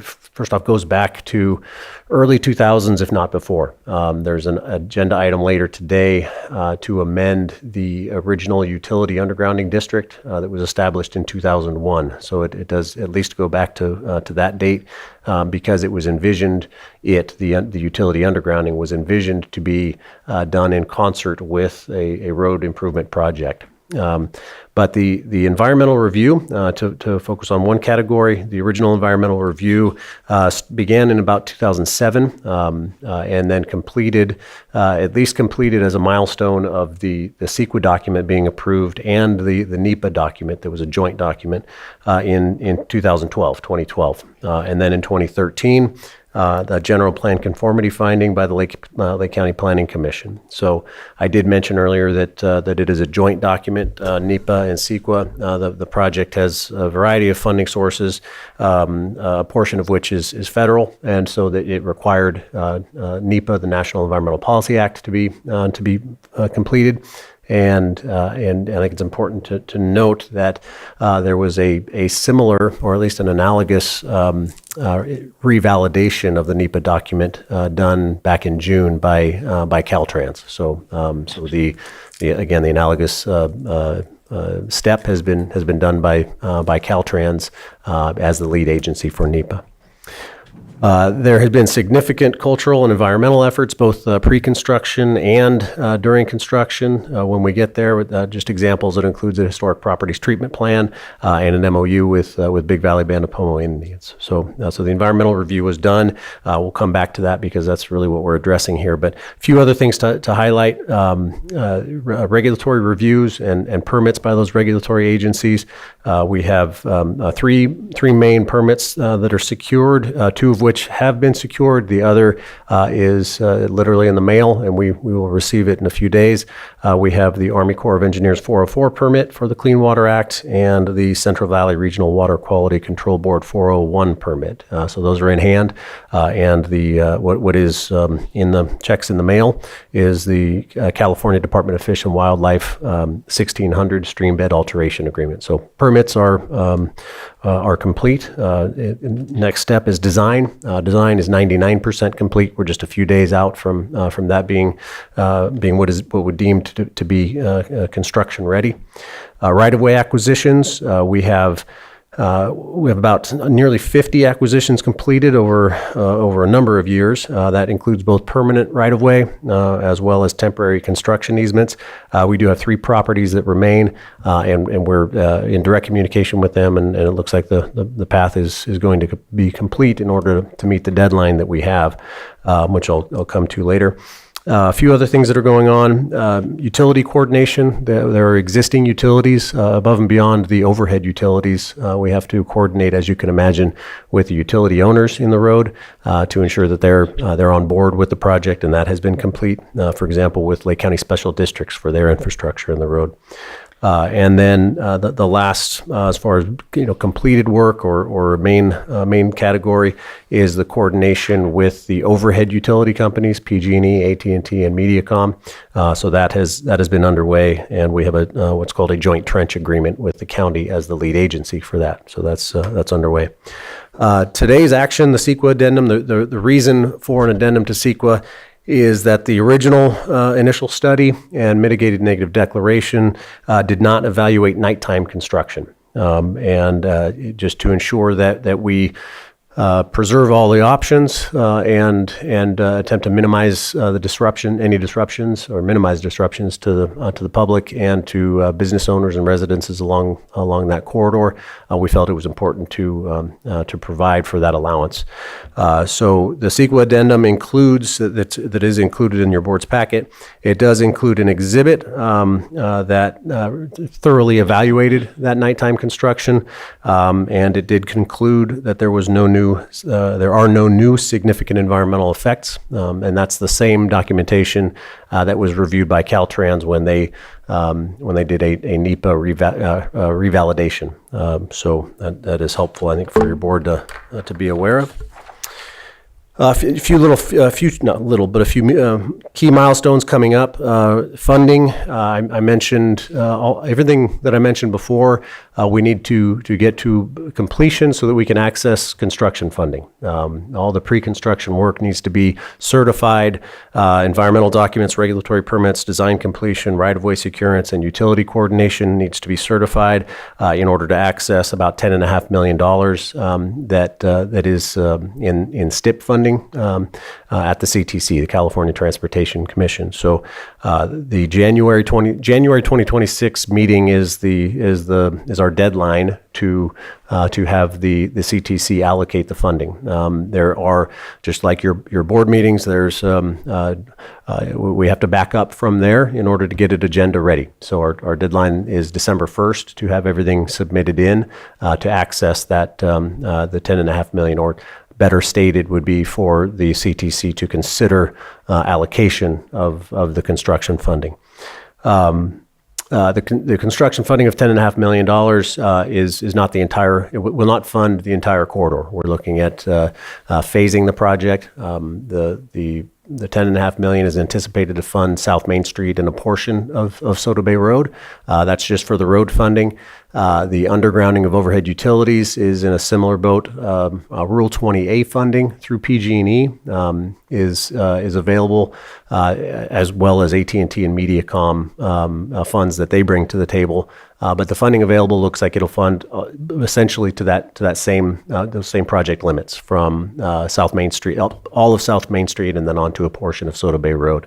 So the intent is to if we get the construction funding, we would go to construction for the undergrounding of overhead utilities around mid-2026, with the road construction to follow likely in 2027.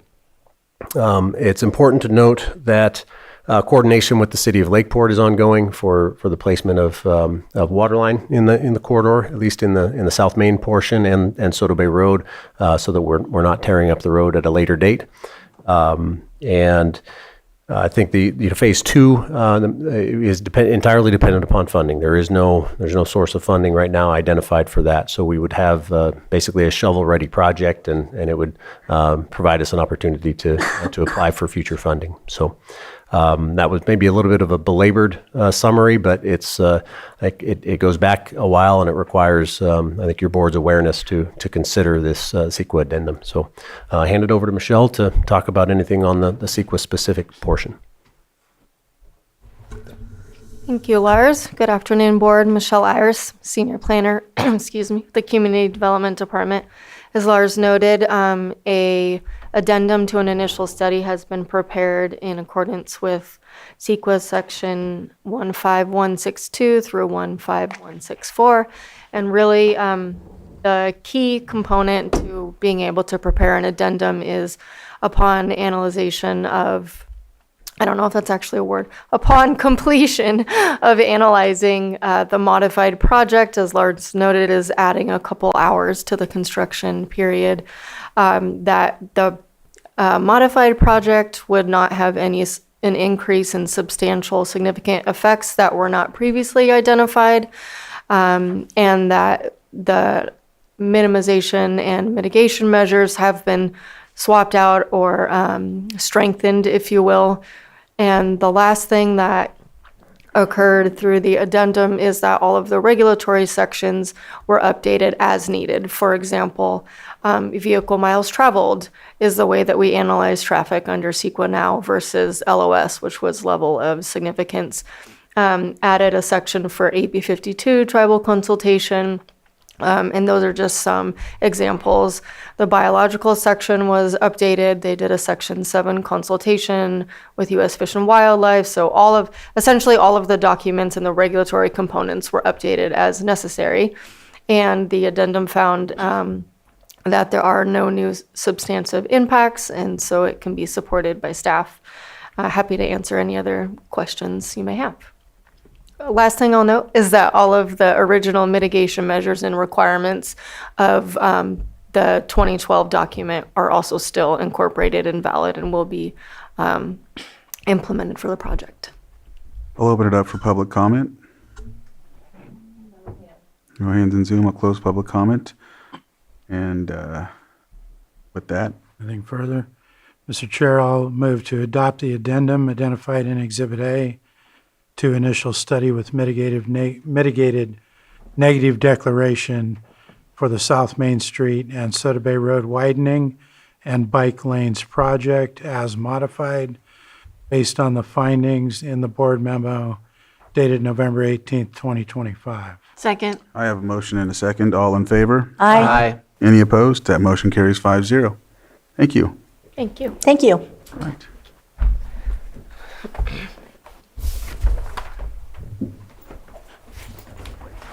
Six point 1.2, consideration of an ordinance amending Article 6 of Chapter 18 Lake County Code to include enforcement measures and associated due process requirements for cannabis cultivation-related taxes. Treasurer Tax Collector Pat Sullivan.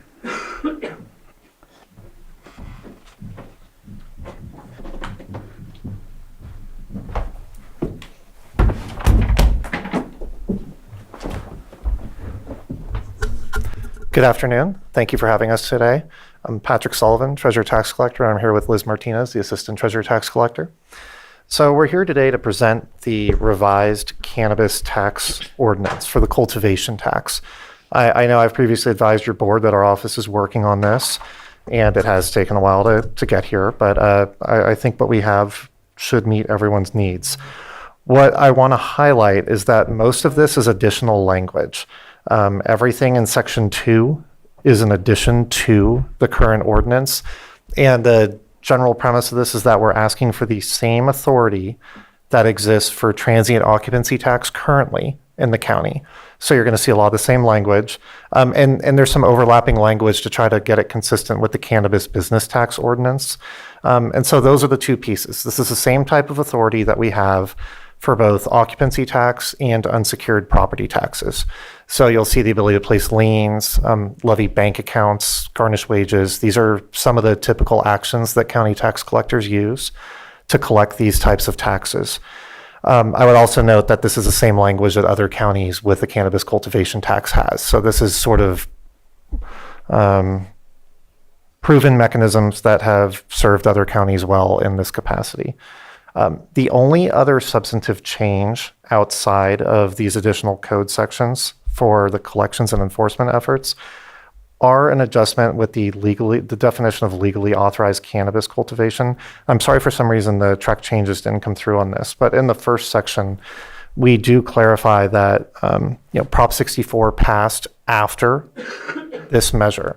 So when Measure C was written, we did not yet know what regulatory mechanisms would exist, whether it would be local permitting, state licensing, some combination of them, how many agencies might be involved, and whether California would legalize cannabis cultivation in general or only in specific circumstances. So our ordinance now, just this language change, it includes medical cannabis cultivation, commercial and recreational cannabis cultivation, so that we're not stuck trying to distinguish any types here. Essentially, our office's goal is that we want to tax the activity of cannabis cultivation and not get bogged down in some of these other definitions, because we have previously had issues where people are saying they lacked a particular fish and wildlife permit or some other permit that was then altering the amount of the tax. And really, we want to focus on the activity, that if you're cultivating cannabis, you should be receiving a tax bill. And utilizing the permitting data from CDD would just be another resource that we have. It would certainly be our primary resource, but it would not be the exclusive resource in determining the tax bill. So I'm happy to answer any questions if you have them. Supervisor Sabatier?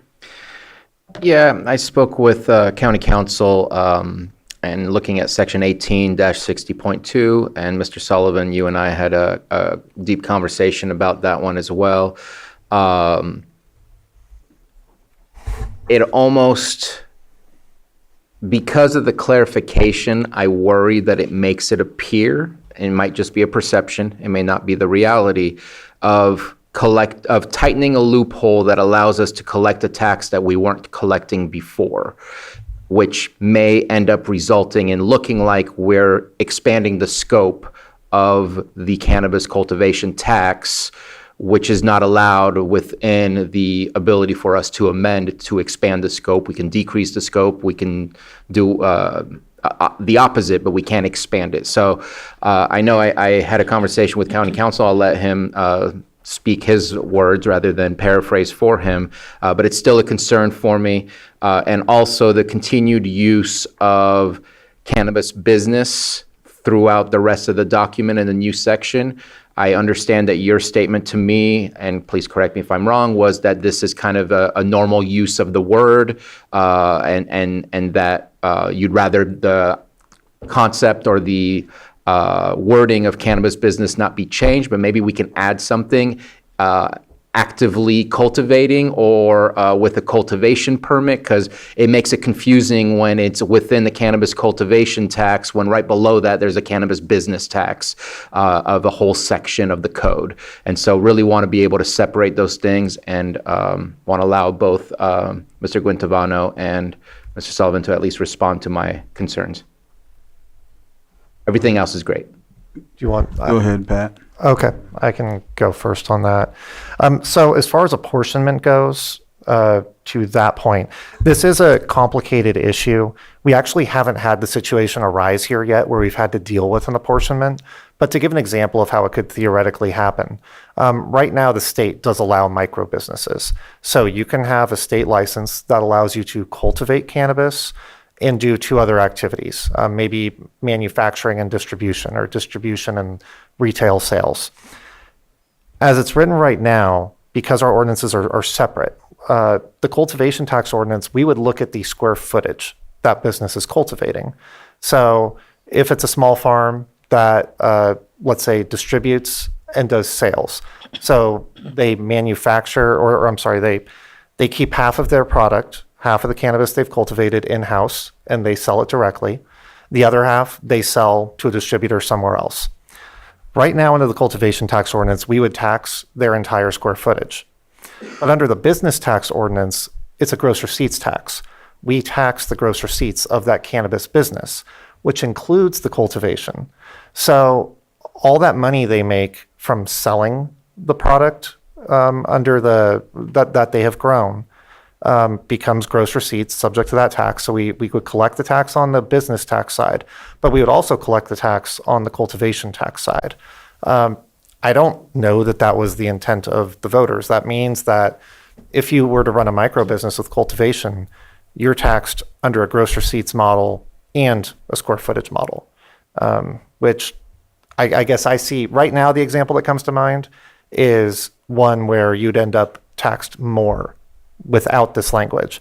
But to Supervisor Sabatier's point, we haven't seen all the different incarnations of these business types and what happens if they're allowed to straddle jurisdictions or anything. I can also imagine a scenario that Supervisor Sabatier is raising where somehow, even though we haven't encountered it yet, it could be the opposite, that maybe there is a way this results in an increased tax.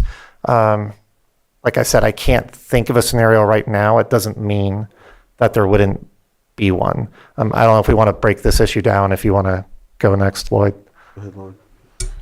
Well, just for your board's reference, you have Lake County Code Section 18-56.2, 18-56.2 of the cannabis cultivation tax, which addresses the ability to modify, repeal, or amend the cannabis cultivation tax ordinance, right? And it states that Lake County Board of Supervisors may repeal this chapter, that's the ordinance, or amend it in a manner which does not result in an increase in the amount of the tax or broaden the scope of the tax imposed herein without further voter approval. So that's the crux of the issue here, with references in what is cited as the proposed section 18-60.2, the apportionment provision.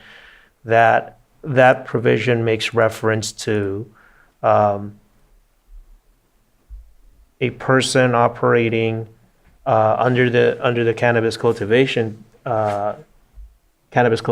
tax ordinance, and it references the intent of the county to apply the commercial cannabis business tax, which references a different set of code sections. So there may be a way. So the argument there potentially is that one might construe that language to somehow that language may be construed to be broadening the scope of what is intended to be the cannabis cultivation tax in certain situations. But there may be a way to maybe tweak that language or revise that language so that it is made clear that it only contemplates a narrow set of circumstances, for instance, or that so that the intent is not so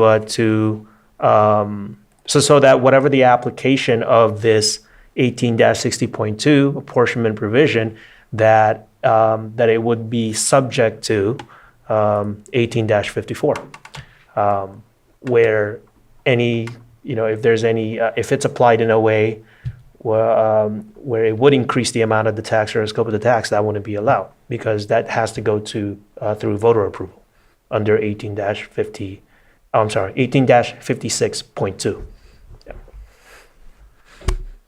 Then, I mean, perhaps that adding a sentence at the end, just to be clear, this language exists already in the cannabis business tax ordinance, so this was going to be the mirror, because the business tax side contemplated this. We didn't know about these possibilities, I think, or at least it appeared no one contemplated them with the cultivation tax ordinance. But if there's a concern, we could add a line to this that would say this section is not intended to increase the scope of the tax or would not result in a tax greater than that imposed under one of these individually. I'm not sure what to do. I did clarify, we do have a micro business pending. So right now, when that business comes into effect, our office will be taxing them fully under both, unless there's some kind of language here. So that business would get taxed at a higher rate than all other farms. Double tax. A double tax. It would essentially be double. Go ahead, Supervisor Spatier. And I, as usual, will probably complicate it, but I think the state can provide a micro business license, and we can provide a cultivation license underneath the state's license, and also distribution and sale or dispensary, whatever it is that's under the micro business. So then we're only taxing based on what our tax code has stated, rather than because micro business is very specific in the business tax that we tax the micro business. If you have if we're saying we're going to split the micro business without actually splitting it within our cultivation code or within our micro business code, then it almost feels like we're utilizing a tax that was passed under the business tax and now moving it over into this, which I think expands the scope of, and that's where I get concerned. I think there's other ways to get to where, and I appreciate the concept and the issues and the potentials of what could happen, but I think there's a different way to get to the same place to make sure we don't overtax and we also don't miss out on the tax. But I don't know that doing it like this without further defining and specifications, that it might go against what the ability that the Board of Supervisors was given by the voters to make amendments. I don't think we meet that concept. So I think the only alternative I'm aware of that exists without adding this language on the cultivation tax side would be to do it as a promulgation of administrative procedures under the cannabis business tax, where it was formerly the tax administrator, but now that's been deferred to the treasurer tax collector as that position. That position may promulgate administrative procedures for apportionment as he or she finds not useful or necessary. So our office could promulgate procedures under the business tax to address this. It would create the same end result. But if that's preferable to amending the cultivation tax ordinance, that is a way to do it with the existing language. All right. I'd be good with that. All right. Yeah. Okay. We could strike the apportionment section then from this ordinance. I'm going to open it up for public comment.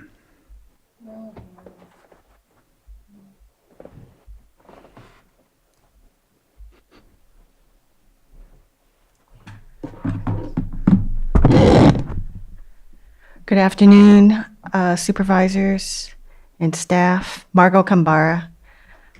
Let me see. Sorry, I have to find my place here. Oh, God. Oh, here we go.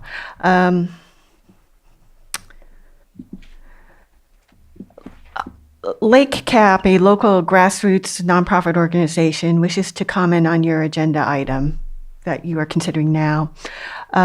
Lake Cap supports the county treasurer tax collector's efforts to improve collection of cannabis taxes. Adding the proposed enforcement measures to the treasurer tax collector's toolbox can increase the effectiveness of the county's cannabis tax collection. Currently, there are several cannabis tax collection tasks that are labor intensive. There are many challenges surrounding the collection of the county's cannabis tax. The proposed ordinance and changes to Chapter 18, Article 6 of the County Code are a step to improving the county's cannabis tax collection.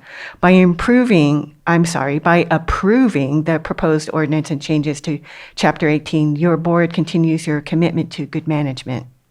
Lake Cap encourages this effort. On a related subject, Lake Cap shares your board's interest in getting a better understanding of county cannabis tax and fee revenue and funds.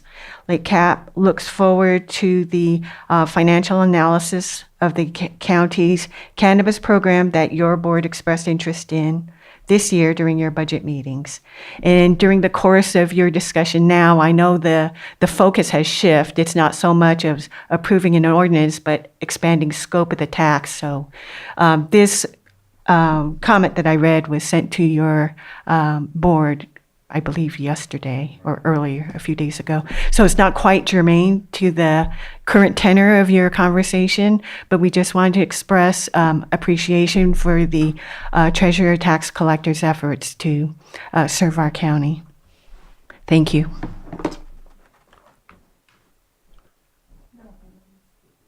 All right, if there's no other comments, I'll close public comment, and I don't know if you wanted to go first, or Pat, did you want to? Well, there was a second portion, the Supervisor Sabatier's questions. Oh, I was gonna thank circle you. back.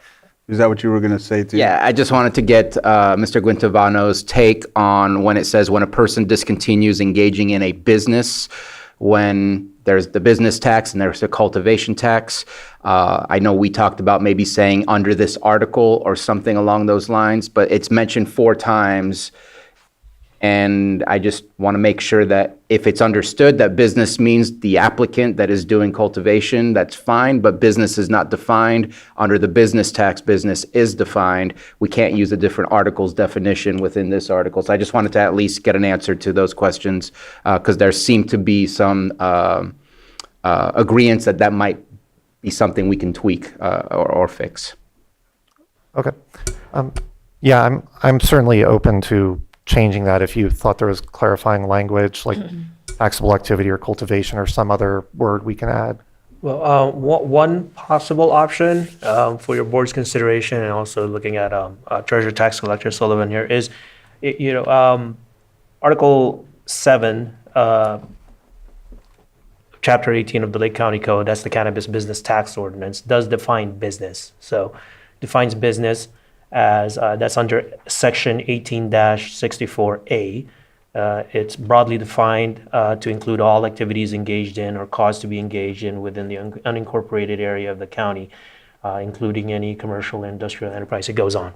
Right? So one possible option for your board, if Treasurer Tax Collector Sullivan is open to this, is to just utilize that same definition and place that definition, utilize that definition under 18-64A under the Cannabis Business Tax Ordinance, and use that same definition as the definition of a business because it's not defined in Article 6 of Chapter 18. You include that as one of the definitions for business so that any references to business made in the Cannabis Cultivation Tax Ordinance will then be defined as such. And it would make it consistent with same use of the term between the two articles.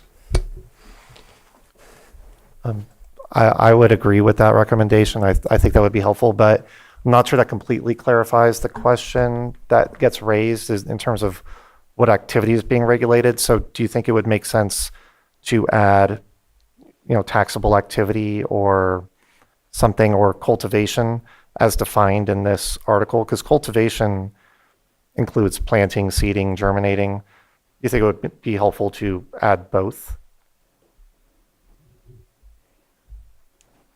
To clarify that business, add that definition from the business tax ordinance, but also say business, including cultivation? Yes, so, so the definition for business under the Cannabis Cultivation Tax Ordinance, that's Article 6, can be phrased or framed as business shall include all activities including cultivation, and that's already defined there in the Cannabis Cultivation Tax Ordinance, engaged in or caused to be engaged in within the unincorporated area of the county, and then it goes on, and then just use the same language. All right. Looks like we're on the same page, and I think we just need to offer the ordinance, right? And it would be, thank you, Mr. Chair, so it would be two motions. If your board wishes, I could walk it. Let's walk Your board's consideration, the first motion would be a motion to approve the first reading of the ordinance as amended to be read in title only, and that would incorporate the amendments that were discussed and approved by your board in discussing this item. So that would be the first motion. So moved. And that would mean getting rid of the apportionment and adding the definition.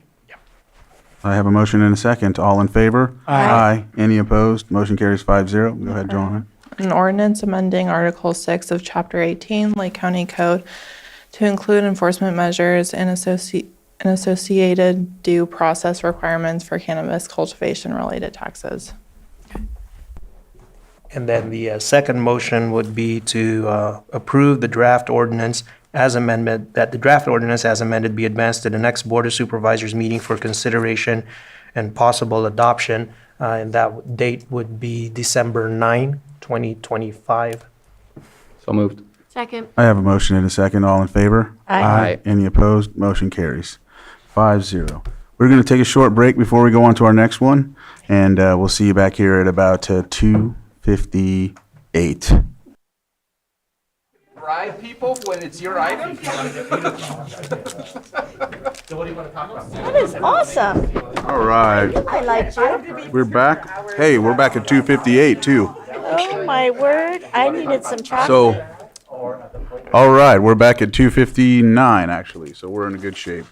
We'll go ahead and move on to our next item, which is 6.13, consideration of an ordinance amending Article 8 of Chapter 18 of the Lake County Code to implement a low-value property tax exemption.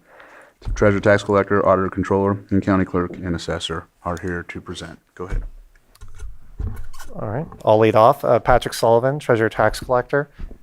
This is the proposed low-value ordinance. There was a previous board item where this was raised with your board that we would be returning with it. All three of our offices have coordinated on this effort. This ordinance is essentially the same type of ordinance you'll see in the other counties. I believe there's still 7 counties that don't have one at this time. But same kind of language. Our proposed ordinance is restricted to real property, secured property tax. Other counties include the unsecured role. There's more on here. But at this point, ours is limited to real property that's worth $5,000 or less. I included some of the stats that you had previously seen about how these properties represent over 22% of our inventory. It's, I think, approximately 13,500 parcels. So it's an enormous amount of work.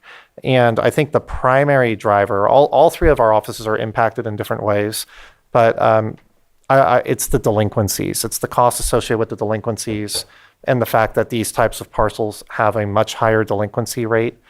It's approximately 5 times or 6 times higher than the rest of the county.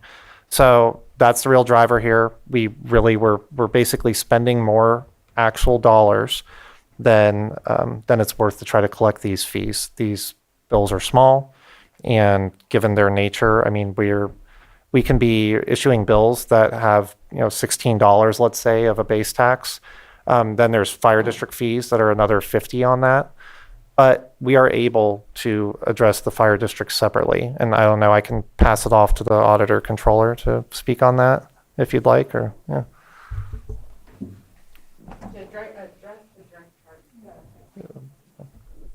There you go. Regarding the direct charges, we worked with Megabyte, the tax collection system, and the fire districts, and we found a way to allow the fire districts to continue to put their direct charges on $0 bills.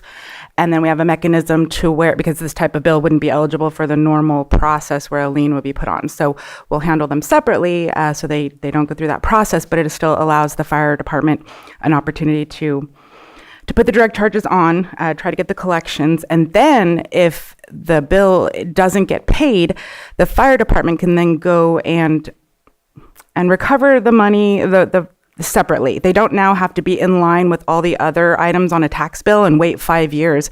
It gives them a lot more flexibility. And after looking at it a little more closely, it also seems that currently there are some bills where we, as a process, don't allow direct charges to be put on. And by making this change, it will give them opportunity to put charges on more bills than they're doing now.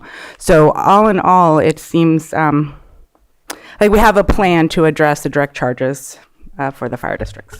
And I would just add that we've spoken with all the fire districts. We've had meetings with them, and we've let them know that this option exists, and to contact our offices if they want to proceed with us helping them with their billing, that they would need to let us know. Or some of them have looked at billing on their own anyways over the last few years. If any of them want to go that route, we can accommodate that as well. Just as long as they're in touch with us, we can make either way work. And the conversations we've had thus far, the fire departments seem really open to this process. It's they can continue doing what they know, and again, it gives them more flexibility for their collections. Do you have anything to add, Rich? What I'll add is, so for this process, it's not a substantial amount of savings on hours for the assessor's office.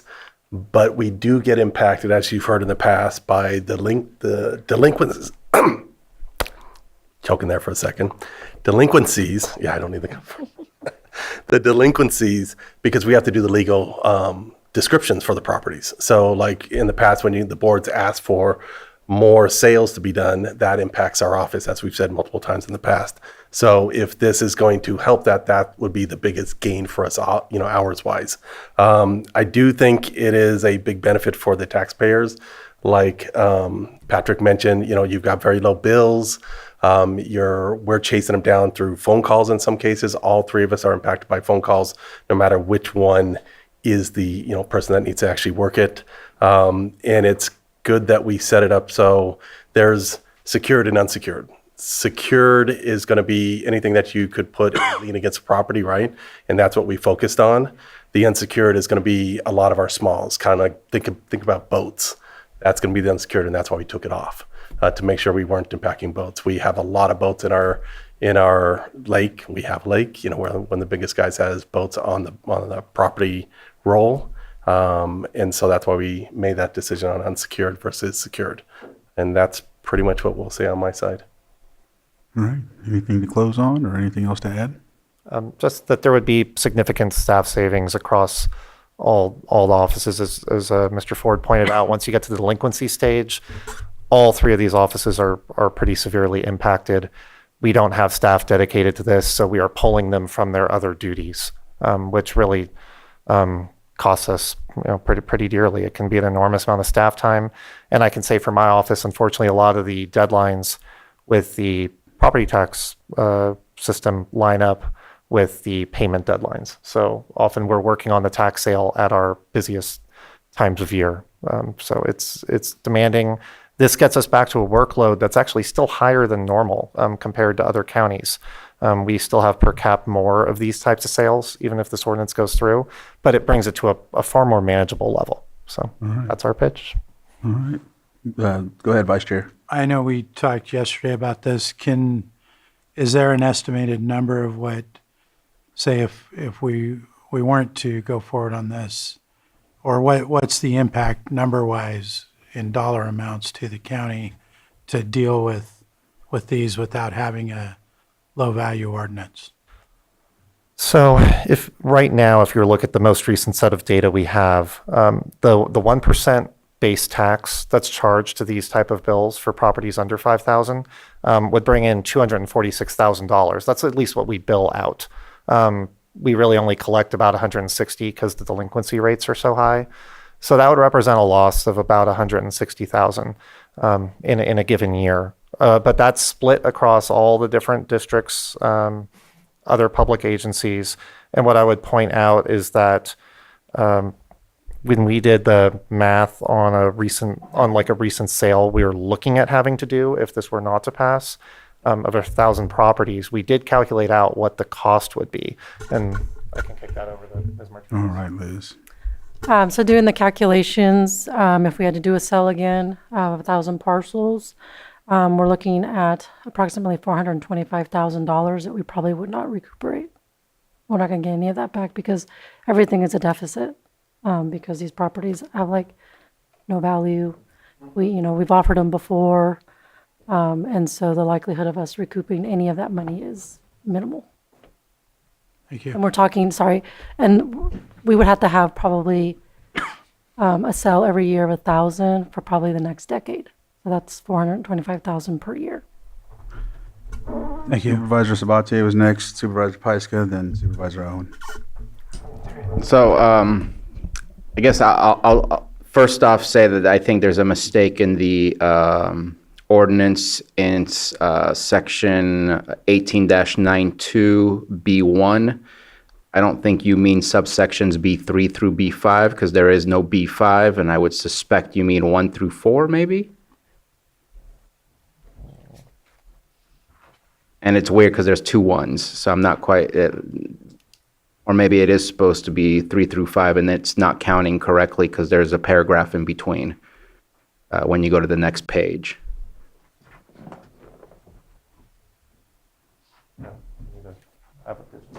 I just don't know where B3 and B through B5 is.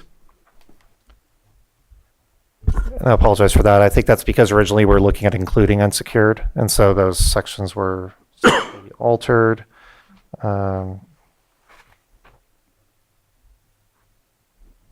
So just in case we move forward, I just wanted to mention that. I don't know what needs to be done to that. I believe it's a reference to 1 through 4. And would that be subsection of 1893, 1 through 4? Yes. Okay. Rather than what appears to be 18-92. So my comment here is I understand the reason, and I'm not going to argue that there's probably savings of dollars internally in the Lake County agency by not having to deal with these properties. And your decade is a dream because this is perpetual. These properties will always be a problem if we don't solve the problem. But this is, to me, a very downstream solution, not a very upstream solution. I know that some of my colleagues have been working on a solution for the paper parcels, and sorry, maybe I'm not supposed to use the term paper parcels, but I think that we all know what I'm talking about. But I know some of my colleagues have been working on something, and I feel like this is putting the cart before the bull. We need to have a solution about what to do with these because at least from my perspective, I'm here to serve the people that got me here, and this does not solve their problem in their communities by no longer taxing these. 70% of the people are paying their taxes on it.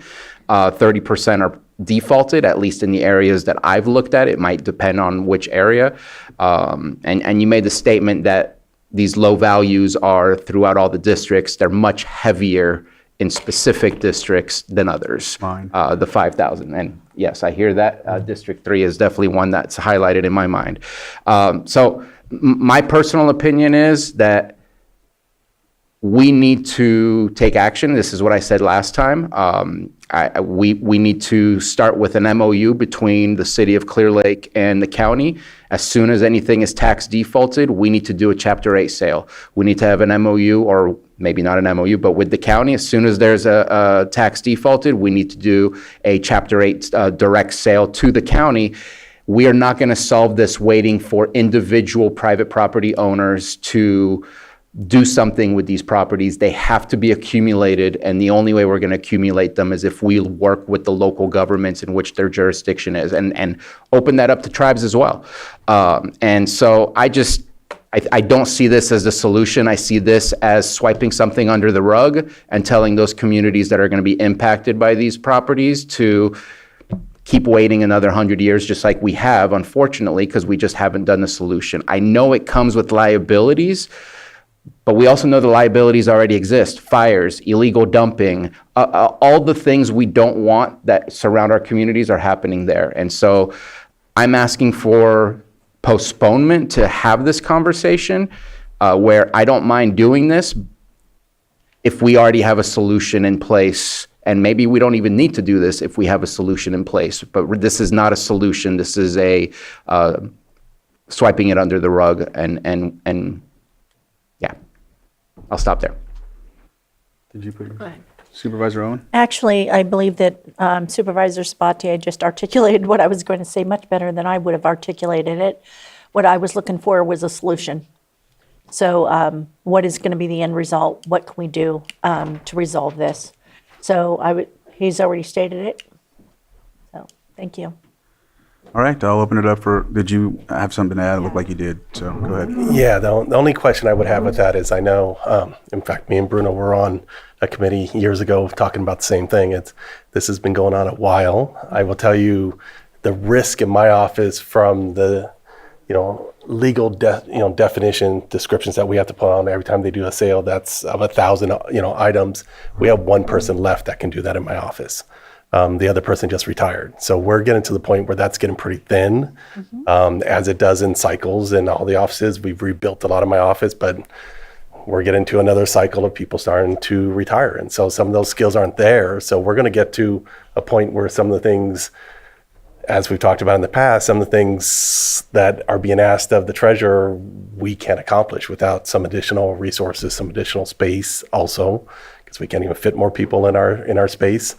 Some additional things if we want to continue on this path. And I agree with Bruno, at some point this needs to be fixed. But we've been talking about it for a while. Me and Bruno were on it together years ago under Carol, and we had some great ideas. But we also heard some challenges on some of the ideas we put forth. And I'm open to anything you guys want to do. But I do think we got to move on it kind of quick because the timing is kind of catching up with a couple of us. And that's pretty much why we're here. And I know Genevieve had something too, so I'll get back to you after. You said you wanted to respond as well. So. Yeah, just a couple of things. I just wanted to point out that I do believe that the low value ordinance is going to solve one problem, not all of the problems. It couldn't possibly, the subdivision issue. There's a lot of things out there that need to be solved that may take a while. But the low value ordinance is specifically to stop us from losing money. Just to remind you that even the 70% that do pay, we lose money even on that bill. So the county gets 1% of the value. So we're going to get about 50 cents on a bill that goes out. We're going to send out the bill, pay for all the ink and the envelope. We're going to collect it. We're going to calculate it, apportion it, 100 different ways, send it out. So for every bill that is paid that would be removed with this ordinance, we lose money. So that is something to keep in mind. I do believe this is solving a problem for us. our current staffing, it doesn't include the TDLS work. So this is new. And so it is it's work we've been absorbing for the last couple of years, and it is a concern. And so I am hoping that the low value ordinance will address that one problem of the delinquent sales on properties that are so low that the county will lose money by proceeding. And then to keep in mind that as long as we keep it on the roll, we have no choice but to use all our collection tools and everything under the R&T code to collect on them all the same. So we don't get to choose not to use certain collection tools on them. We have to use it all, which ends up being, I don't know, a couple of $1,000s, I think, per. And again, we're losing money on those. So I really want to make sure that we all understand that. Just to clarify, and we've talked about this in the past, what Genevieve just said, which was 50 cents, is the full 1%. As you guys know from the past, Stephen Carter, it's not 50 cents. We get about 25 to 30 cents on the dollar. What is it? 23. I usually say a quarter because it moves up and down. So that is not 50 cents. It's less than that pays for the services. And so that's kind of part of the problem is we're at the point where it's costing more. Yes, we have the paper lot scenario, but this is costing more in process without that paper lot even being involved with it. And so 50 cents is being generous.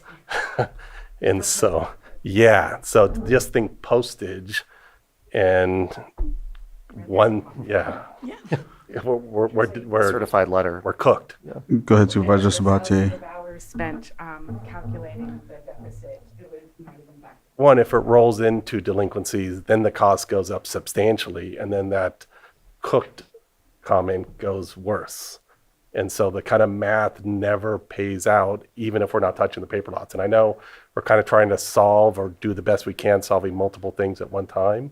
But that's the one thing I would kind of keep in mind is the reason other counties have this in place is because a lot of them don't have paper lots like we do. But they have the same problem cost-wise. And so we are down to 7 counties who don't have it. As Patrick said, we're one of the 7. And there's a reason why all the rest have it, all the 51 have it, is because it's the cost. And we could probably even work up more numbers for you guys that wise, but it gets expensive pretty quick. Supervisor Sabatier and then Supervisor Pyska. So I'll keep my comment positive. We have a change, and his name is Mr. Sullivan, who has already done a Chapter 8 sale, both with special districts and with the city of Clear Lake. I've never seen that before. Maybe before my time those were happening. Timing-wise, he seems to have some busy schedules around December and April, and we need to time it because these Chapter 8s also take time in order to get accomplished, and there's a large number of properties. It's not going to happen all at once, but we have to be able to move forward and take that first step and rip the Band-Aid, and we need to rip the Band-Aid. Because, again, long-term solution, not short-term solution. Supervisor Pyska. I just want to bring up the other ethical question of putting these lots out to auction that aren't usable and aren't buildable, and we have unsuspected buyers that buy them. And then how much of your time is dedicated to explaining to people over and over that they've made a poor investment? How much time do you want me to describe that? Briefly. A lot of time. Phone calls alone. Our average phone call, it probably takes, in our office alone, probably at least a half hour. So you saw earlier when we do an appeals, just for preparation of that appeal that we showed you is probably 12 to 20 hours. So most of our stuff is technical, just like the other 2 offices. When we explain stuff, it's math from start to finish, laws from start to finish. It's not easily explainable. It's probably half hour to 45 minutes, and we get a lot of phone calls as well as the other 2 offices. So yes, and that's not even calling out the working after you get off the phone call. So. We'll open up for public comment. Is there any on Zoom, by the way? All right.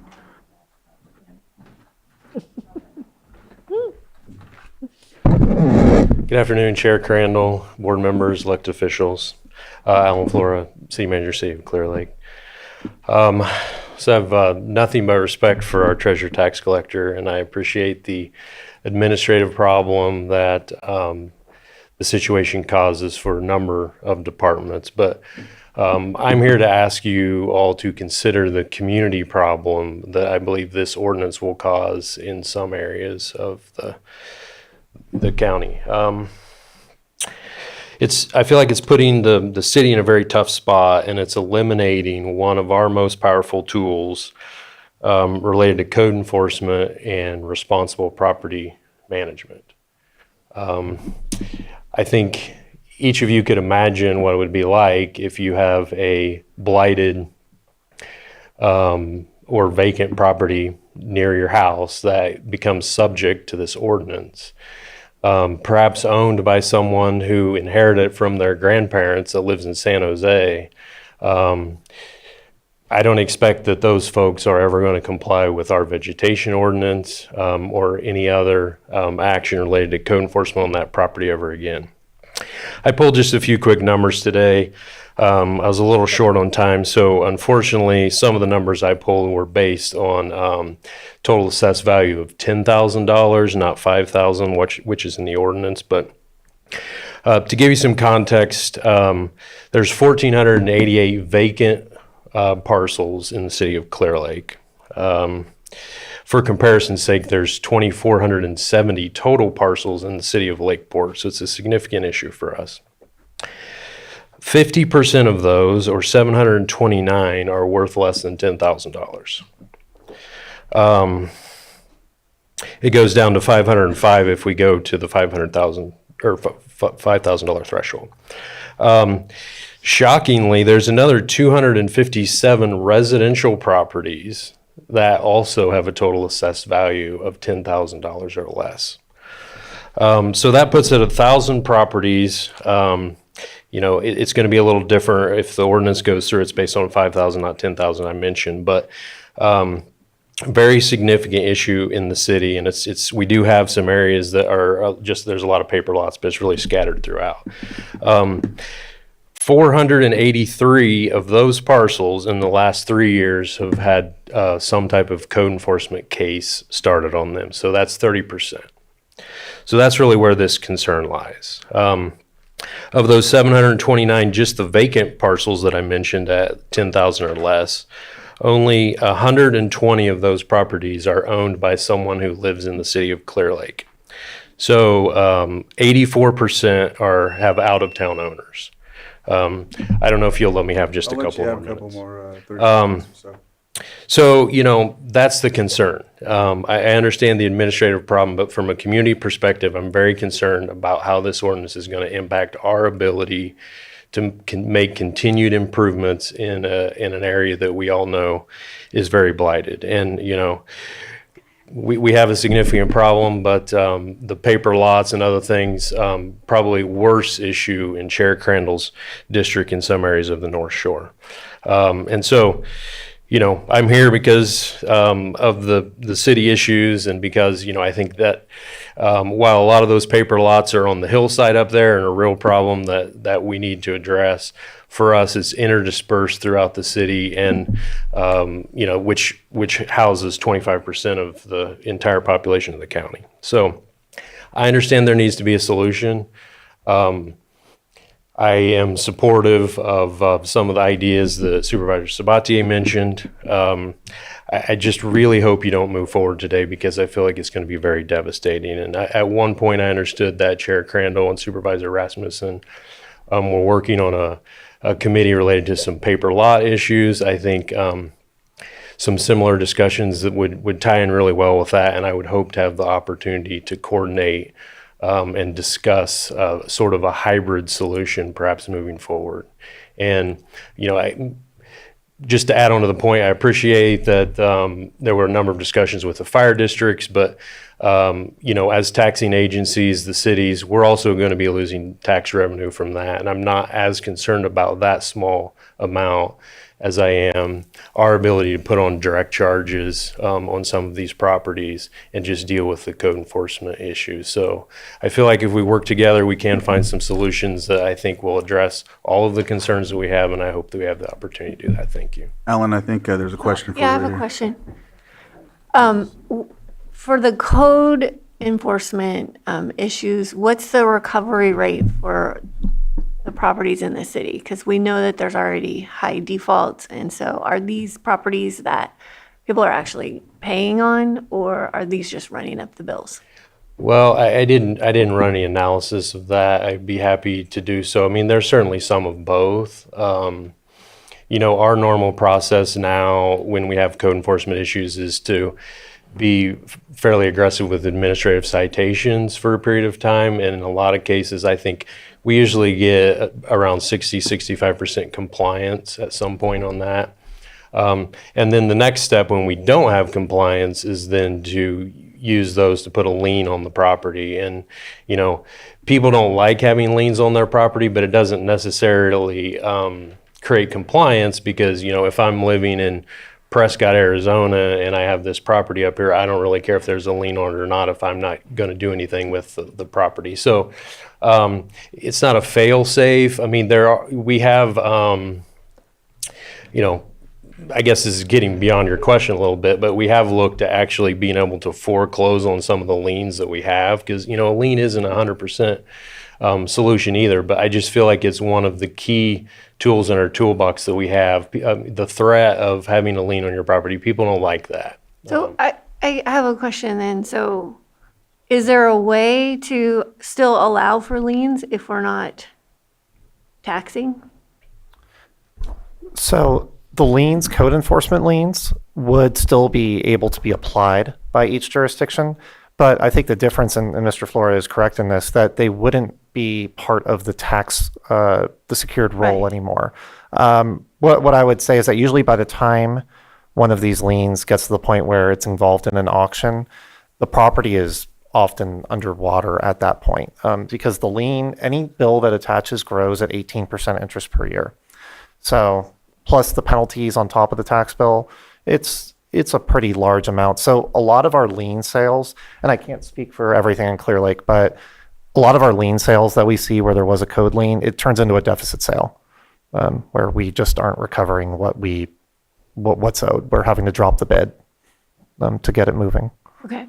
Well, I think it would, and I know you want to follow up, but I think it would be really helpful to understand kind of more of these details of how many of these properties are not recoverable. And I think that's going to help us figure out next steps also. So Go ahead. Okay. I just wanted to clarify if it was saying that we lose a tool because the expectation is to go clean up the property and put the full amount cost on the tax bill, which then makes the tax bill very difficult to pay. And then often the bill is higher than what the property is worth. And then in the end, that's where a lot of the repay schedule that at the end of this I'm going to be asking is because once it sells, there's not enough to recover. So it might look good up front, but it's running up the bill, as you said. Right. Yeah. Right.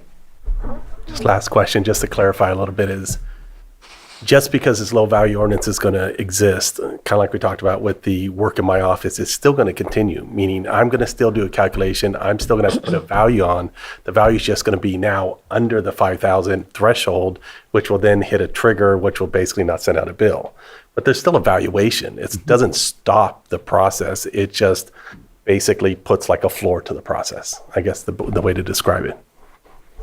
Just one other thing. I am definitely open to whatever solutions are out there and being discussed that I keep hearing about. So really, if there's if our county comes up with another way to address this, we can, what is the word? We can get rid of the low value ordinance. We could change it with something else. We can replace it. But in the meantime, this would stop a lot of loss while the county is figuring out another solution.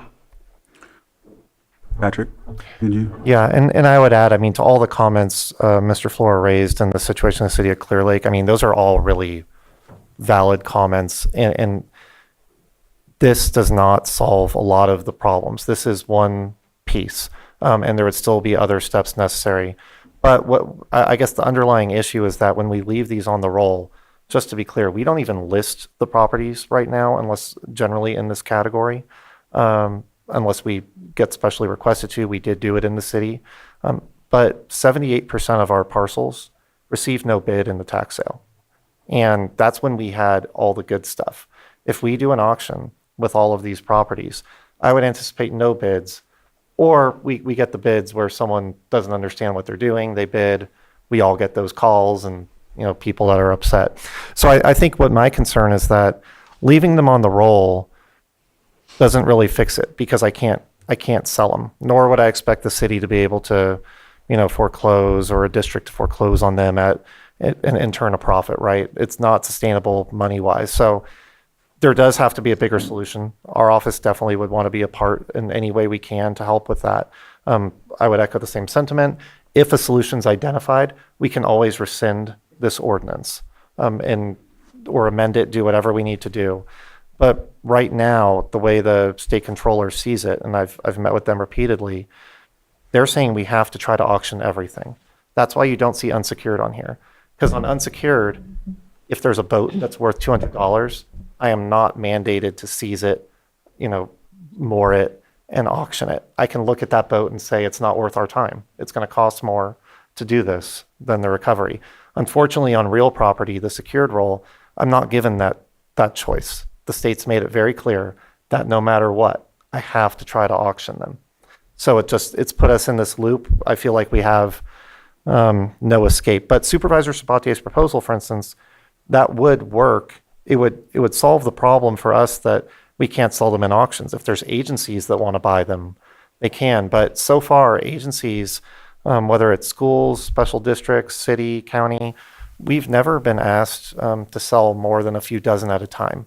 No agency has come forward and said, we can buy all of these, we can hold them, because the cost was too much. So that's part of what brought this forward. I think if agencies had come forward and said they could do that, you probably wouldn't see the three of us here today.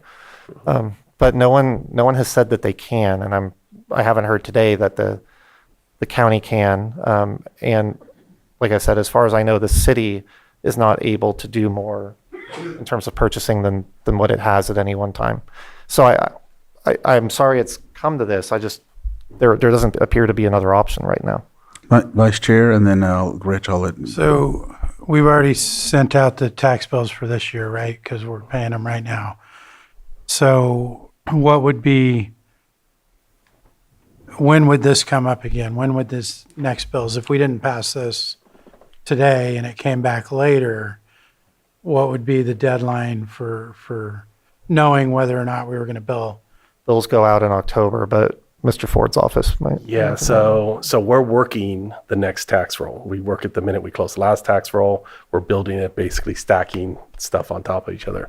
So the longer you guys go towards, call it July 1, the more it's going to be difficult to make that happen, meaning I'm going to have to go to Megabyte, get some kind of patch if I'm going to try to get it applied. Because once you guys make an ordinance, I got to get it done, right?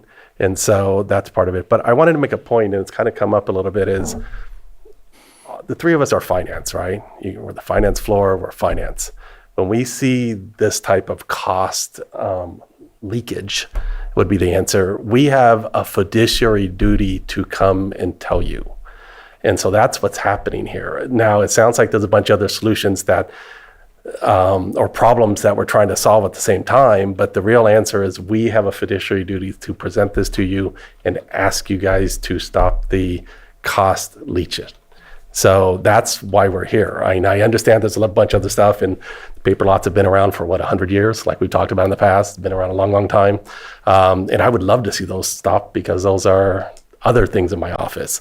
But we have a fiduciary duty, and we're all three finance. We all have different components of finance. We all have finance background. And we have fiduciary duty to come and present this to you and ask you for this. If you guys say no, that's on you, but we've done our job to present it to you and say, look, it's losing money, it's a loss, and it's a loss irrespective of the paper lots. And so we have a responsibility to come and send and ask you for it. So that's the one point I want to make sure is this is what we have to do. If you guys say no, that's a different answer. We can come back to you and try and work with you on the different components. But to be honest, other components are not ours. I don't want to say it like that, but go ahead. I appreciate that. The reason I asked was to see if it would make any sense to have some more time to see if another option could be there. But I know this is costing us more money to do than we're recovering. So we're continuing to go in the hole. And I do appreciate city manager's comments because those are valid concerns with the code enforcement, but also in what I've looked at with the paper lots so far, that's also going to cost an enormous amount of money to come to a solution, I think. So we're just in a bad situation with the financial cost right now. There was a public comment still on Zoom. Yes.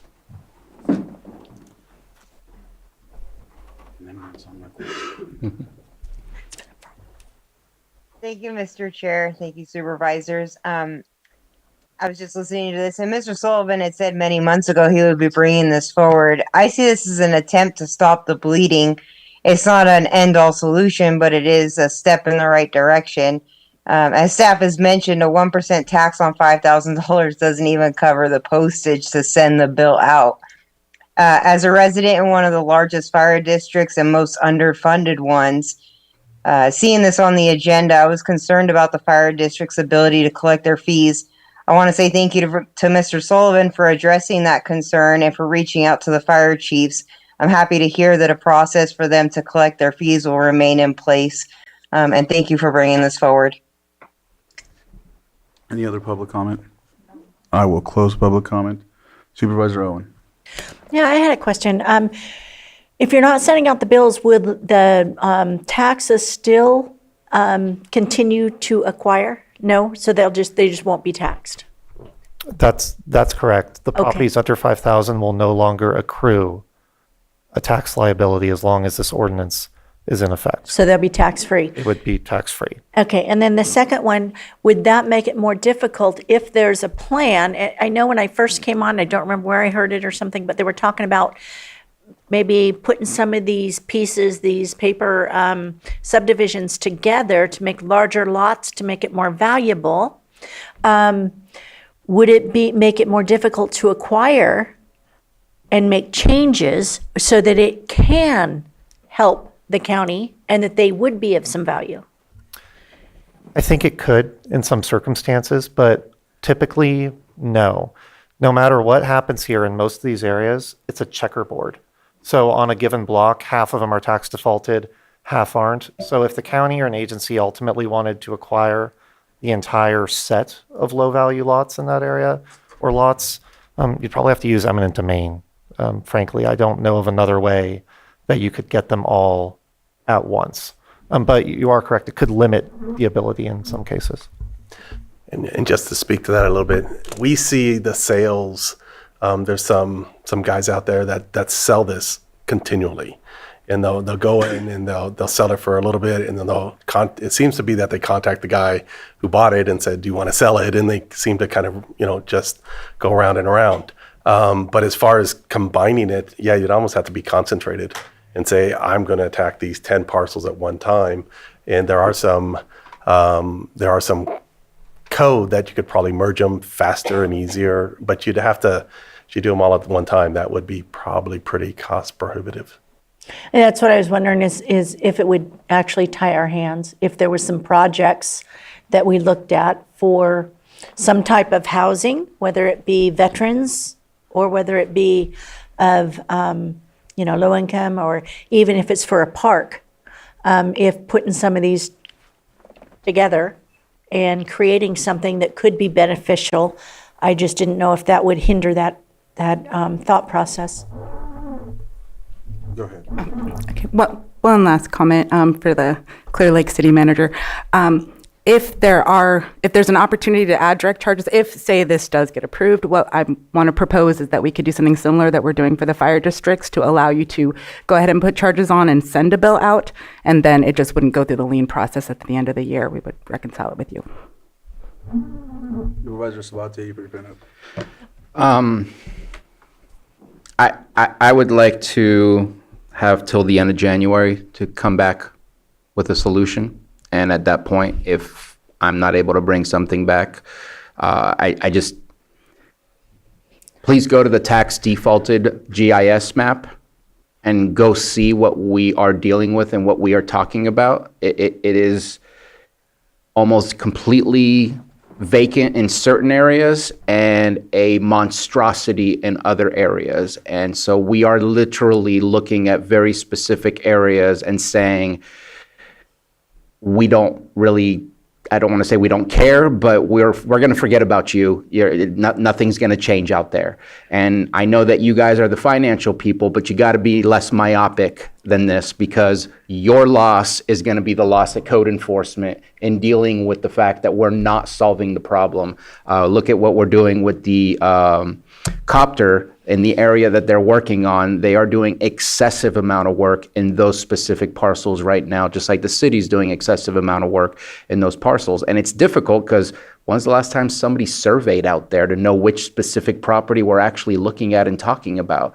So being able to actually put these liens on specific properties puts a certain risk on us that we may not even be doing the right cleanup in the right place and putting the lien on the right property.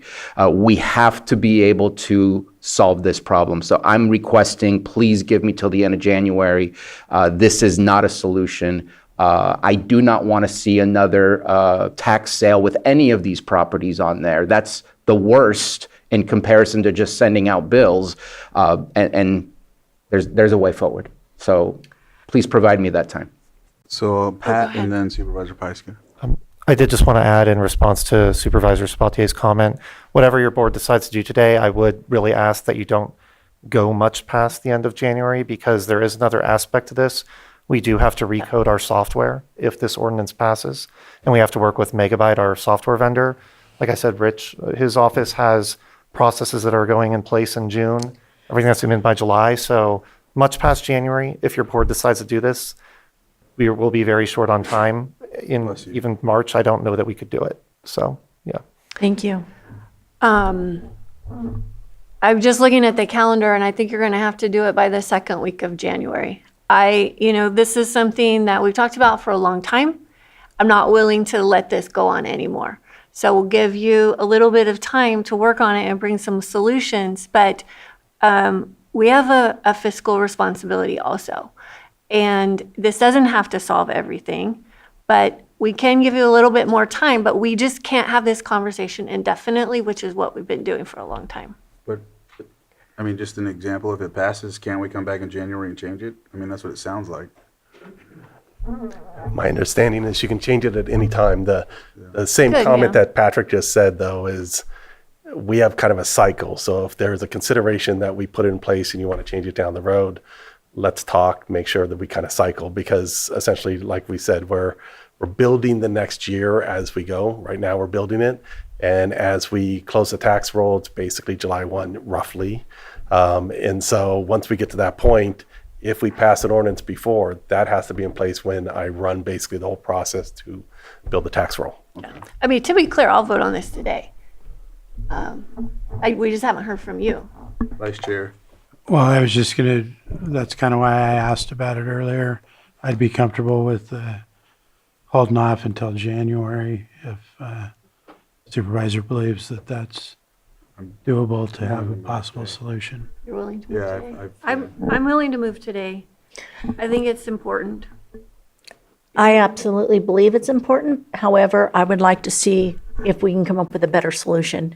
And I think this brought it to our attention. I absolutely appreciate you bringing it to us. And I understand what it's doing. But I would also like to have a better solution if we can find one in January, by January. Yeah, so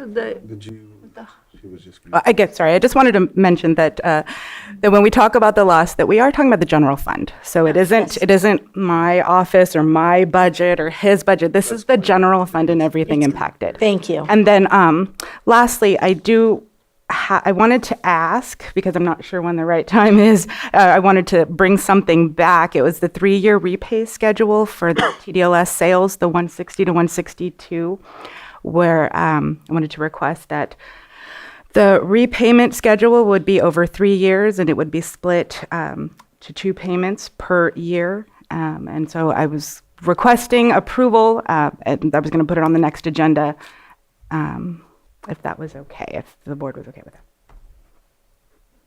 Wait a second, I didn't catch that. Sorry, so the TDL, so the impact, so part of this presentation was I wasn't sure where it was going to fit in, so I'm shoving it in. So the 3-year repayment schedule is something that we've talked about, all the agencies that owe back from the last TDLS distribution. And so I wanted to propose a 3-year repayment schedule where I would withhold each year out of the 2 teeter distributions, which is the largest distribution that we give each year. For example, Lake County Fire Protection receives about 1.43 million. Instead, they'll receive 1.33 million. So it'll just sort of mitigate the budgetary impact of the repayment. Lloyd, did you have something? I don't see that in the. I don't think it's on. No, it's not. And so I'm talking because I was going to submit it on the next agenda, but I needed December to talk about it during this. I don't think we can talk about and give you consensus without it being on the agenda. Yeah. So we can only deal with what's on right for today and go from there.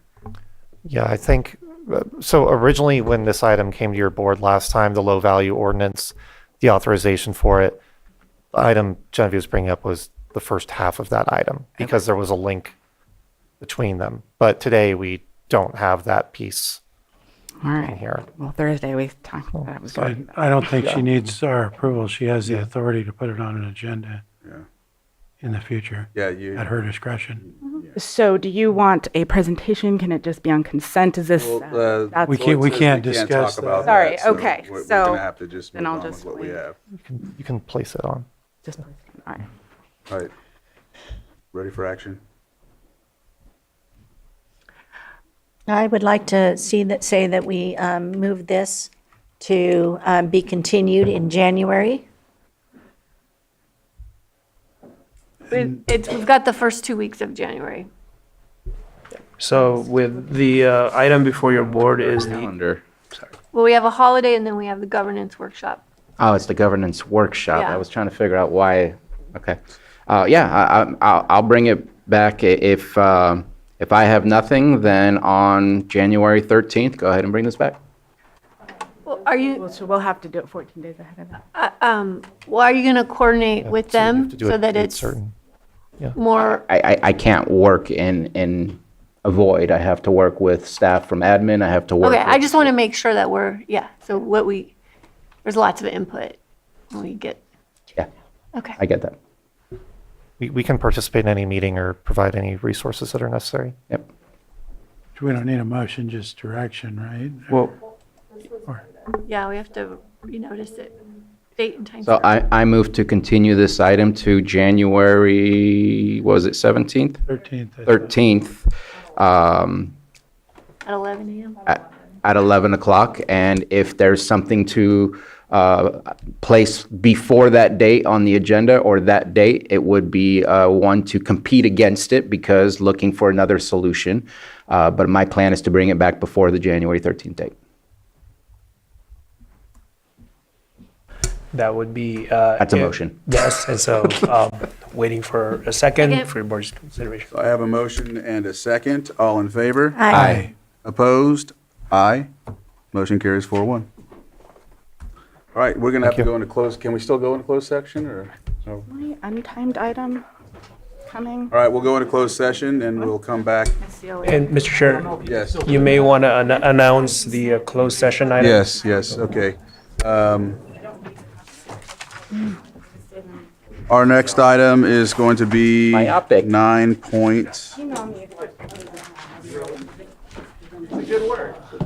9.1, public employee appointment pursuant to Government Code Section 54957, B1, interviews for Chief Public Defender, appointment of Chief Public Defender. We'll go into closed session. We're returning from closed session. Is there, No action was taken. okay. We're going to move on to our 6.14 item, our 4 o'clock item, which is A, consideration of an update from the Food Insecurity Ad Hoc Work Group, and B, approval of a local disaster declaration due to food insecurity, and C, approval of additional funding for hunger relief, and D, direction to staff. And we have our Social Services Director, Rachel Delman Parsons, here, and I will turn it over to her at this point. Hello, board. I wasn't expecting to be up next to Matt. My program manager, Tara, just... Mike, Rachel, Mike. I'm not close enough, I think. My program manager, Tara Gandolfo, is here with me today for CalFresh. She is coming right back, so just give us a second. I'm going to jump on your Zoom as well so that I can share my slides screens.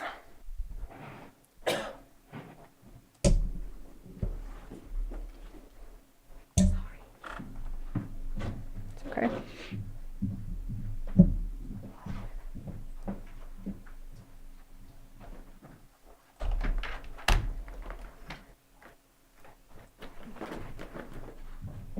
All right. So, joining as a panelist.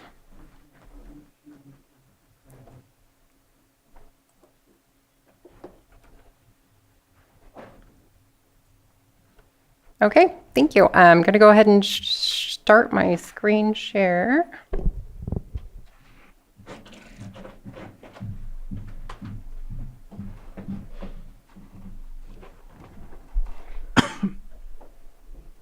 Okay. So, as your board knows, a couple weeks ago, you formed the Food Instability Ad Hoc Work Group, and I have been the chair. There have been many wonderful and valuable partners to this ad hoc work group, and their names are all there. It's quite a long list. Supervisor Paiska and Supervisor Sabatier were both on that work group and very helpful, as were Matthew Rothstein and Trevor Muckle and Stephen Carter, and of course, my lovely Tara Gandolfo, who is our CalFresh program manager. You all get special mentions. And again, there's many, many more helpful folks who assisted us in this time. So we're agenda items. I would like to withdraw the request for disaster declaration. At the time we submitted this agenda item to your board, the very last day to get it on regular agenda, the shutdown had not yet resolved, and litigation was still in process regarding November CalFresh fish benefits. That has since resolved. A disaster declaration is not going to bring us anything that we don't already have access to. I later learned in discussion with the CDSS food branch that the disaster branch's interpretation that a declaration would give us access to food boxes was incorrect for this kind of disaster. So no extra resources available. Are we okay with my withdrawing that?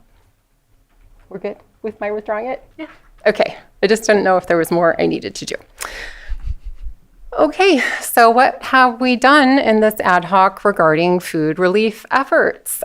So as you know, this kind of kicked off when CalFresh benefits for November did not issue and were delayed. Your board approved $40,000 a week, $80,000 total.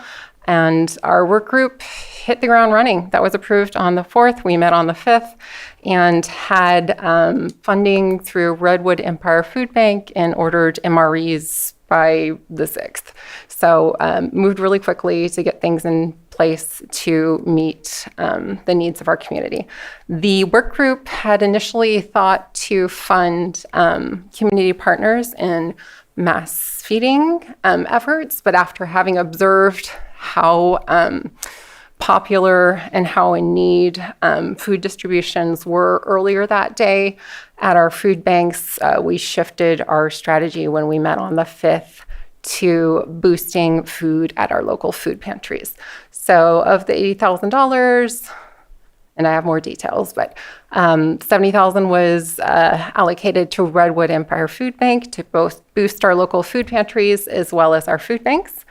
MREs, meals ready to eat, our allocation, we decided to purchase $9,500 worth of those. And lastly, bus passes, $500 worth of those, the 10 punch bus passes, because we heard from many members of the public that although food distributions are available, they had difficulty getting to them. So I'll talk about these two first because they are a little less impactful. Now, MREs have been a struggle because the vendor still has not delivered them, although we ordered them on the 6th. So, yeah, it's wonderful. I think we're probably not the only one trying to get MREs. They were originally supposed to be delivered Monday the 10th. As of today, they are still not delivered. We ordered 2 different batches. One was ordered by admin, and then I also ordered 3 pallets. So admin ordered 2 pallets. I ordered 3 pallets. My admin fiscal deputy director right now is attempting to cancel our order so that we can purchase MREs from somewhere that will actually deliver them. So more to come on that. We have heard the public is looking forward to them. We discussed this with the ad hoc when we met yesterday, and we do want to move forward with getting them and making them available to the public. We just need to find a vendor who can make that happen. So thankfully the shutdown resolved, and more to come on that. And then the 10 punch bus passes were related to needing transportation, specifically around North Shore, because the distributions up there are once a month, and people have a difficulty getting between the different sites. They do allow you to walk up as well as drive up. We verified that. Good. Okay. This is just a picture of one of the food distributions, the drive-up line. We're hearing from our partners, these are never before seen lengths. Many families are showing up well before the distributions begin to ensure they get food. This line has never spilled out onto Highway 20, and unfortunately not all families could be served. We have some data a little further on regarding what that looks like, so much as we can glean. That's what you're seeing. So Redwood Empire Food Bank, they have been a great partner. As soon as Tara reached out to them, they were ready to jump into action to help us out. We, like I said, had an agreement in place within 2 days of your board approving funding, and we focused on the local food pantries because we were trying to be mindful of what portion of the public was not being served. And they are trusted partners within our community that certain people may not feel comfortable going to the food distributions, whereas the food pantries may be more accessible to them, or perhaps more comfortable, or they prefer to go there. So trusted community partners. Redwood Empire Food Bank also boosted food bank distributions in our area as well. We felt they were uniquely qualified to fulfill this role because they are large, they have significant access to resources, and they were able to move very quickly. And they did include $20,000 pass on to our local food bank, the Clear Lake Gleaners. So here's what it looks like. What Redwood Empire Food Bank has delivered and will be delivering in week 2. So total 70,000, Clear Lake Gleaners 20,000, estimated total of 13.1 pallets. Week 1 delivery has already occurred. Week 2 delivery is anticipated on the 24th. Helping Hand, United Methodist Church, St. Peter's in Kelseyville, United Methodists in Middletown, Woodland College, Middletown Senior Center, United Christian Parish, Kelseyville Presbyterian, and Community Care Clear Lake were all specifically targeted with this funding. Redwood Empire Food Bank also boosted food available in the Lucerne, Nice, and Upper Lake distribution sites when we reached out to them later and said, hey, there's a need here. Can I ask you a quick question? Mm-hmm. So is Redwood Empire fronting the money? Because my understanding yesterday, we haven't paid. Correct. Okay. They agreed to bill. They're big enough that they could do that, so we didn't have to worry about figuring out purchasing orders or that kind of stuff. So I prepared a letter of intent for them that says, we'll pay you if you agree to do this. And okay. Yeah, they will be billing us. Okay, thank you. Okay. So just some testimony from one of the partners who received funding from Redwood Empire Food Bank. I think Tara or her staff got this. Do you want to talk about it? So when we first talked to this church, we were just asking what they did and let them know, you know, if we were looking into anything, if we could get them any extra funding, would they do something? And he immediately said yes. And then the funding came through and he called us and he wanted to thank us and actually thank you guys for providing that to them because they were able to add a day next week, and that they will be handing out 200 boxes, and it's going to include canned veggies, cranberries, chicken legs, whole fryers. And he does say, please bring bags if you're coming. But he wanted to call and just say thank you because there's a huge need, and he knew that, and he didn't know how he was going to be able to get that. So he wanted to call and say thank you. So I think it's huge from them and from the public just to see what is happening and in the scale of what you guys have done. So thank you. Yeah, so great direct impact right there. Okay, I talked about this already. I threw that out there. That was just the North Shore need. And also it's important to point out that what Rotary Empire Food Bank is able to bring up here to Lake County is all donation only supported. They are not our TFAP food bank, so they can't bring any of the state or federally funded foodstuffs up here to us. That is only the Gleaners. Okay, what has the Gleaners done? They've been very busy too, as well as their subcontracted TFAP sites. So the Findlay site is the Gleaners' main site, and then these other areas are through subcontractors. So the number served has significantly increased. I think they're close to double what they normally see. They do not currently have a mechanism to track how many families are turned away, but they agreed to try and do that moving forward. And in our feeding partners meetings, which are currently happening on Fridays, we look forward to receiving an update. We do have some estimated number of families that were unable to be served in a few of their distributions I think it was last week. I'm surprised at the Findlay numbers. It's their main. That's where the main. That's their main site. Yeah, that's where the Gleaners is located. So people from everywhere will come there because that's their main distribution. Okay, thank you. Yeah. They did plan, when we talked to them, to serve about 600 on that day and had to scramble to get the other 193 bags together for people. And still had to turn away. And still had to turn people away. And I will also add, I was doing traffic that day, and I had several cars stop. And first of all, thank everybody for their time, for being out there in the cold and potential rain. But also, they came 2+ hours earlier than they normally do because they knew it was going to be a heavier request from everybody. And the line didn't stop, and it went all the way down their street and around the corner, and it just didn't stop. What was that day on? What day was it? Thursday the 7th, I want to say. So it was just before the end of the shutdown? Correct. Okay, so people were worried.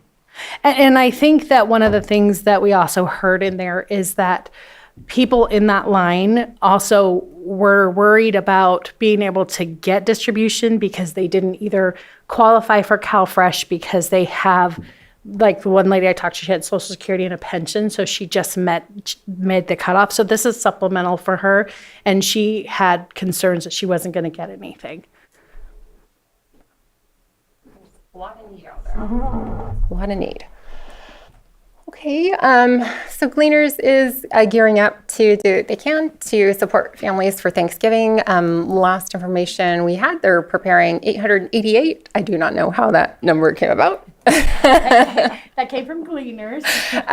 For the November 20th distribution. They said they did receive some from the motorcycle club. We were not able to get a specific number from them as to how many turkeys they received. Some more to come on that, I hope. Social services, we are providing staff to help with bagging tomorrow and traffic control. Tara and her wonderful crew are doing that. You want to talk about that? Big shout out to the social services team, first of all, because on top of doing their regular jobs, they're going out and they're getting up early and directing traffic or providing assistance with the bagging, and then going back and doing their regular jobs. So when I asked who would like to do this, it's more how many people do they need, and not necessarily everybody had to go, but social services is very proud to help people feed in our area. So it's a big, huge shout out to social services for our team for doing it. Yeah, to the staff. Not us. Okay, so in addition to the ad hoc, before the ad hoc even formed, I was trying to get everyone together and had called a feeding partners meeting but to ensure everyone was available, it was a couple weeks out. So we launched a feeding partners meeting. We continued with that. Our first meeting was on the 7th, and we have continued to meet weekly on Fridays, and it has been a really great collaborative effort. I think it is a great thing for us to continue to do moving forward. I don't know that we'll need to meet weekly, but right now, while the need is increased, we have been meeting weekly, and the whole purpose of this partners group is to info share, identify resources. I know they're scarce, but knowing what everybody is doing out there just so that we can get people pointed in the right direction is helpful in the first place. So just a more collaborative environment for everybody who's trying to help the public out there with feeding insecurity. So there is a Thanksgiving meals list. We just got it posted on our Facebook page. I think there are currently 5 different places we're aware of providing Thanksgiving meals. If you become aware of any other resources, we're just asking the public to let us know. It's posted on our Facebook page, which is Lake County Social Services, California. What's going on with CalFresh? You probably already know by now, but with the end of the federal shutdown, November benefits have issued, December will issue as usual, and there is, the litigation has essentially been dropped. The continuing resolution included legislation that ensures CalFresh benefits will issue in case of another shutdown occurring after the continuing resolution expires. It also contains some kind of thing about potentially allowing states and counties to request reimbursement for efforts around CalFresh backfill. So I have asked CWDA Fiscal Committee for more information around that. I would love to pull down funding if we can. We have tracked my staff time, which is over 300 hours so far. And I do not have that information from any of our other departments, although I did give them the opportunity to provide that to me. So food insecurity does continue to linger in Lake County. It was present prior to the shutdown. We were seeing an increased trend in unemployment and consumer prices. The cost of food in particular went up 3.1% over the last year. And just for frame of reference, the Social Security cost of living adjustment was only 2.8%. So there is a residual effect. Sorry. Finances have been disrupted. I have a couple stories from families in a moment here. The school meals are also a concern. We've heard from many people the free school meals are not available during the holidays. There's quite a lot of holidays in November and December where children will be without that resource. I think it's close to 3 weeks. And so food banks are continuing to see increased demands. I do not think the Gleaners believes they're going to be any slower on the 20th. I think they're gearing for it to be very, very busy. So I'll let Tara take the lead. So these are from your survey that you did, and this is from a coach, I believe. I can't see. I was involved in youth football. A mother asked me if there was any way she could make payments to sign up her boys or pay at a later date due to the government shutdown. She was panic spending all of her cash aid.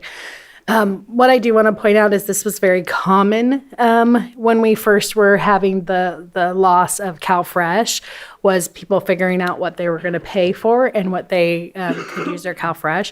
CalFresh is supplemental just as the food banks and everything else are. And so if you're an individual and you qualify for the full benefit, it's only $292 a month.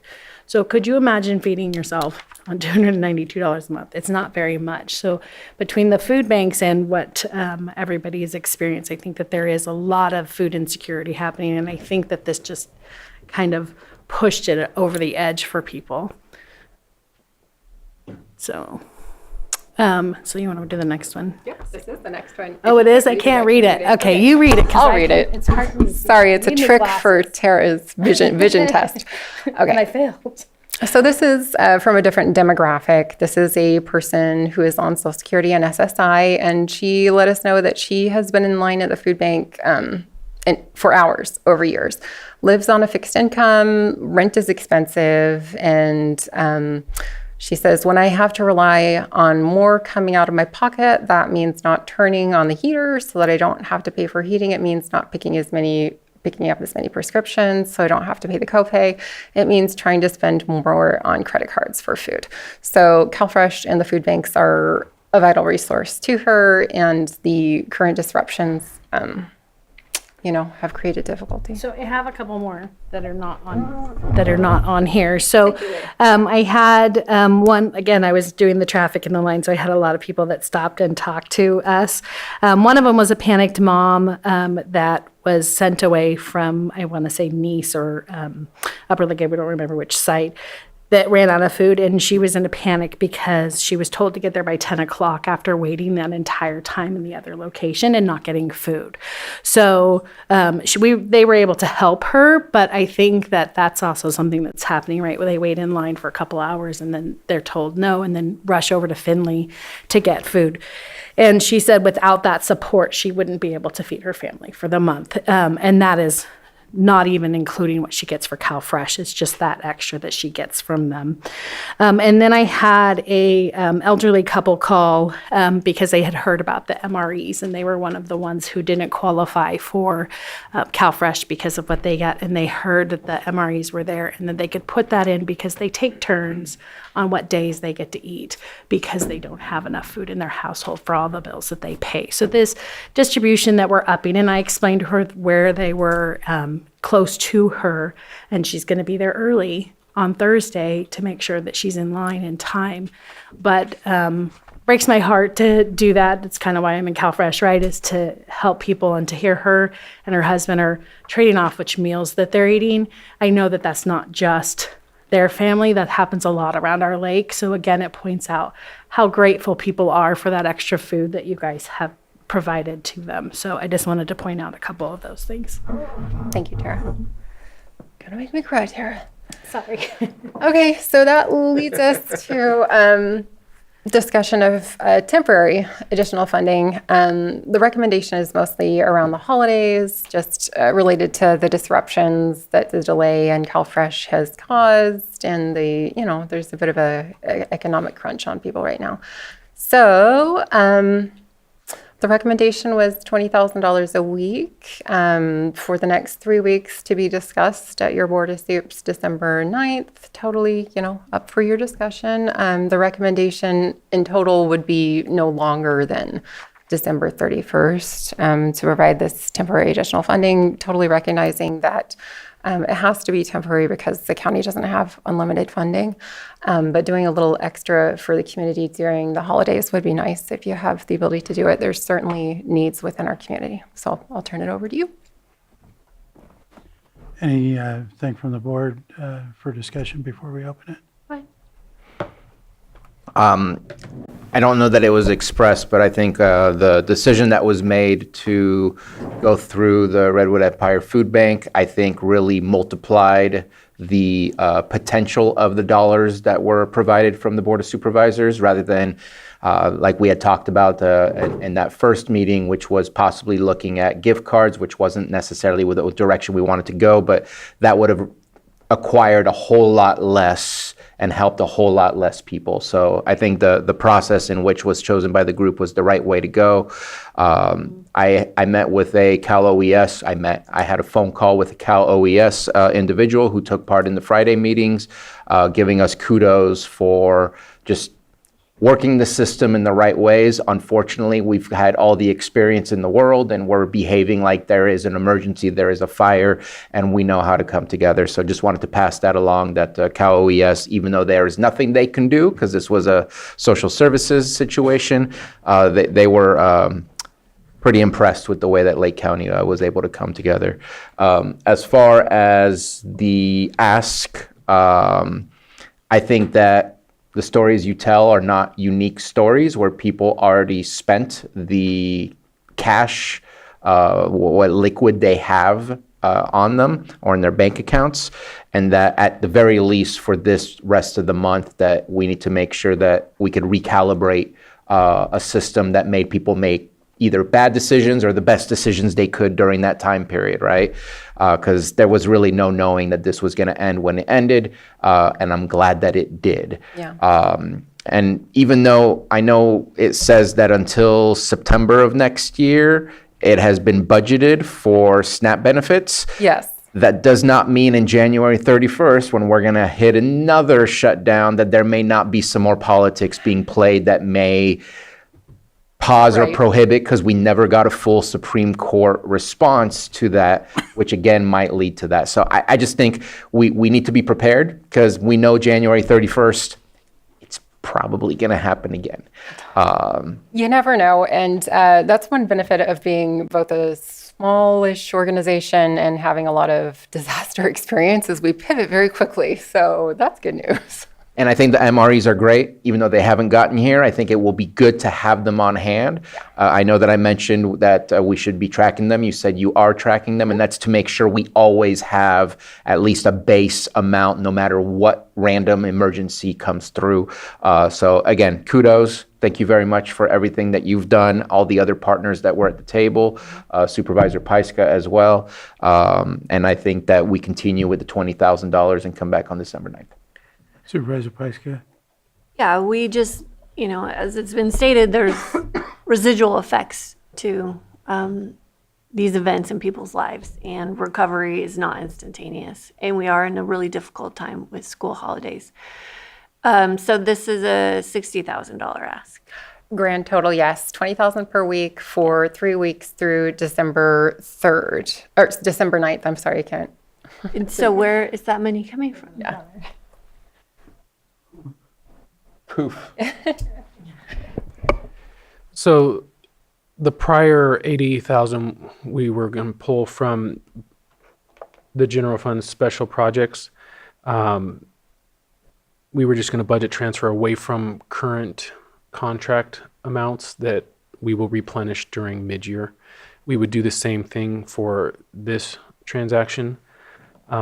We do currently have multiple contracts in that budget unit that will have enough extra at least to wait until mid-year to be replenished.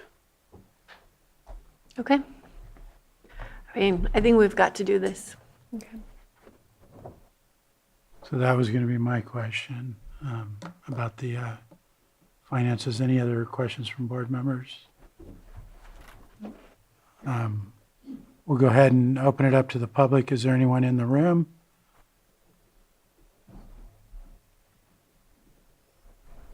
We have Margot Kambara. You'll have 3 minutes.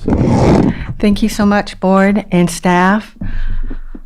Thank you for your foresight and anticipating unmet need and taking a very human response to our neighbors. Among our food insecure neighbors are those with immigration issues. It would be helpful for the ad hoc committee to remind partners that some neighbors with immigration issues do not feel safe picking up food supplies. Measures that partners can take to keep neighbors safe are appreciated. Measures such as identifying private or employee-only spaces at food distribution sites would go a long way. And as far as our youngest neighbors, last I heard, the Department of Education, California, was asking for permission to feed kids during the holidays when a lot of the school lunch programs and breakfast programs are closed. I didn't hear what the ruling was. I know that was contentious on the federal level. But anyway, I applaud your efforts and thank you so much for looking out for our entire community. Thank you. Thank you. Thank you, Margot. Anyone else in the room? Johanna, do we have any hands online? No hands online. I'll go ahead and close public comment and bring it back to the board. And it looks like the withdraw on the declaration. So I'd look for a motion on the item C, it looks like. Yes, see, I move that we approve the additional funding for hunger relief of $60,000. Second. I have a motion and a second. All in favor? Aye. Aye. Opposed? None. Motion carries 4-0. And can I get a copy of the slide that showed where that money was going? Yeah, I'll send it to the entire board. And Thank you. Rachel, you and your team are total rock stars. Tara, thank you so much for all the long hours and for all the partners that have been coming together. It's really, Thank you for your support too. really Thank you. amazing. Thank you. You guys are also amazing in what you're doing. I think it's pretty phenomenal. So thank you guys. Okay, with that, I want to advise that we're going to continue two consent items that were pulled, 5.8 and 5.9, to a future date and time unknown at this point. And then I'm going to move on to our 7.5 item. And that would be Director Ewing. Is he available? He's online. So Director Ewing, I believe you're online. If we can get you there, I'll turn this over to you for item 7.5, consideration of resolution, amending resolution number 2001-73, establishing an underground utilities district for the South Main Street and Soda Bay Road area. All right. Good afternoon. Lars Ewing, Public Works Director. Apologize for the lighting, but you see half of me at least. Earlier today, your board received a brief update on South Main Soda Bay Road, so I won't go into detail there. But what is up for your board's consideration is an alteration to the existing underground utility district for the South Main Street and Soda Bay Road corridor improvement project. Back in 2001, the Board of Supervisors formed the underground district that requires all of the overhead utilities to be placed underground. The project has progressed over 24 years, and we are nearing the end. We've identified two specific locations that have some complications that staff and consultants to the county as well feel that it is in the county's interest and the public's interest to leave the utilities above ground. We're talking about two utility poles. One location has cultural concerns that we feel would be in the county's interest to avoid the area. The other, the property has been developed to the extent that a good amount of infrastructure exists where the underground utility was going to be placed. And if to avoid that infrastructure would require an alteration to right-of-way, which would delay other components of the project to secure construction funding. So it would delay the right-of-way process. So the request is to approve a new resolution that modifies the former resolution to allow for the two exceptions. And there is an exhibit, albeit they may be somewhat challenging to interpret, but there are exhibits that show those locations. So I'll end it there and happy to answer any questions. Thank you, Director Ewing. Do we have any questions from the board at this point? We're all good. I'm going to go ahead and open it to the public. Is there anyone in the room? Seeing none. Johanna, are there any hands online? No hands online. I'll go ahead and close public comment. Someone want to make a motion? I was going to ask if it was possible to make a motion for you. I offer the Yes. resolution. Supervisor Owen? Yes. Supervisor Sabatier? Aye. Supervisor Pyska? Yes. And Supervisor Rasmussen? Aye. Thank you. Thank you, Mr. Ewing. Any suggestion? Now that I'm going to move to 7.4.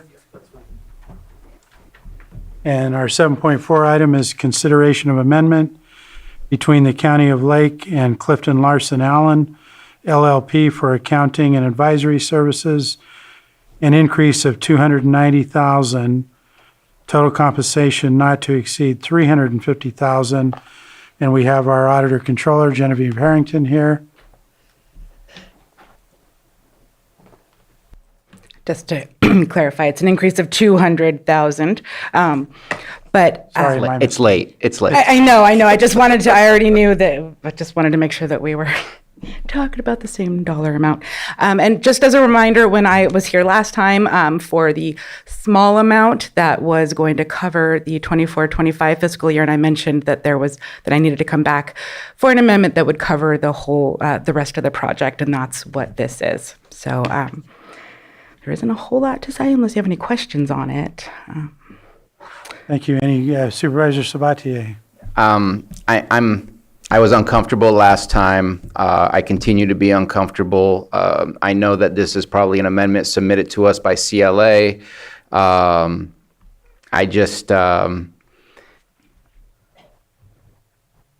am concerned about a conflict that our auditors who do our single audit, who do our main audit, are helping us to set up our systems so we can pass an audit, in a sense. And I just see that as being a conflict. And we're paying $7 million for this software overall in the long run. And I just think the software company should be the one held accountable to ensure that we're properly set up. So this is not the only contract that's on the side of the $7 million installation of our accounting software. It is important that we have our accounting software, but this number is getting too high for me to be comfortable and continue moving forward. So I spoke to this last time, and today I can't say yes. To clarify, the $6.5 million you're talking about is 10 years of software, the annual payment for the software. Yes. And this right here, CLA has been very careful. We're working with an outside consultant. They contract with them, but for continuity, it seemed advisable to take this path, and all measures have been taken. There's no conflict of interest. The external auditors wouldn't allow that. So she is only allowed to help. She's not allowed to manage anything. She's just allowed to oversee and help in the proper capacity. So, and this is what, again, it's the same work she's been doing, and we've anticipated this need the entire time. Just for whatever reason, I was asked to break it into a small piece and a bigger piece. So, but I hear your concern. I don't know of a software company that would meet that expectation, to be fair. Any other comments from supervisors? Seeing none, I'm going to go ahead and open it to the public. Is there anyone in the room? Seeing none, Johanna, anyone online? I'll close public comment and bring it back to the board for action. Mr. Vice Chair, I move that we approve the amendment between the County of Lake and Clifton Larson Allen LLP for accounting and advisory services, an increase of $200,000 for total compensation not to exceed $350,000, and authorize the chair to sign. I'll go ahead and second that. Well, Seeing no other. are you not seconding it? I'm not seconding it. So, may I? Yeah. What is the consequence of not signing this contract? It really puts everything at a halt. I'll likely have invoices that we can't pay. It just stops everything right in the middle. That's why I wanted to just do the amendment for the entire project term. So in other words, this is detrimental. So I'm not sure what to do at this point. well, because it's not going to pass at this point, so it doesn't look like. It sounds like you would have to bring something back. Just a favor. Can this be put back on the December 2nd? No, sorry, we're not here. December 9th meeting with an explanation of all the contracts and everything that's happening with this software, because it is a very... No, the other contracts are like 20,000 and 20,000. They're very specific. I think we need to hear and talk about all the contracts. Because I don't believe this started out as an RFP. I think this started out as a small, it's increased past, and now we're up to 350. Am I correct on that? This one is an existing vendor. And so, no, so this one, we chose to use our existing vendor for the continuity. So we didn't go through the RFP process. We started out. That was presented to the board. So that was, if the board at that point had said, no, we want to do an RFP, then we would have pivoted at that point, but we all understood that this was the best path forward at the time. I would like to have a large conversation about the entirety of what this project is taking and all the contracts that are involved with putting this project together. Do we have to halt the project in order to do that? I mean, because at this point, I've been trying to get this back for a while. Now, this has been going on since May. I had to redo it twice. And again, it was the same thing I needed the whole time. At this moment, I am uncomfortable until December 9th, and then at that point, we'll see what we all say. My issue is that we're paying more in consulting fees than we did for the program. It had 200,000. You're asking for an additional 200,000, bringing it to a total of 350. Correct? 350. Yes. The total from I think February of 25 through August of 26. So through the whole, like a year and a half. And so we needed a few months of the project to see what the estimates would be. So then as soon as I had the few months, that was back in May, I had created the estimate and it hasn't changed since. What is the work that's going to be stopped from now until? Well, I mean, at this point, because she's been helping with some of the project testing this week, and so we won't be able to pay for what's happened this week. And then I have to go figure that out. I'm sorry. It's okay. So sounds like we're not going to take action and request that you have that on the December 9th agenda? Would be a direction to staff at this point? Unless you have anything further, Lloyd. No, thank you, Mr. Vice Chair. So what stands at this point is that there was a motion, but effectively it's not seconded, so. Yeah, so I think that's where we're at. We'll have it placed on the December 9th agenda. Yes, please. Supervisor Owen, when you were talking about the contract, you said that it was more than the software. It looked to It me. is not more than the software. Not at all. I don't know where the. Not even No, close. what I was looking at, I was on the understanding that the total That's is not this to exceed. contract itself. Okay. So this is, what you're seeing there is just the CLA contract to help us, and no, I'm not fighting for or against it, there's information at this point. The CLA contract is just a side-by-side to where they're helping us set up the software properly to install. The software itself is over $2.5 million. I see. So- And that wasn't on here, and that was probably before I was on the board. And that's what Supervisor Sabate is kind of wondering when the December 9th is kind of all that information in one basket to see what it all is. I see. Okay. And I wasn't privy to all of that. Well, and if I had known that information was going to be asked, because what I had said I was going to come back for the remainder, I would have done that. And then I is just there didn't know. additional needed after it expires? No, so like I said, the estimate. My plan is that this would take us to the end, and if all goes well, I'll have a little bit left. I'm hoping to not use it all, but I also don't want to have to come back and ask for another amendment. So the plan was to just have this cover through. Our go live is July 1, so I assumed by August we shouldn't need this anymore. But this is a tremendous amount of work. We couldn't hire additional staff. So the way we handled it was we have one consultant, and then we have another very small consultant who was specifically only helping with ACFR, and then another consultant who is specifically helping with scanning. It's kind of part of the project, but it's also part of us going away from paper. So those are the three contracts. And I know we can go into detail later, but in a nutshell, that's what it is. Those are the three: a very small consultant helping with ACFR, a small one helping with scanning. This is the main consultant. Supervisor Pyska. And so again, we have a consultant that's working and we're not going to pay them. Yeah, that's what it's sounding like. Any other thoughts from the board before? No, I didn't know enough about it. I wasn't here when it first came forward, obviously. So I'm going to go ahead and support it. Okay, so we Are have you going to second?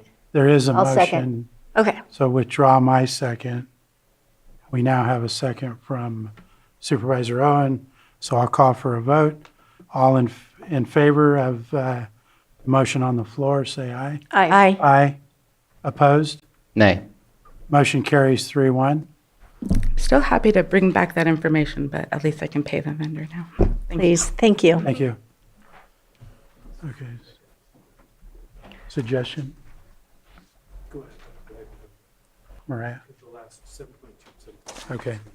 I'm going to call item 7.6, which was an addendum, consideration of a resolution authorizing a short-term loan in the amount of $390,000 to the Community Development Department, Building Division, and we have our Community Development Director, Maria Turner, and Assistant Director, Shannon Walker-Smith. I'll turn it over to you.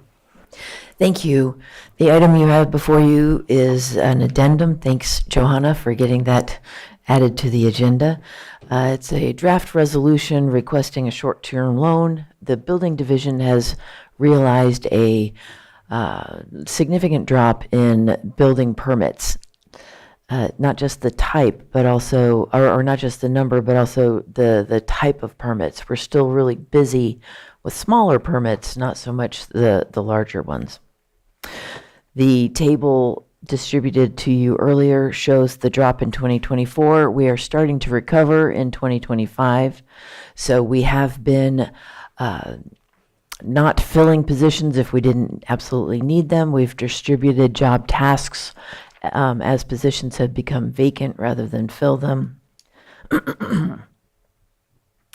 We are requesting this temporary loan because the increase in wages has made it necessary to address this prior to mid-year budget. We do anticipate a return to historic norms of permitting in the future, and are confident that we will be able to repay this loan within the fiscal year. Additionally, we do have code officers and inspectors that are out there actively tagging unpermitted construction. And we are working with our citations and violations and things like that. But anyway, we are working where we can to make sure that our development is done with permits and done safely, and are asking for this bridge loan to take us through the next 3 months. I also, excuse me, golly, the second week. I have Deputy Administrator Shannon Walker-Smith here to sort of walk us through the repayment process. Oh, also, and Casey from admin office, we've been working closely with the administrative office to resolve this issue. I do have an additional handout I can provide. I know Supervisor Sabatier had some questions about the numbers that were provided in the memo. So I've developed an additional spreadsheet to look at if that would be helpful, but the bottom line is that salaries are up from last year, from when we proposed our budget, that our salaries overall have not exceeded what we expected at this point, but salaries and expenses combined, and then the loss of revenue has left us, we're just barely in the black as we speak. So we're looking for this loan to ensure that we can cover salaries over the next 3 months, but permit revenue will continue to come in. In past years, we've seen basically 1/3 of our revenue in the first half of the year and 2/3 in the second half, and that's kind of a trend. So we expect that we will be able to recover significantly.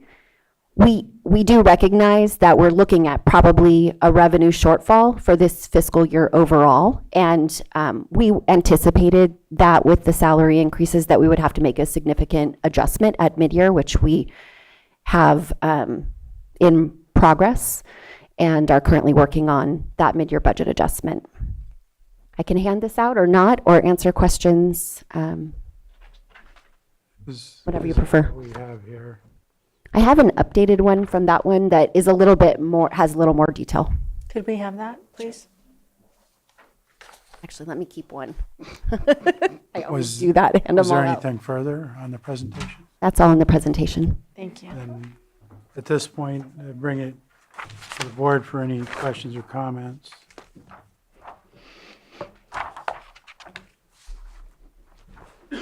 I do want to be clear that the, for this resolution to pass is going to require a unanimous vote of the supervisors here today.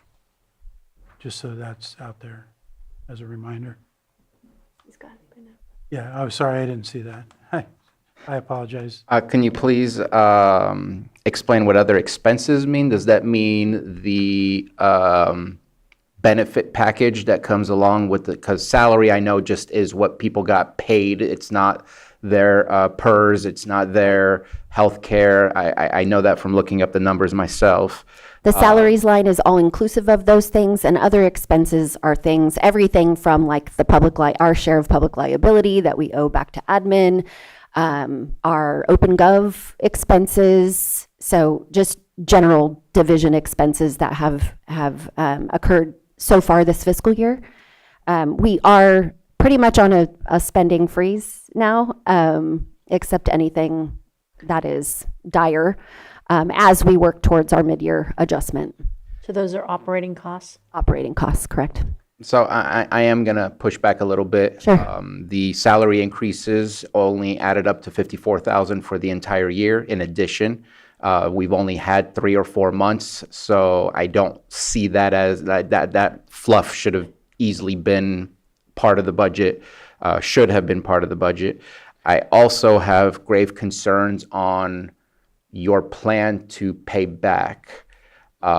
Your plan to pay back is based on services that have yet to be provided, but I thought I approved rates on services that were provided where we're not allowed to make money off those rates, which means how are you going to pay back services already rendered with new services that should only pay for the services that are rendered?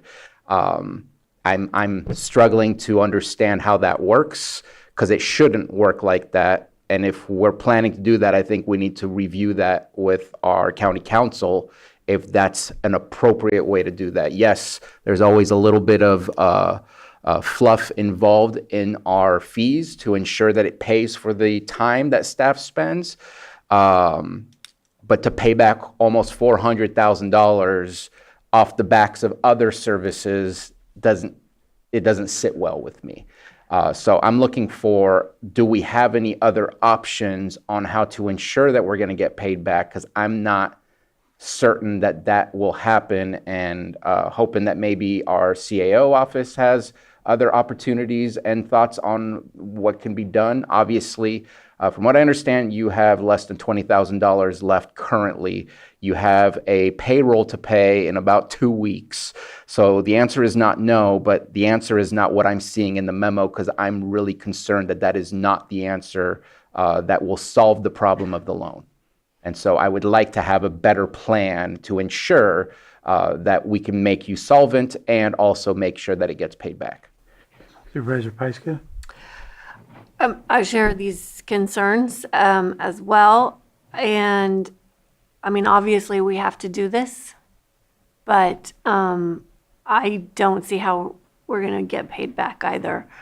I did have a conversation with admin about what extra oversight we're going to have to require to get through this, because it's needed, unfortunately. And so, Stephen, can you share some of or Casey, kind of what this oversight's going to look like? Hi, Casey Murno, Deputy County Administrative Officer. So if it is approved today, then we would like to propose admin having full signature authority over the Community Development Department, which would not just be for building, but for all of their budgets, to ensure that everything is moving the way it should be, as well as transfers are happening between them until the money is paid back or we've reached an agreement to let it be. Also, we want to have monthly or bi-monthly budget meetings with them in order to get them back on track. And currently there is no overtime that has been spent in the budget, but we want to ensure that no overtime is spent. Is there anything else, Stephen?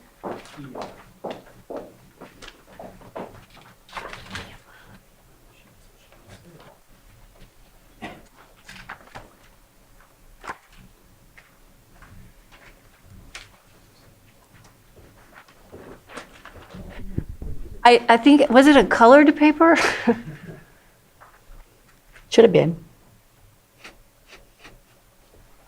Bright red would have been easy. I know you showed me something, and I cannot remember what was on it.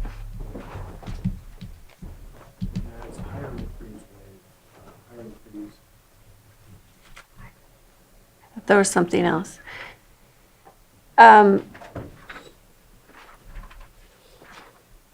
I mean, if we can't figure this out, I think it's okay. But I think we probably all agree that there needs to be some pretty rigid oversight going forward now. I fully agree, and I don't know if that means coming back December 9th and letting us know what the plan is.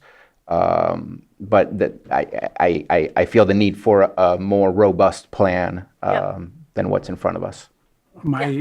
you guys covered what a lot of my concerns were, but just for the record, the resolution has it being paid back at the end of the fiscal year, which I don't think is realistically something that we should have there. I think that needs to be considered too, because I don't know if we're going to get it paid back by June 30th. And that's what's in the resolution. And also, I'm worried about the legalities of it, of the collection, as Supervisor Sabate had pointed out at the beginning. If I could add a little clarification for that. Historically, when the permits have been at higher levels, we don't just charge fees until we've made our expenses for the year. So historically, when we do have more permit fees than we have expenses, we've been able to feed funding into reserves. So I'm not concerned as much. I'm not really understanding the legality issue. I don't think it'll be illegal if once our permit activity goes back to its norm, that we will be able to cover our expenses as well as pay back the loan. Well, the reserves are obviously, there aren't any, correct? 78,000. Right. 78,000? Right, and that is because the reserves were at an excessive level, and so we had been sort of moving them down. We just weren't counting on this collection of criteria that have led us to this point. Go ahead, Supervisor Sabatier. I want to have a deeper conversation. Today's already been very long. I am not willing to let people go right now on December 1st. That is not an option. You have to pay the folks that have been working here, and we need to have a robust plan. The resolution does say till the end of the fiscal year, and I will not be going further than the fiscal year. We have to figure out a way to make sure that the department is solvent. Whether or not there's ebbs and flows through, we got to figure out how to make that work. I feel this is, I want the December 9th conversation. I think there's some reserves that can be used to help. There's some potential, there's $78,000 right now. It's gone. So their That was cash as of position- July 1st. I apologize. So as of July 1st, they had reserves of 78,000, but with their cash position of Don't where we it's have at, to approve reserves coming out of reserves? it's allowed to be used as cash flow until the end June 30th, to where you need to have at least that much in cash in your account to be at zero. So with their account, it's at 28,000 now, not 18. But Gotcha. with their cash being 28,000, they're technically negative 40 grand because of not having enough cash to fund said reserves. So no. And I think in the long run, I think it's a learning moment, not for the department, but for us. There has to be some flags that if we meet a certain criteria of going down towards being in the negatives, that we have to take certain actions before this. So I hope that we can create a learning moment from this and have a deeper conversation. Okay, still need public comment. Is there anything further before Yeah, we bring it back? I found Yes, I go found ahead. my list. Oh. It was, Go ahead. It was the hiring freeze and no major equipment and training and travel are halted until, which is all pretty standard, honestly. Okay. Okay, so with that, I'm going to go ahead and open it to the public. We have Mr. Tom Lasik. You'll have 3 minutes. Good afternoon. I really enjoy the discussion about this. I understand the dilemma that Director Turner's in, but I'm a little bit confused, and I think that's starting to manifest itself in the conversation here. At the beginning, there was, I have high confidence that I'm going to be able to pay this back. I don't know what the basis of that confidence is, and it becomes apparent that we're not even clear how it's going to get paid back, if at all. I do think that the oversight that was recommended is standard practice. I think that needs to happen. But I think there are just too many unanswered questions to say, yeah, I can pay it back. But when you ask, how are you going to pay it back? If you can't answer that, then that should at least be a pause to come back and, gather the information so that you can make an informed decision. Thank you. Thank you. Anyone else in the room? And we have Margot Kambara. You'll have 3 minutes. Thank you, Mr. Vice Chair, Board. I appreciate your fiscal responsibility and asking for more details, asking for more questions, and asking for a solid plan for repayment and how to get the department on solid footing. I would also request that the updated spreadsheet that was made available to your board also be shared with the public. So however makes the most sense, perhaps posting that on Granicus with today's agenda item materials, that would be one easy way for the public to find it. Thank you. I think we can do that. Thank you for the comment. Johanna, do we have anyone online? No hands. So I'll bring it back to the board. I think to summarize what I was hearing, it sounds like, because obviously we have to do something. We've got to make payroll. So I'm hearing maybe we're going to offer the resolution and direct staff to bring back a detailed plan on how we're going to address this. Yep. On December 9th. On December 9th. Yep. Okay. Okay. Yes. And I'll offer the resolution. Resolution's been offered. I'll second that. Supervisor Owen. Yes. Supervisor Spatier. Aye. Supervisor Pyska. Yes. And Supervisor Rasmussen. Aye. Thank you. That concludes that item. Thank you.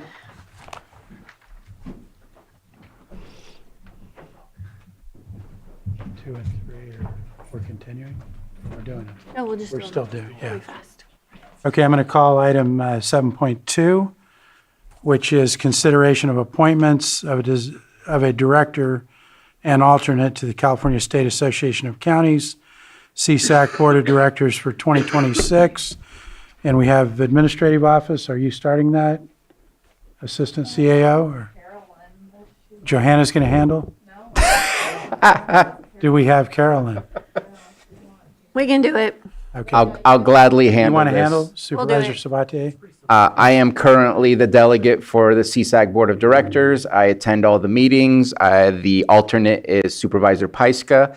I want to make sure that it's open for anybody who does have the interest. I do not have to be. I love being a part of CSAC, but I can be a part of CSAC without being the delegate. I would love to continue, but if someone else wishes to take that next step to be more engaged with CSAC, I think it's a great way to go to really strengthen who you are as a supervisor because of the connections you make by being at the board of directors and really getting all that information. So I just want to know that the door's wide open. If anybody wants to take it, I'm happy to continue. Supervisor Pyska, do you want to handle I am happy to continue as the alternate. Okay. I do have interest at some point, but also I don't want to lose the momentum. You two are in there. You want to continue. Personally, I'm comfortable for the next year leaving it as is. That's where I sit. Anything further? No, I would have interest too, but I feel as you do, maybe next year or the following year, it would be something I would be interested in. But at this point, I'd like to leave it like it is. Okay. With that, we'll open it to the public. Is there anyone in the room? Seeing none, Johanna, do we have anyone online? I'll bring it back to the board for action. And real quick, I do want to say, even without being an alternate or the delegate, you can still take part in the committees, which is another great way to really engage in CSAC and to have more in-depth understanding and knowledge of what is happening within those specific topics that you join in those committees. So you don't have to be a specific officer or anything like that. Thank you for adding that. If there's nothing further, we can take action. Since nobody's taking action, I move to appoint myself as the, I'm going to say delegate, not director. I guess it's the board of director, as the director, and Supervisor Pyska as the alternate to the California State Association of Counties Board of Directors for 2026. I'll second that. We have a motion and a second. All in favor? Aye. Aye. Opposed? Motion carries 4-0. We're going to move on to our 7.3 item, which is consideration of a board appointment of the 2026 Rural County Representatives of California, RCRC, delegate and alternate. And then B, board appointment of the 2026 Golden State Connect Authority, Board of Directors, delegate and alternate. And C, board appointment of the 2026 Golden State Finance Authority, Board of Directors, delegate and alternate. And finally, D, board appointment to the 2026 RCRC Environmental Services Joint Powers Authority, Board of Directors, delegate and alternate. And again, I'll turn that over to one of the supervisors. So Chair Crandall is the delegate. I've been the alternate for the last couple of years, but I am very full, and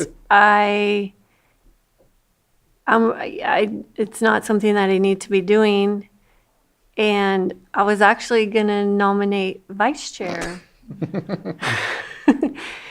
to be the alternate. And I did have a conversation with Chair Crandall about it. So I will speak for him. He thought it was a good idea too.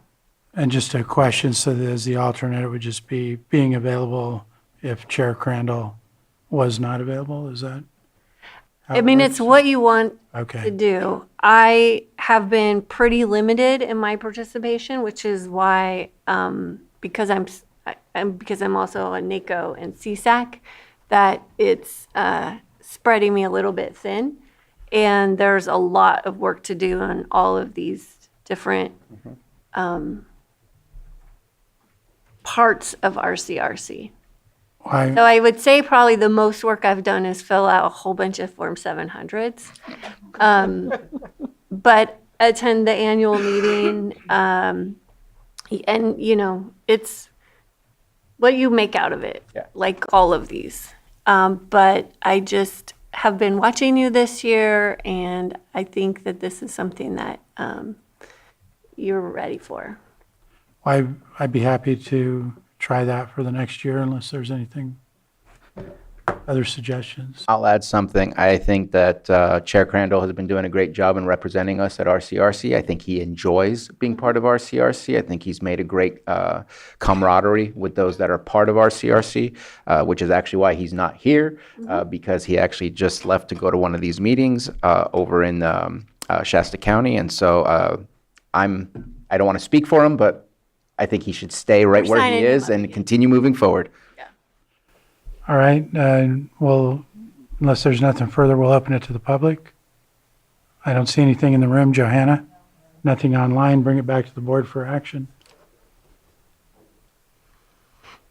Did you make the motion already? She didn't. I haven't. Mr. Chair, I move to nominate Supervisor Crandall and the alternates. I almost said Supervisor Pyska. I'm sorry. That's why I took it away from you. I didn't want it to be awkward like it was last time for me. And alternate Vice Chair Rasmussen for RCRC Board of Directors. I'll let you have the rest. That. So we have a motion and a second. All in favor? Aye. Aye. Opposed? Hearing none, motion carries 4-0. That was 7 point. Okay, I'll do the rest. Yeah, because there's so many. Sorry, Okay. it's getting late. I'm going to move to appoint Chair Crandall as the delegate and Vice Chair Rasmussen as the alternate to the GSFA Board of Directors for 2026. Second. We have a motion and a second. All in favor? Aye. Aye. Motion carries 4-0.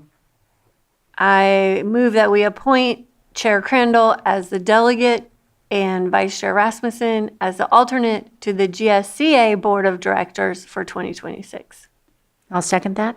We have a motion and a second. All in favor? Aye. Opposed? Hearing none, motion carries 4-0. I move that we appoint Chair Crandall as the delegate and Vice Chair Rasmussen as the alternate to the ESJPA Board of No, Directors. no, no. No. That would be Lars. Oh, that's right. That's Lars. And Sorry. it's Supervisor Owen as the delegate currently. Oh, that's right. Okay, good. Well, then why did you, someone else could take this one. I move to approve, it's getting late for everybody, Delegate Supervisor Owen and the alternate Public Services Director Lars Ewing to the RCRC Environmental Services JPA. That's right. Do we have- Second. So we have a motion and a second. All in favor? Aye. Aye. Opposed? Hearing none, motion carries 4-0. And I'm checking the Mr. agenda. Chair, What's the board's? I would love to skip calendars tonight. I was just going to Yes, ask. I was hoping. You guys are all good, so we're going to forego item 7.1, and we'll have long reports in December, maybe. So that's done, and with that, I believe we're moving back into closed session. So that's going to conclude our, say, Lloyd? Oh, yes, thank you, Mr. Vice Chair. So for the closed session, your board, you may want to just make the announcements. I believe where we left off is 9.2 and 9.3. 9.4, just for purposes getting out on the record, it would be pulled to a later date. Okay. So yes, I was just going to move into that we're concluding our regular meeting, and we're going to hear item 9.2 in closed session, which is sitting as the Board of Directors of the Lake County IHSS Public Authority Conference with Chief Negotiator Margaret Long and our County Negotiator Rachel Delman Parsons and Amy Sheminsky, I believe it's Kelly Page, and B, Employee Organization, the Service Employees International Union, SEIU Local Number 2015.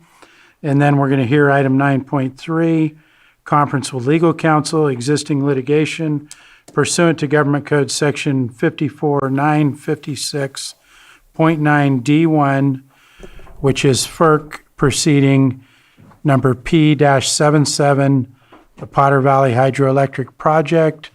And then as County Council stated, 9.4 is pulled from the agenda. And Sam, let me know when we're offline.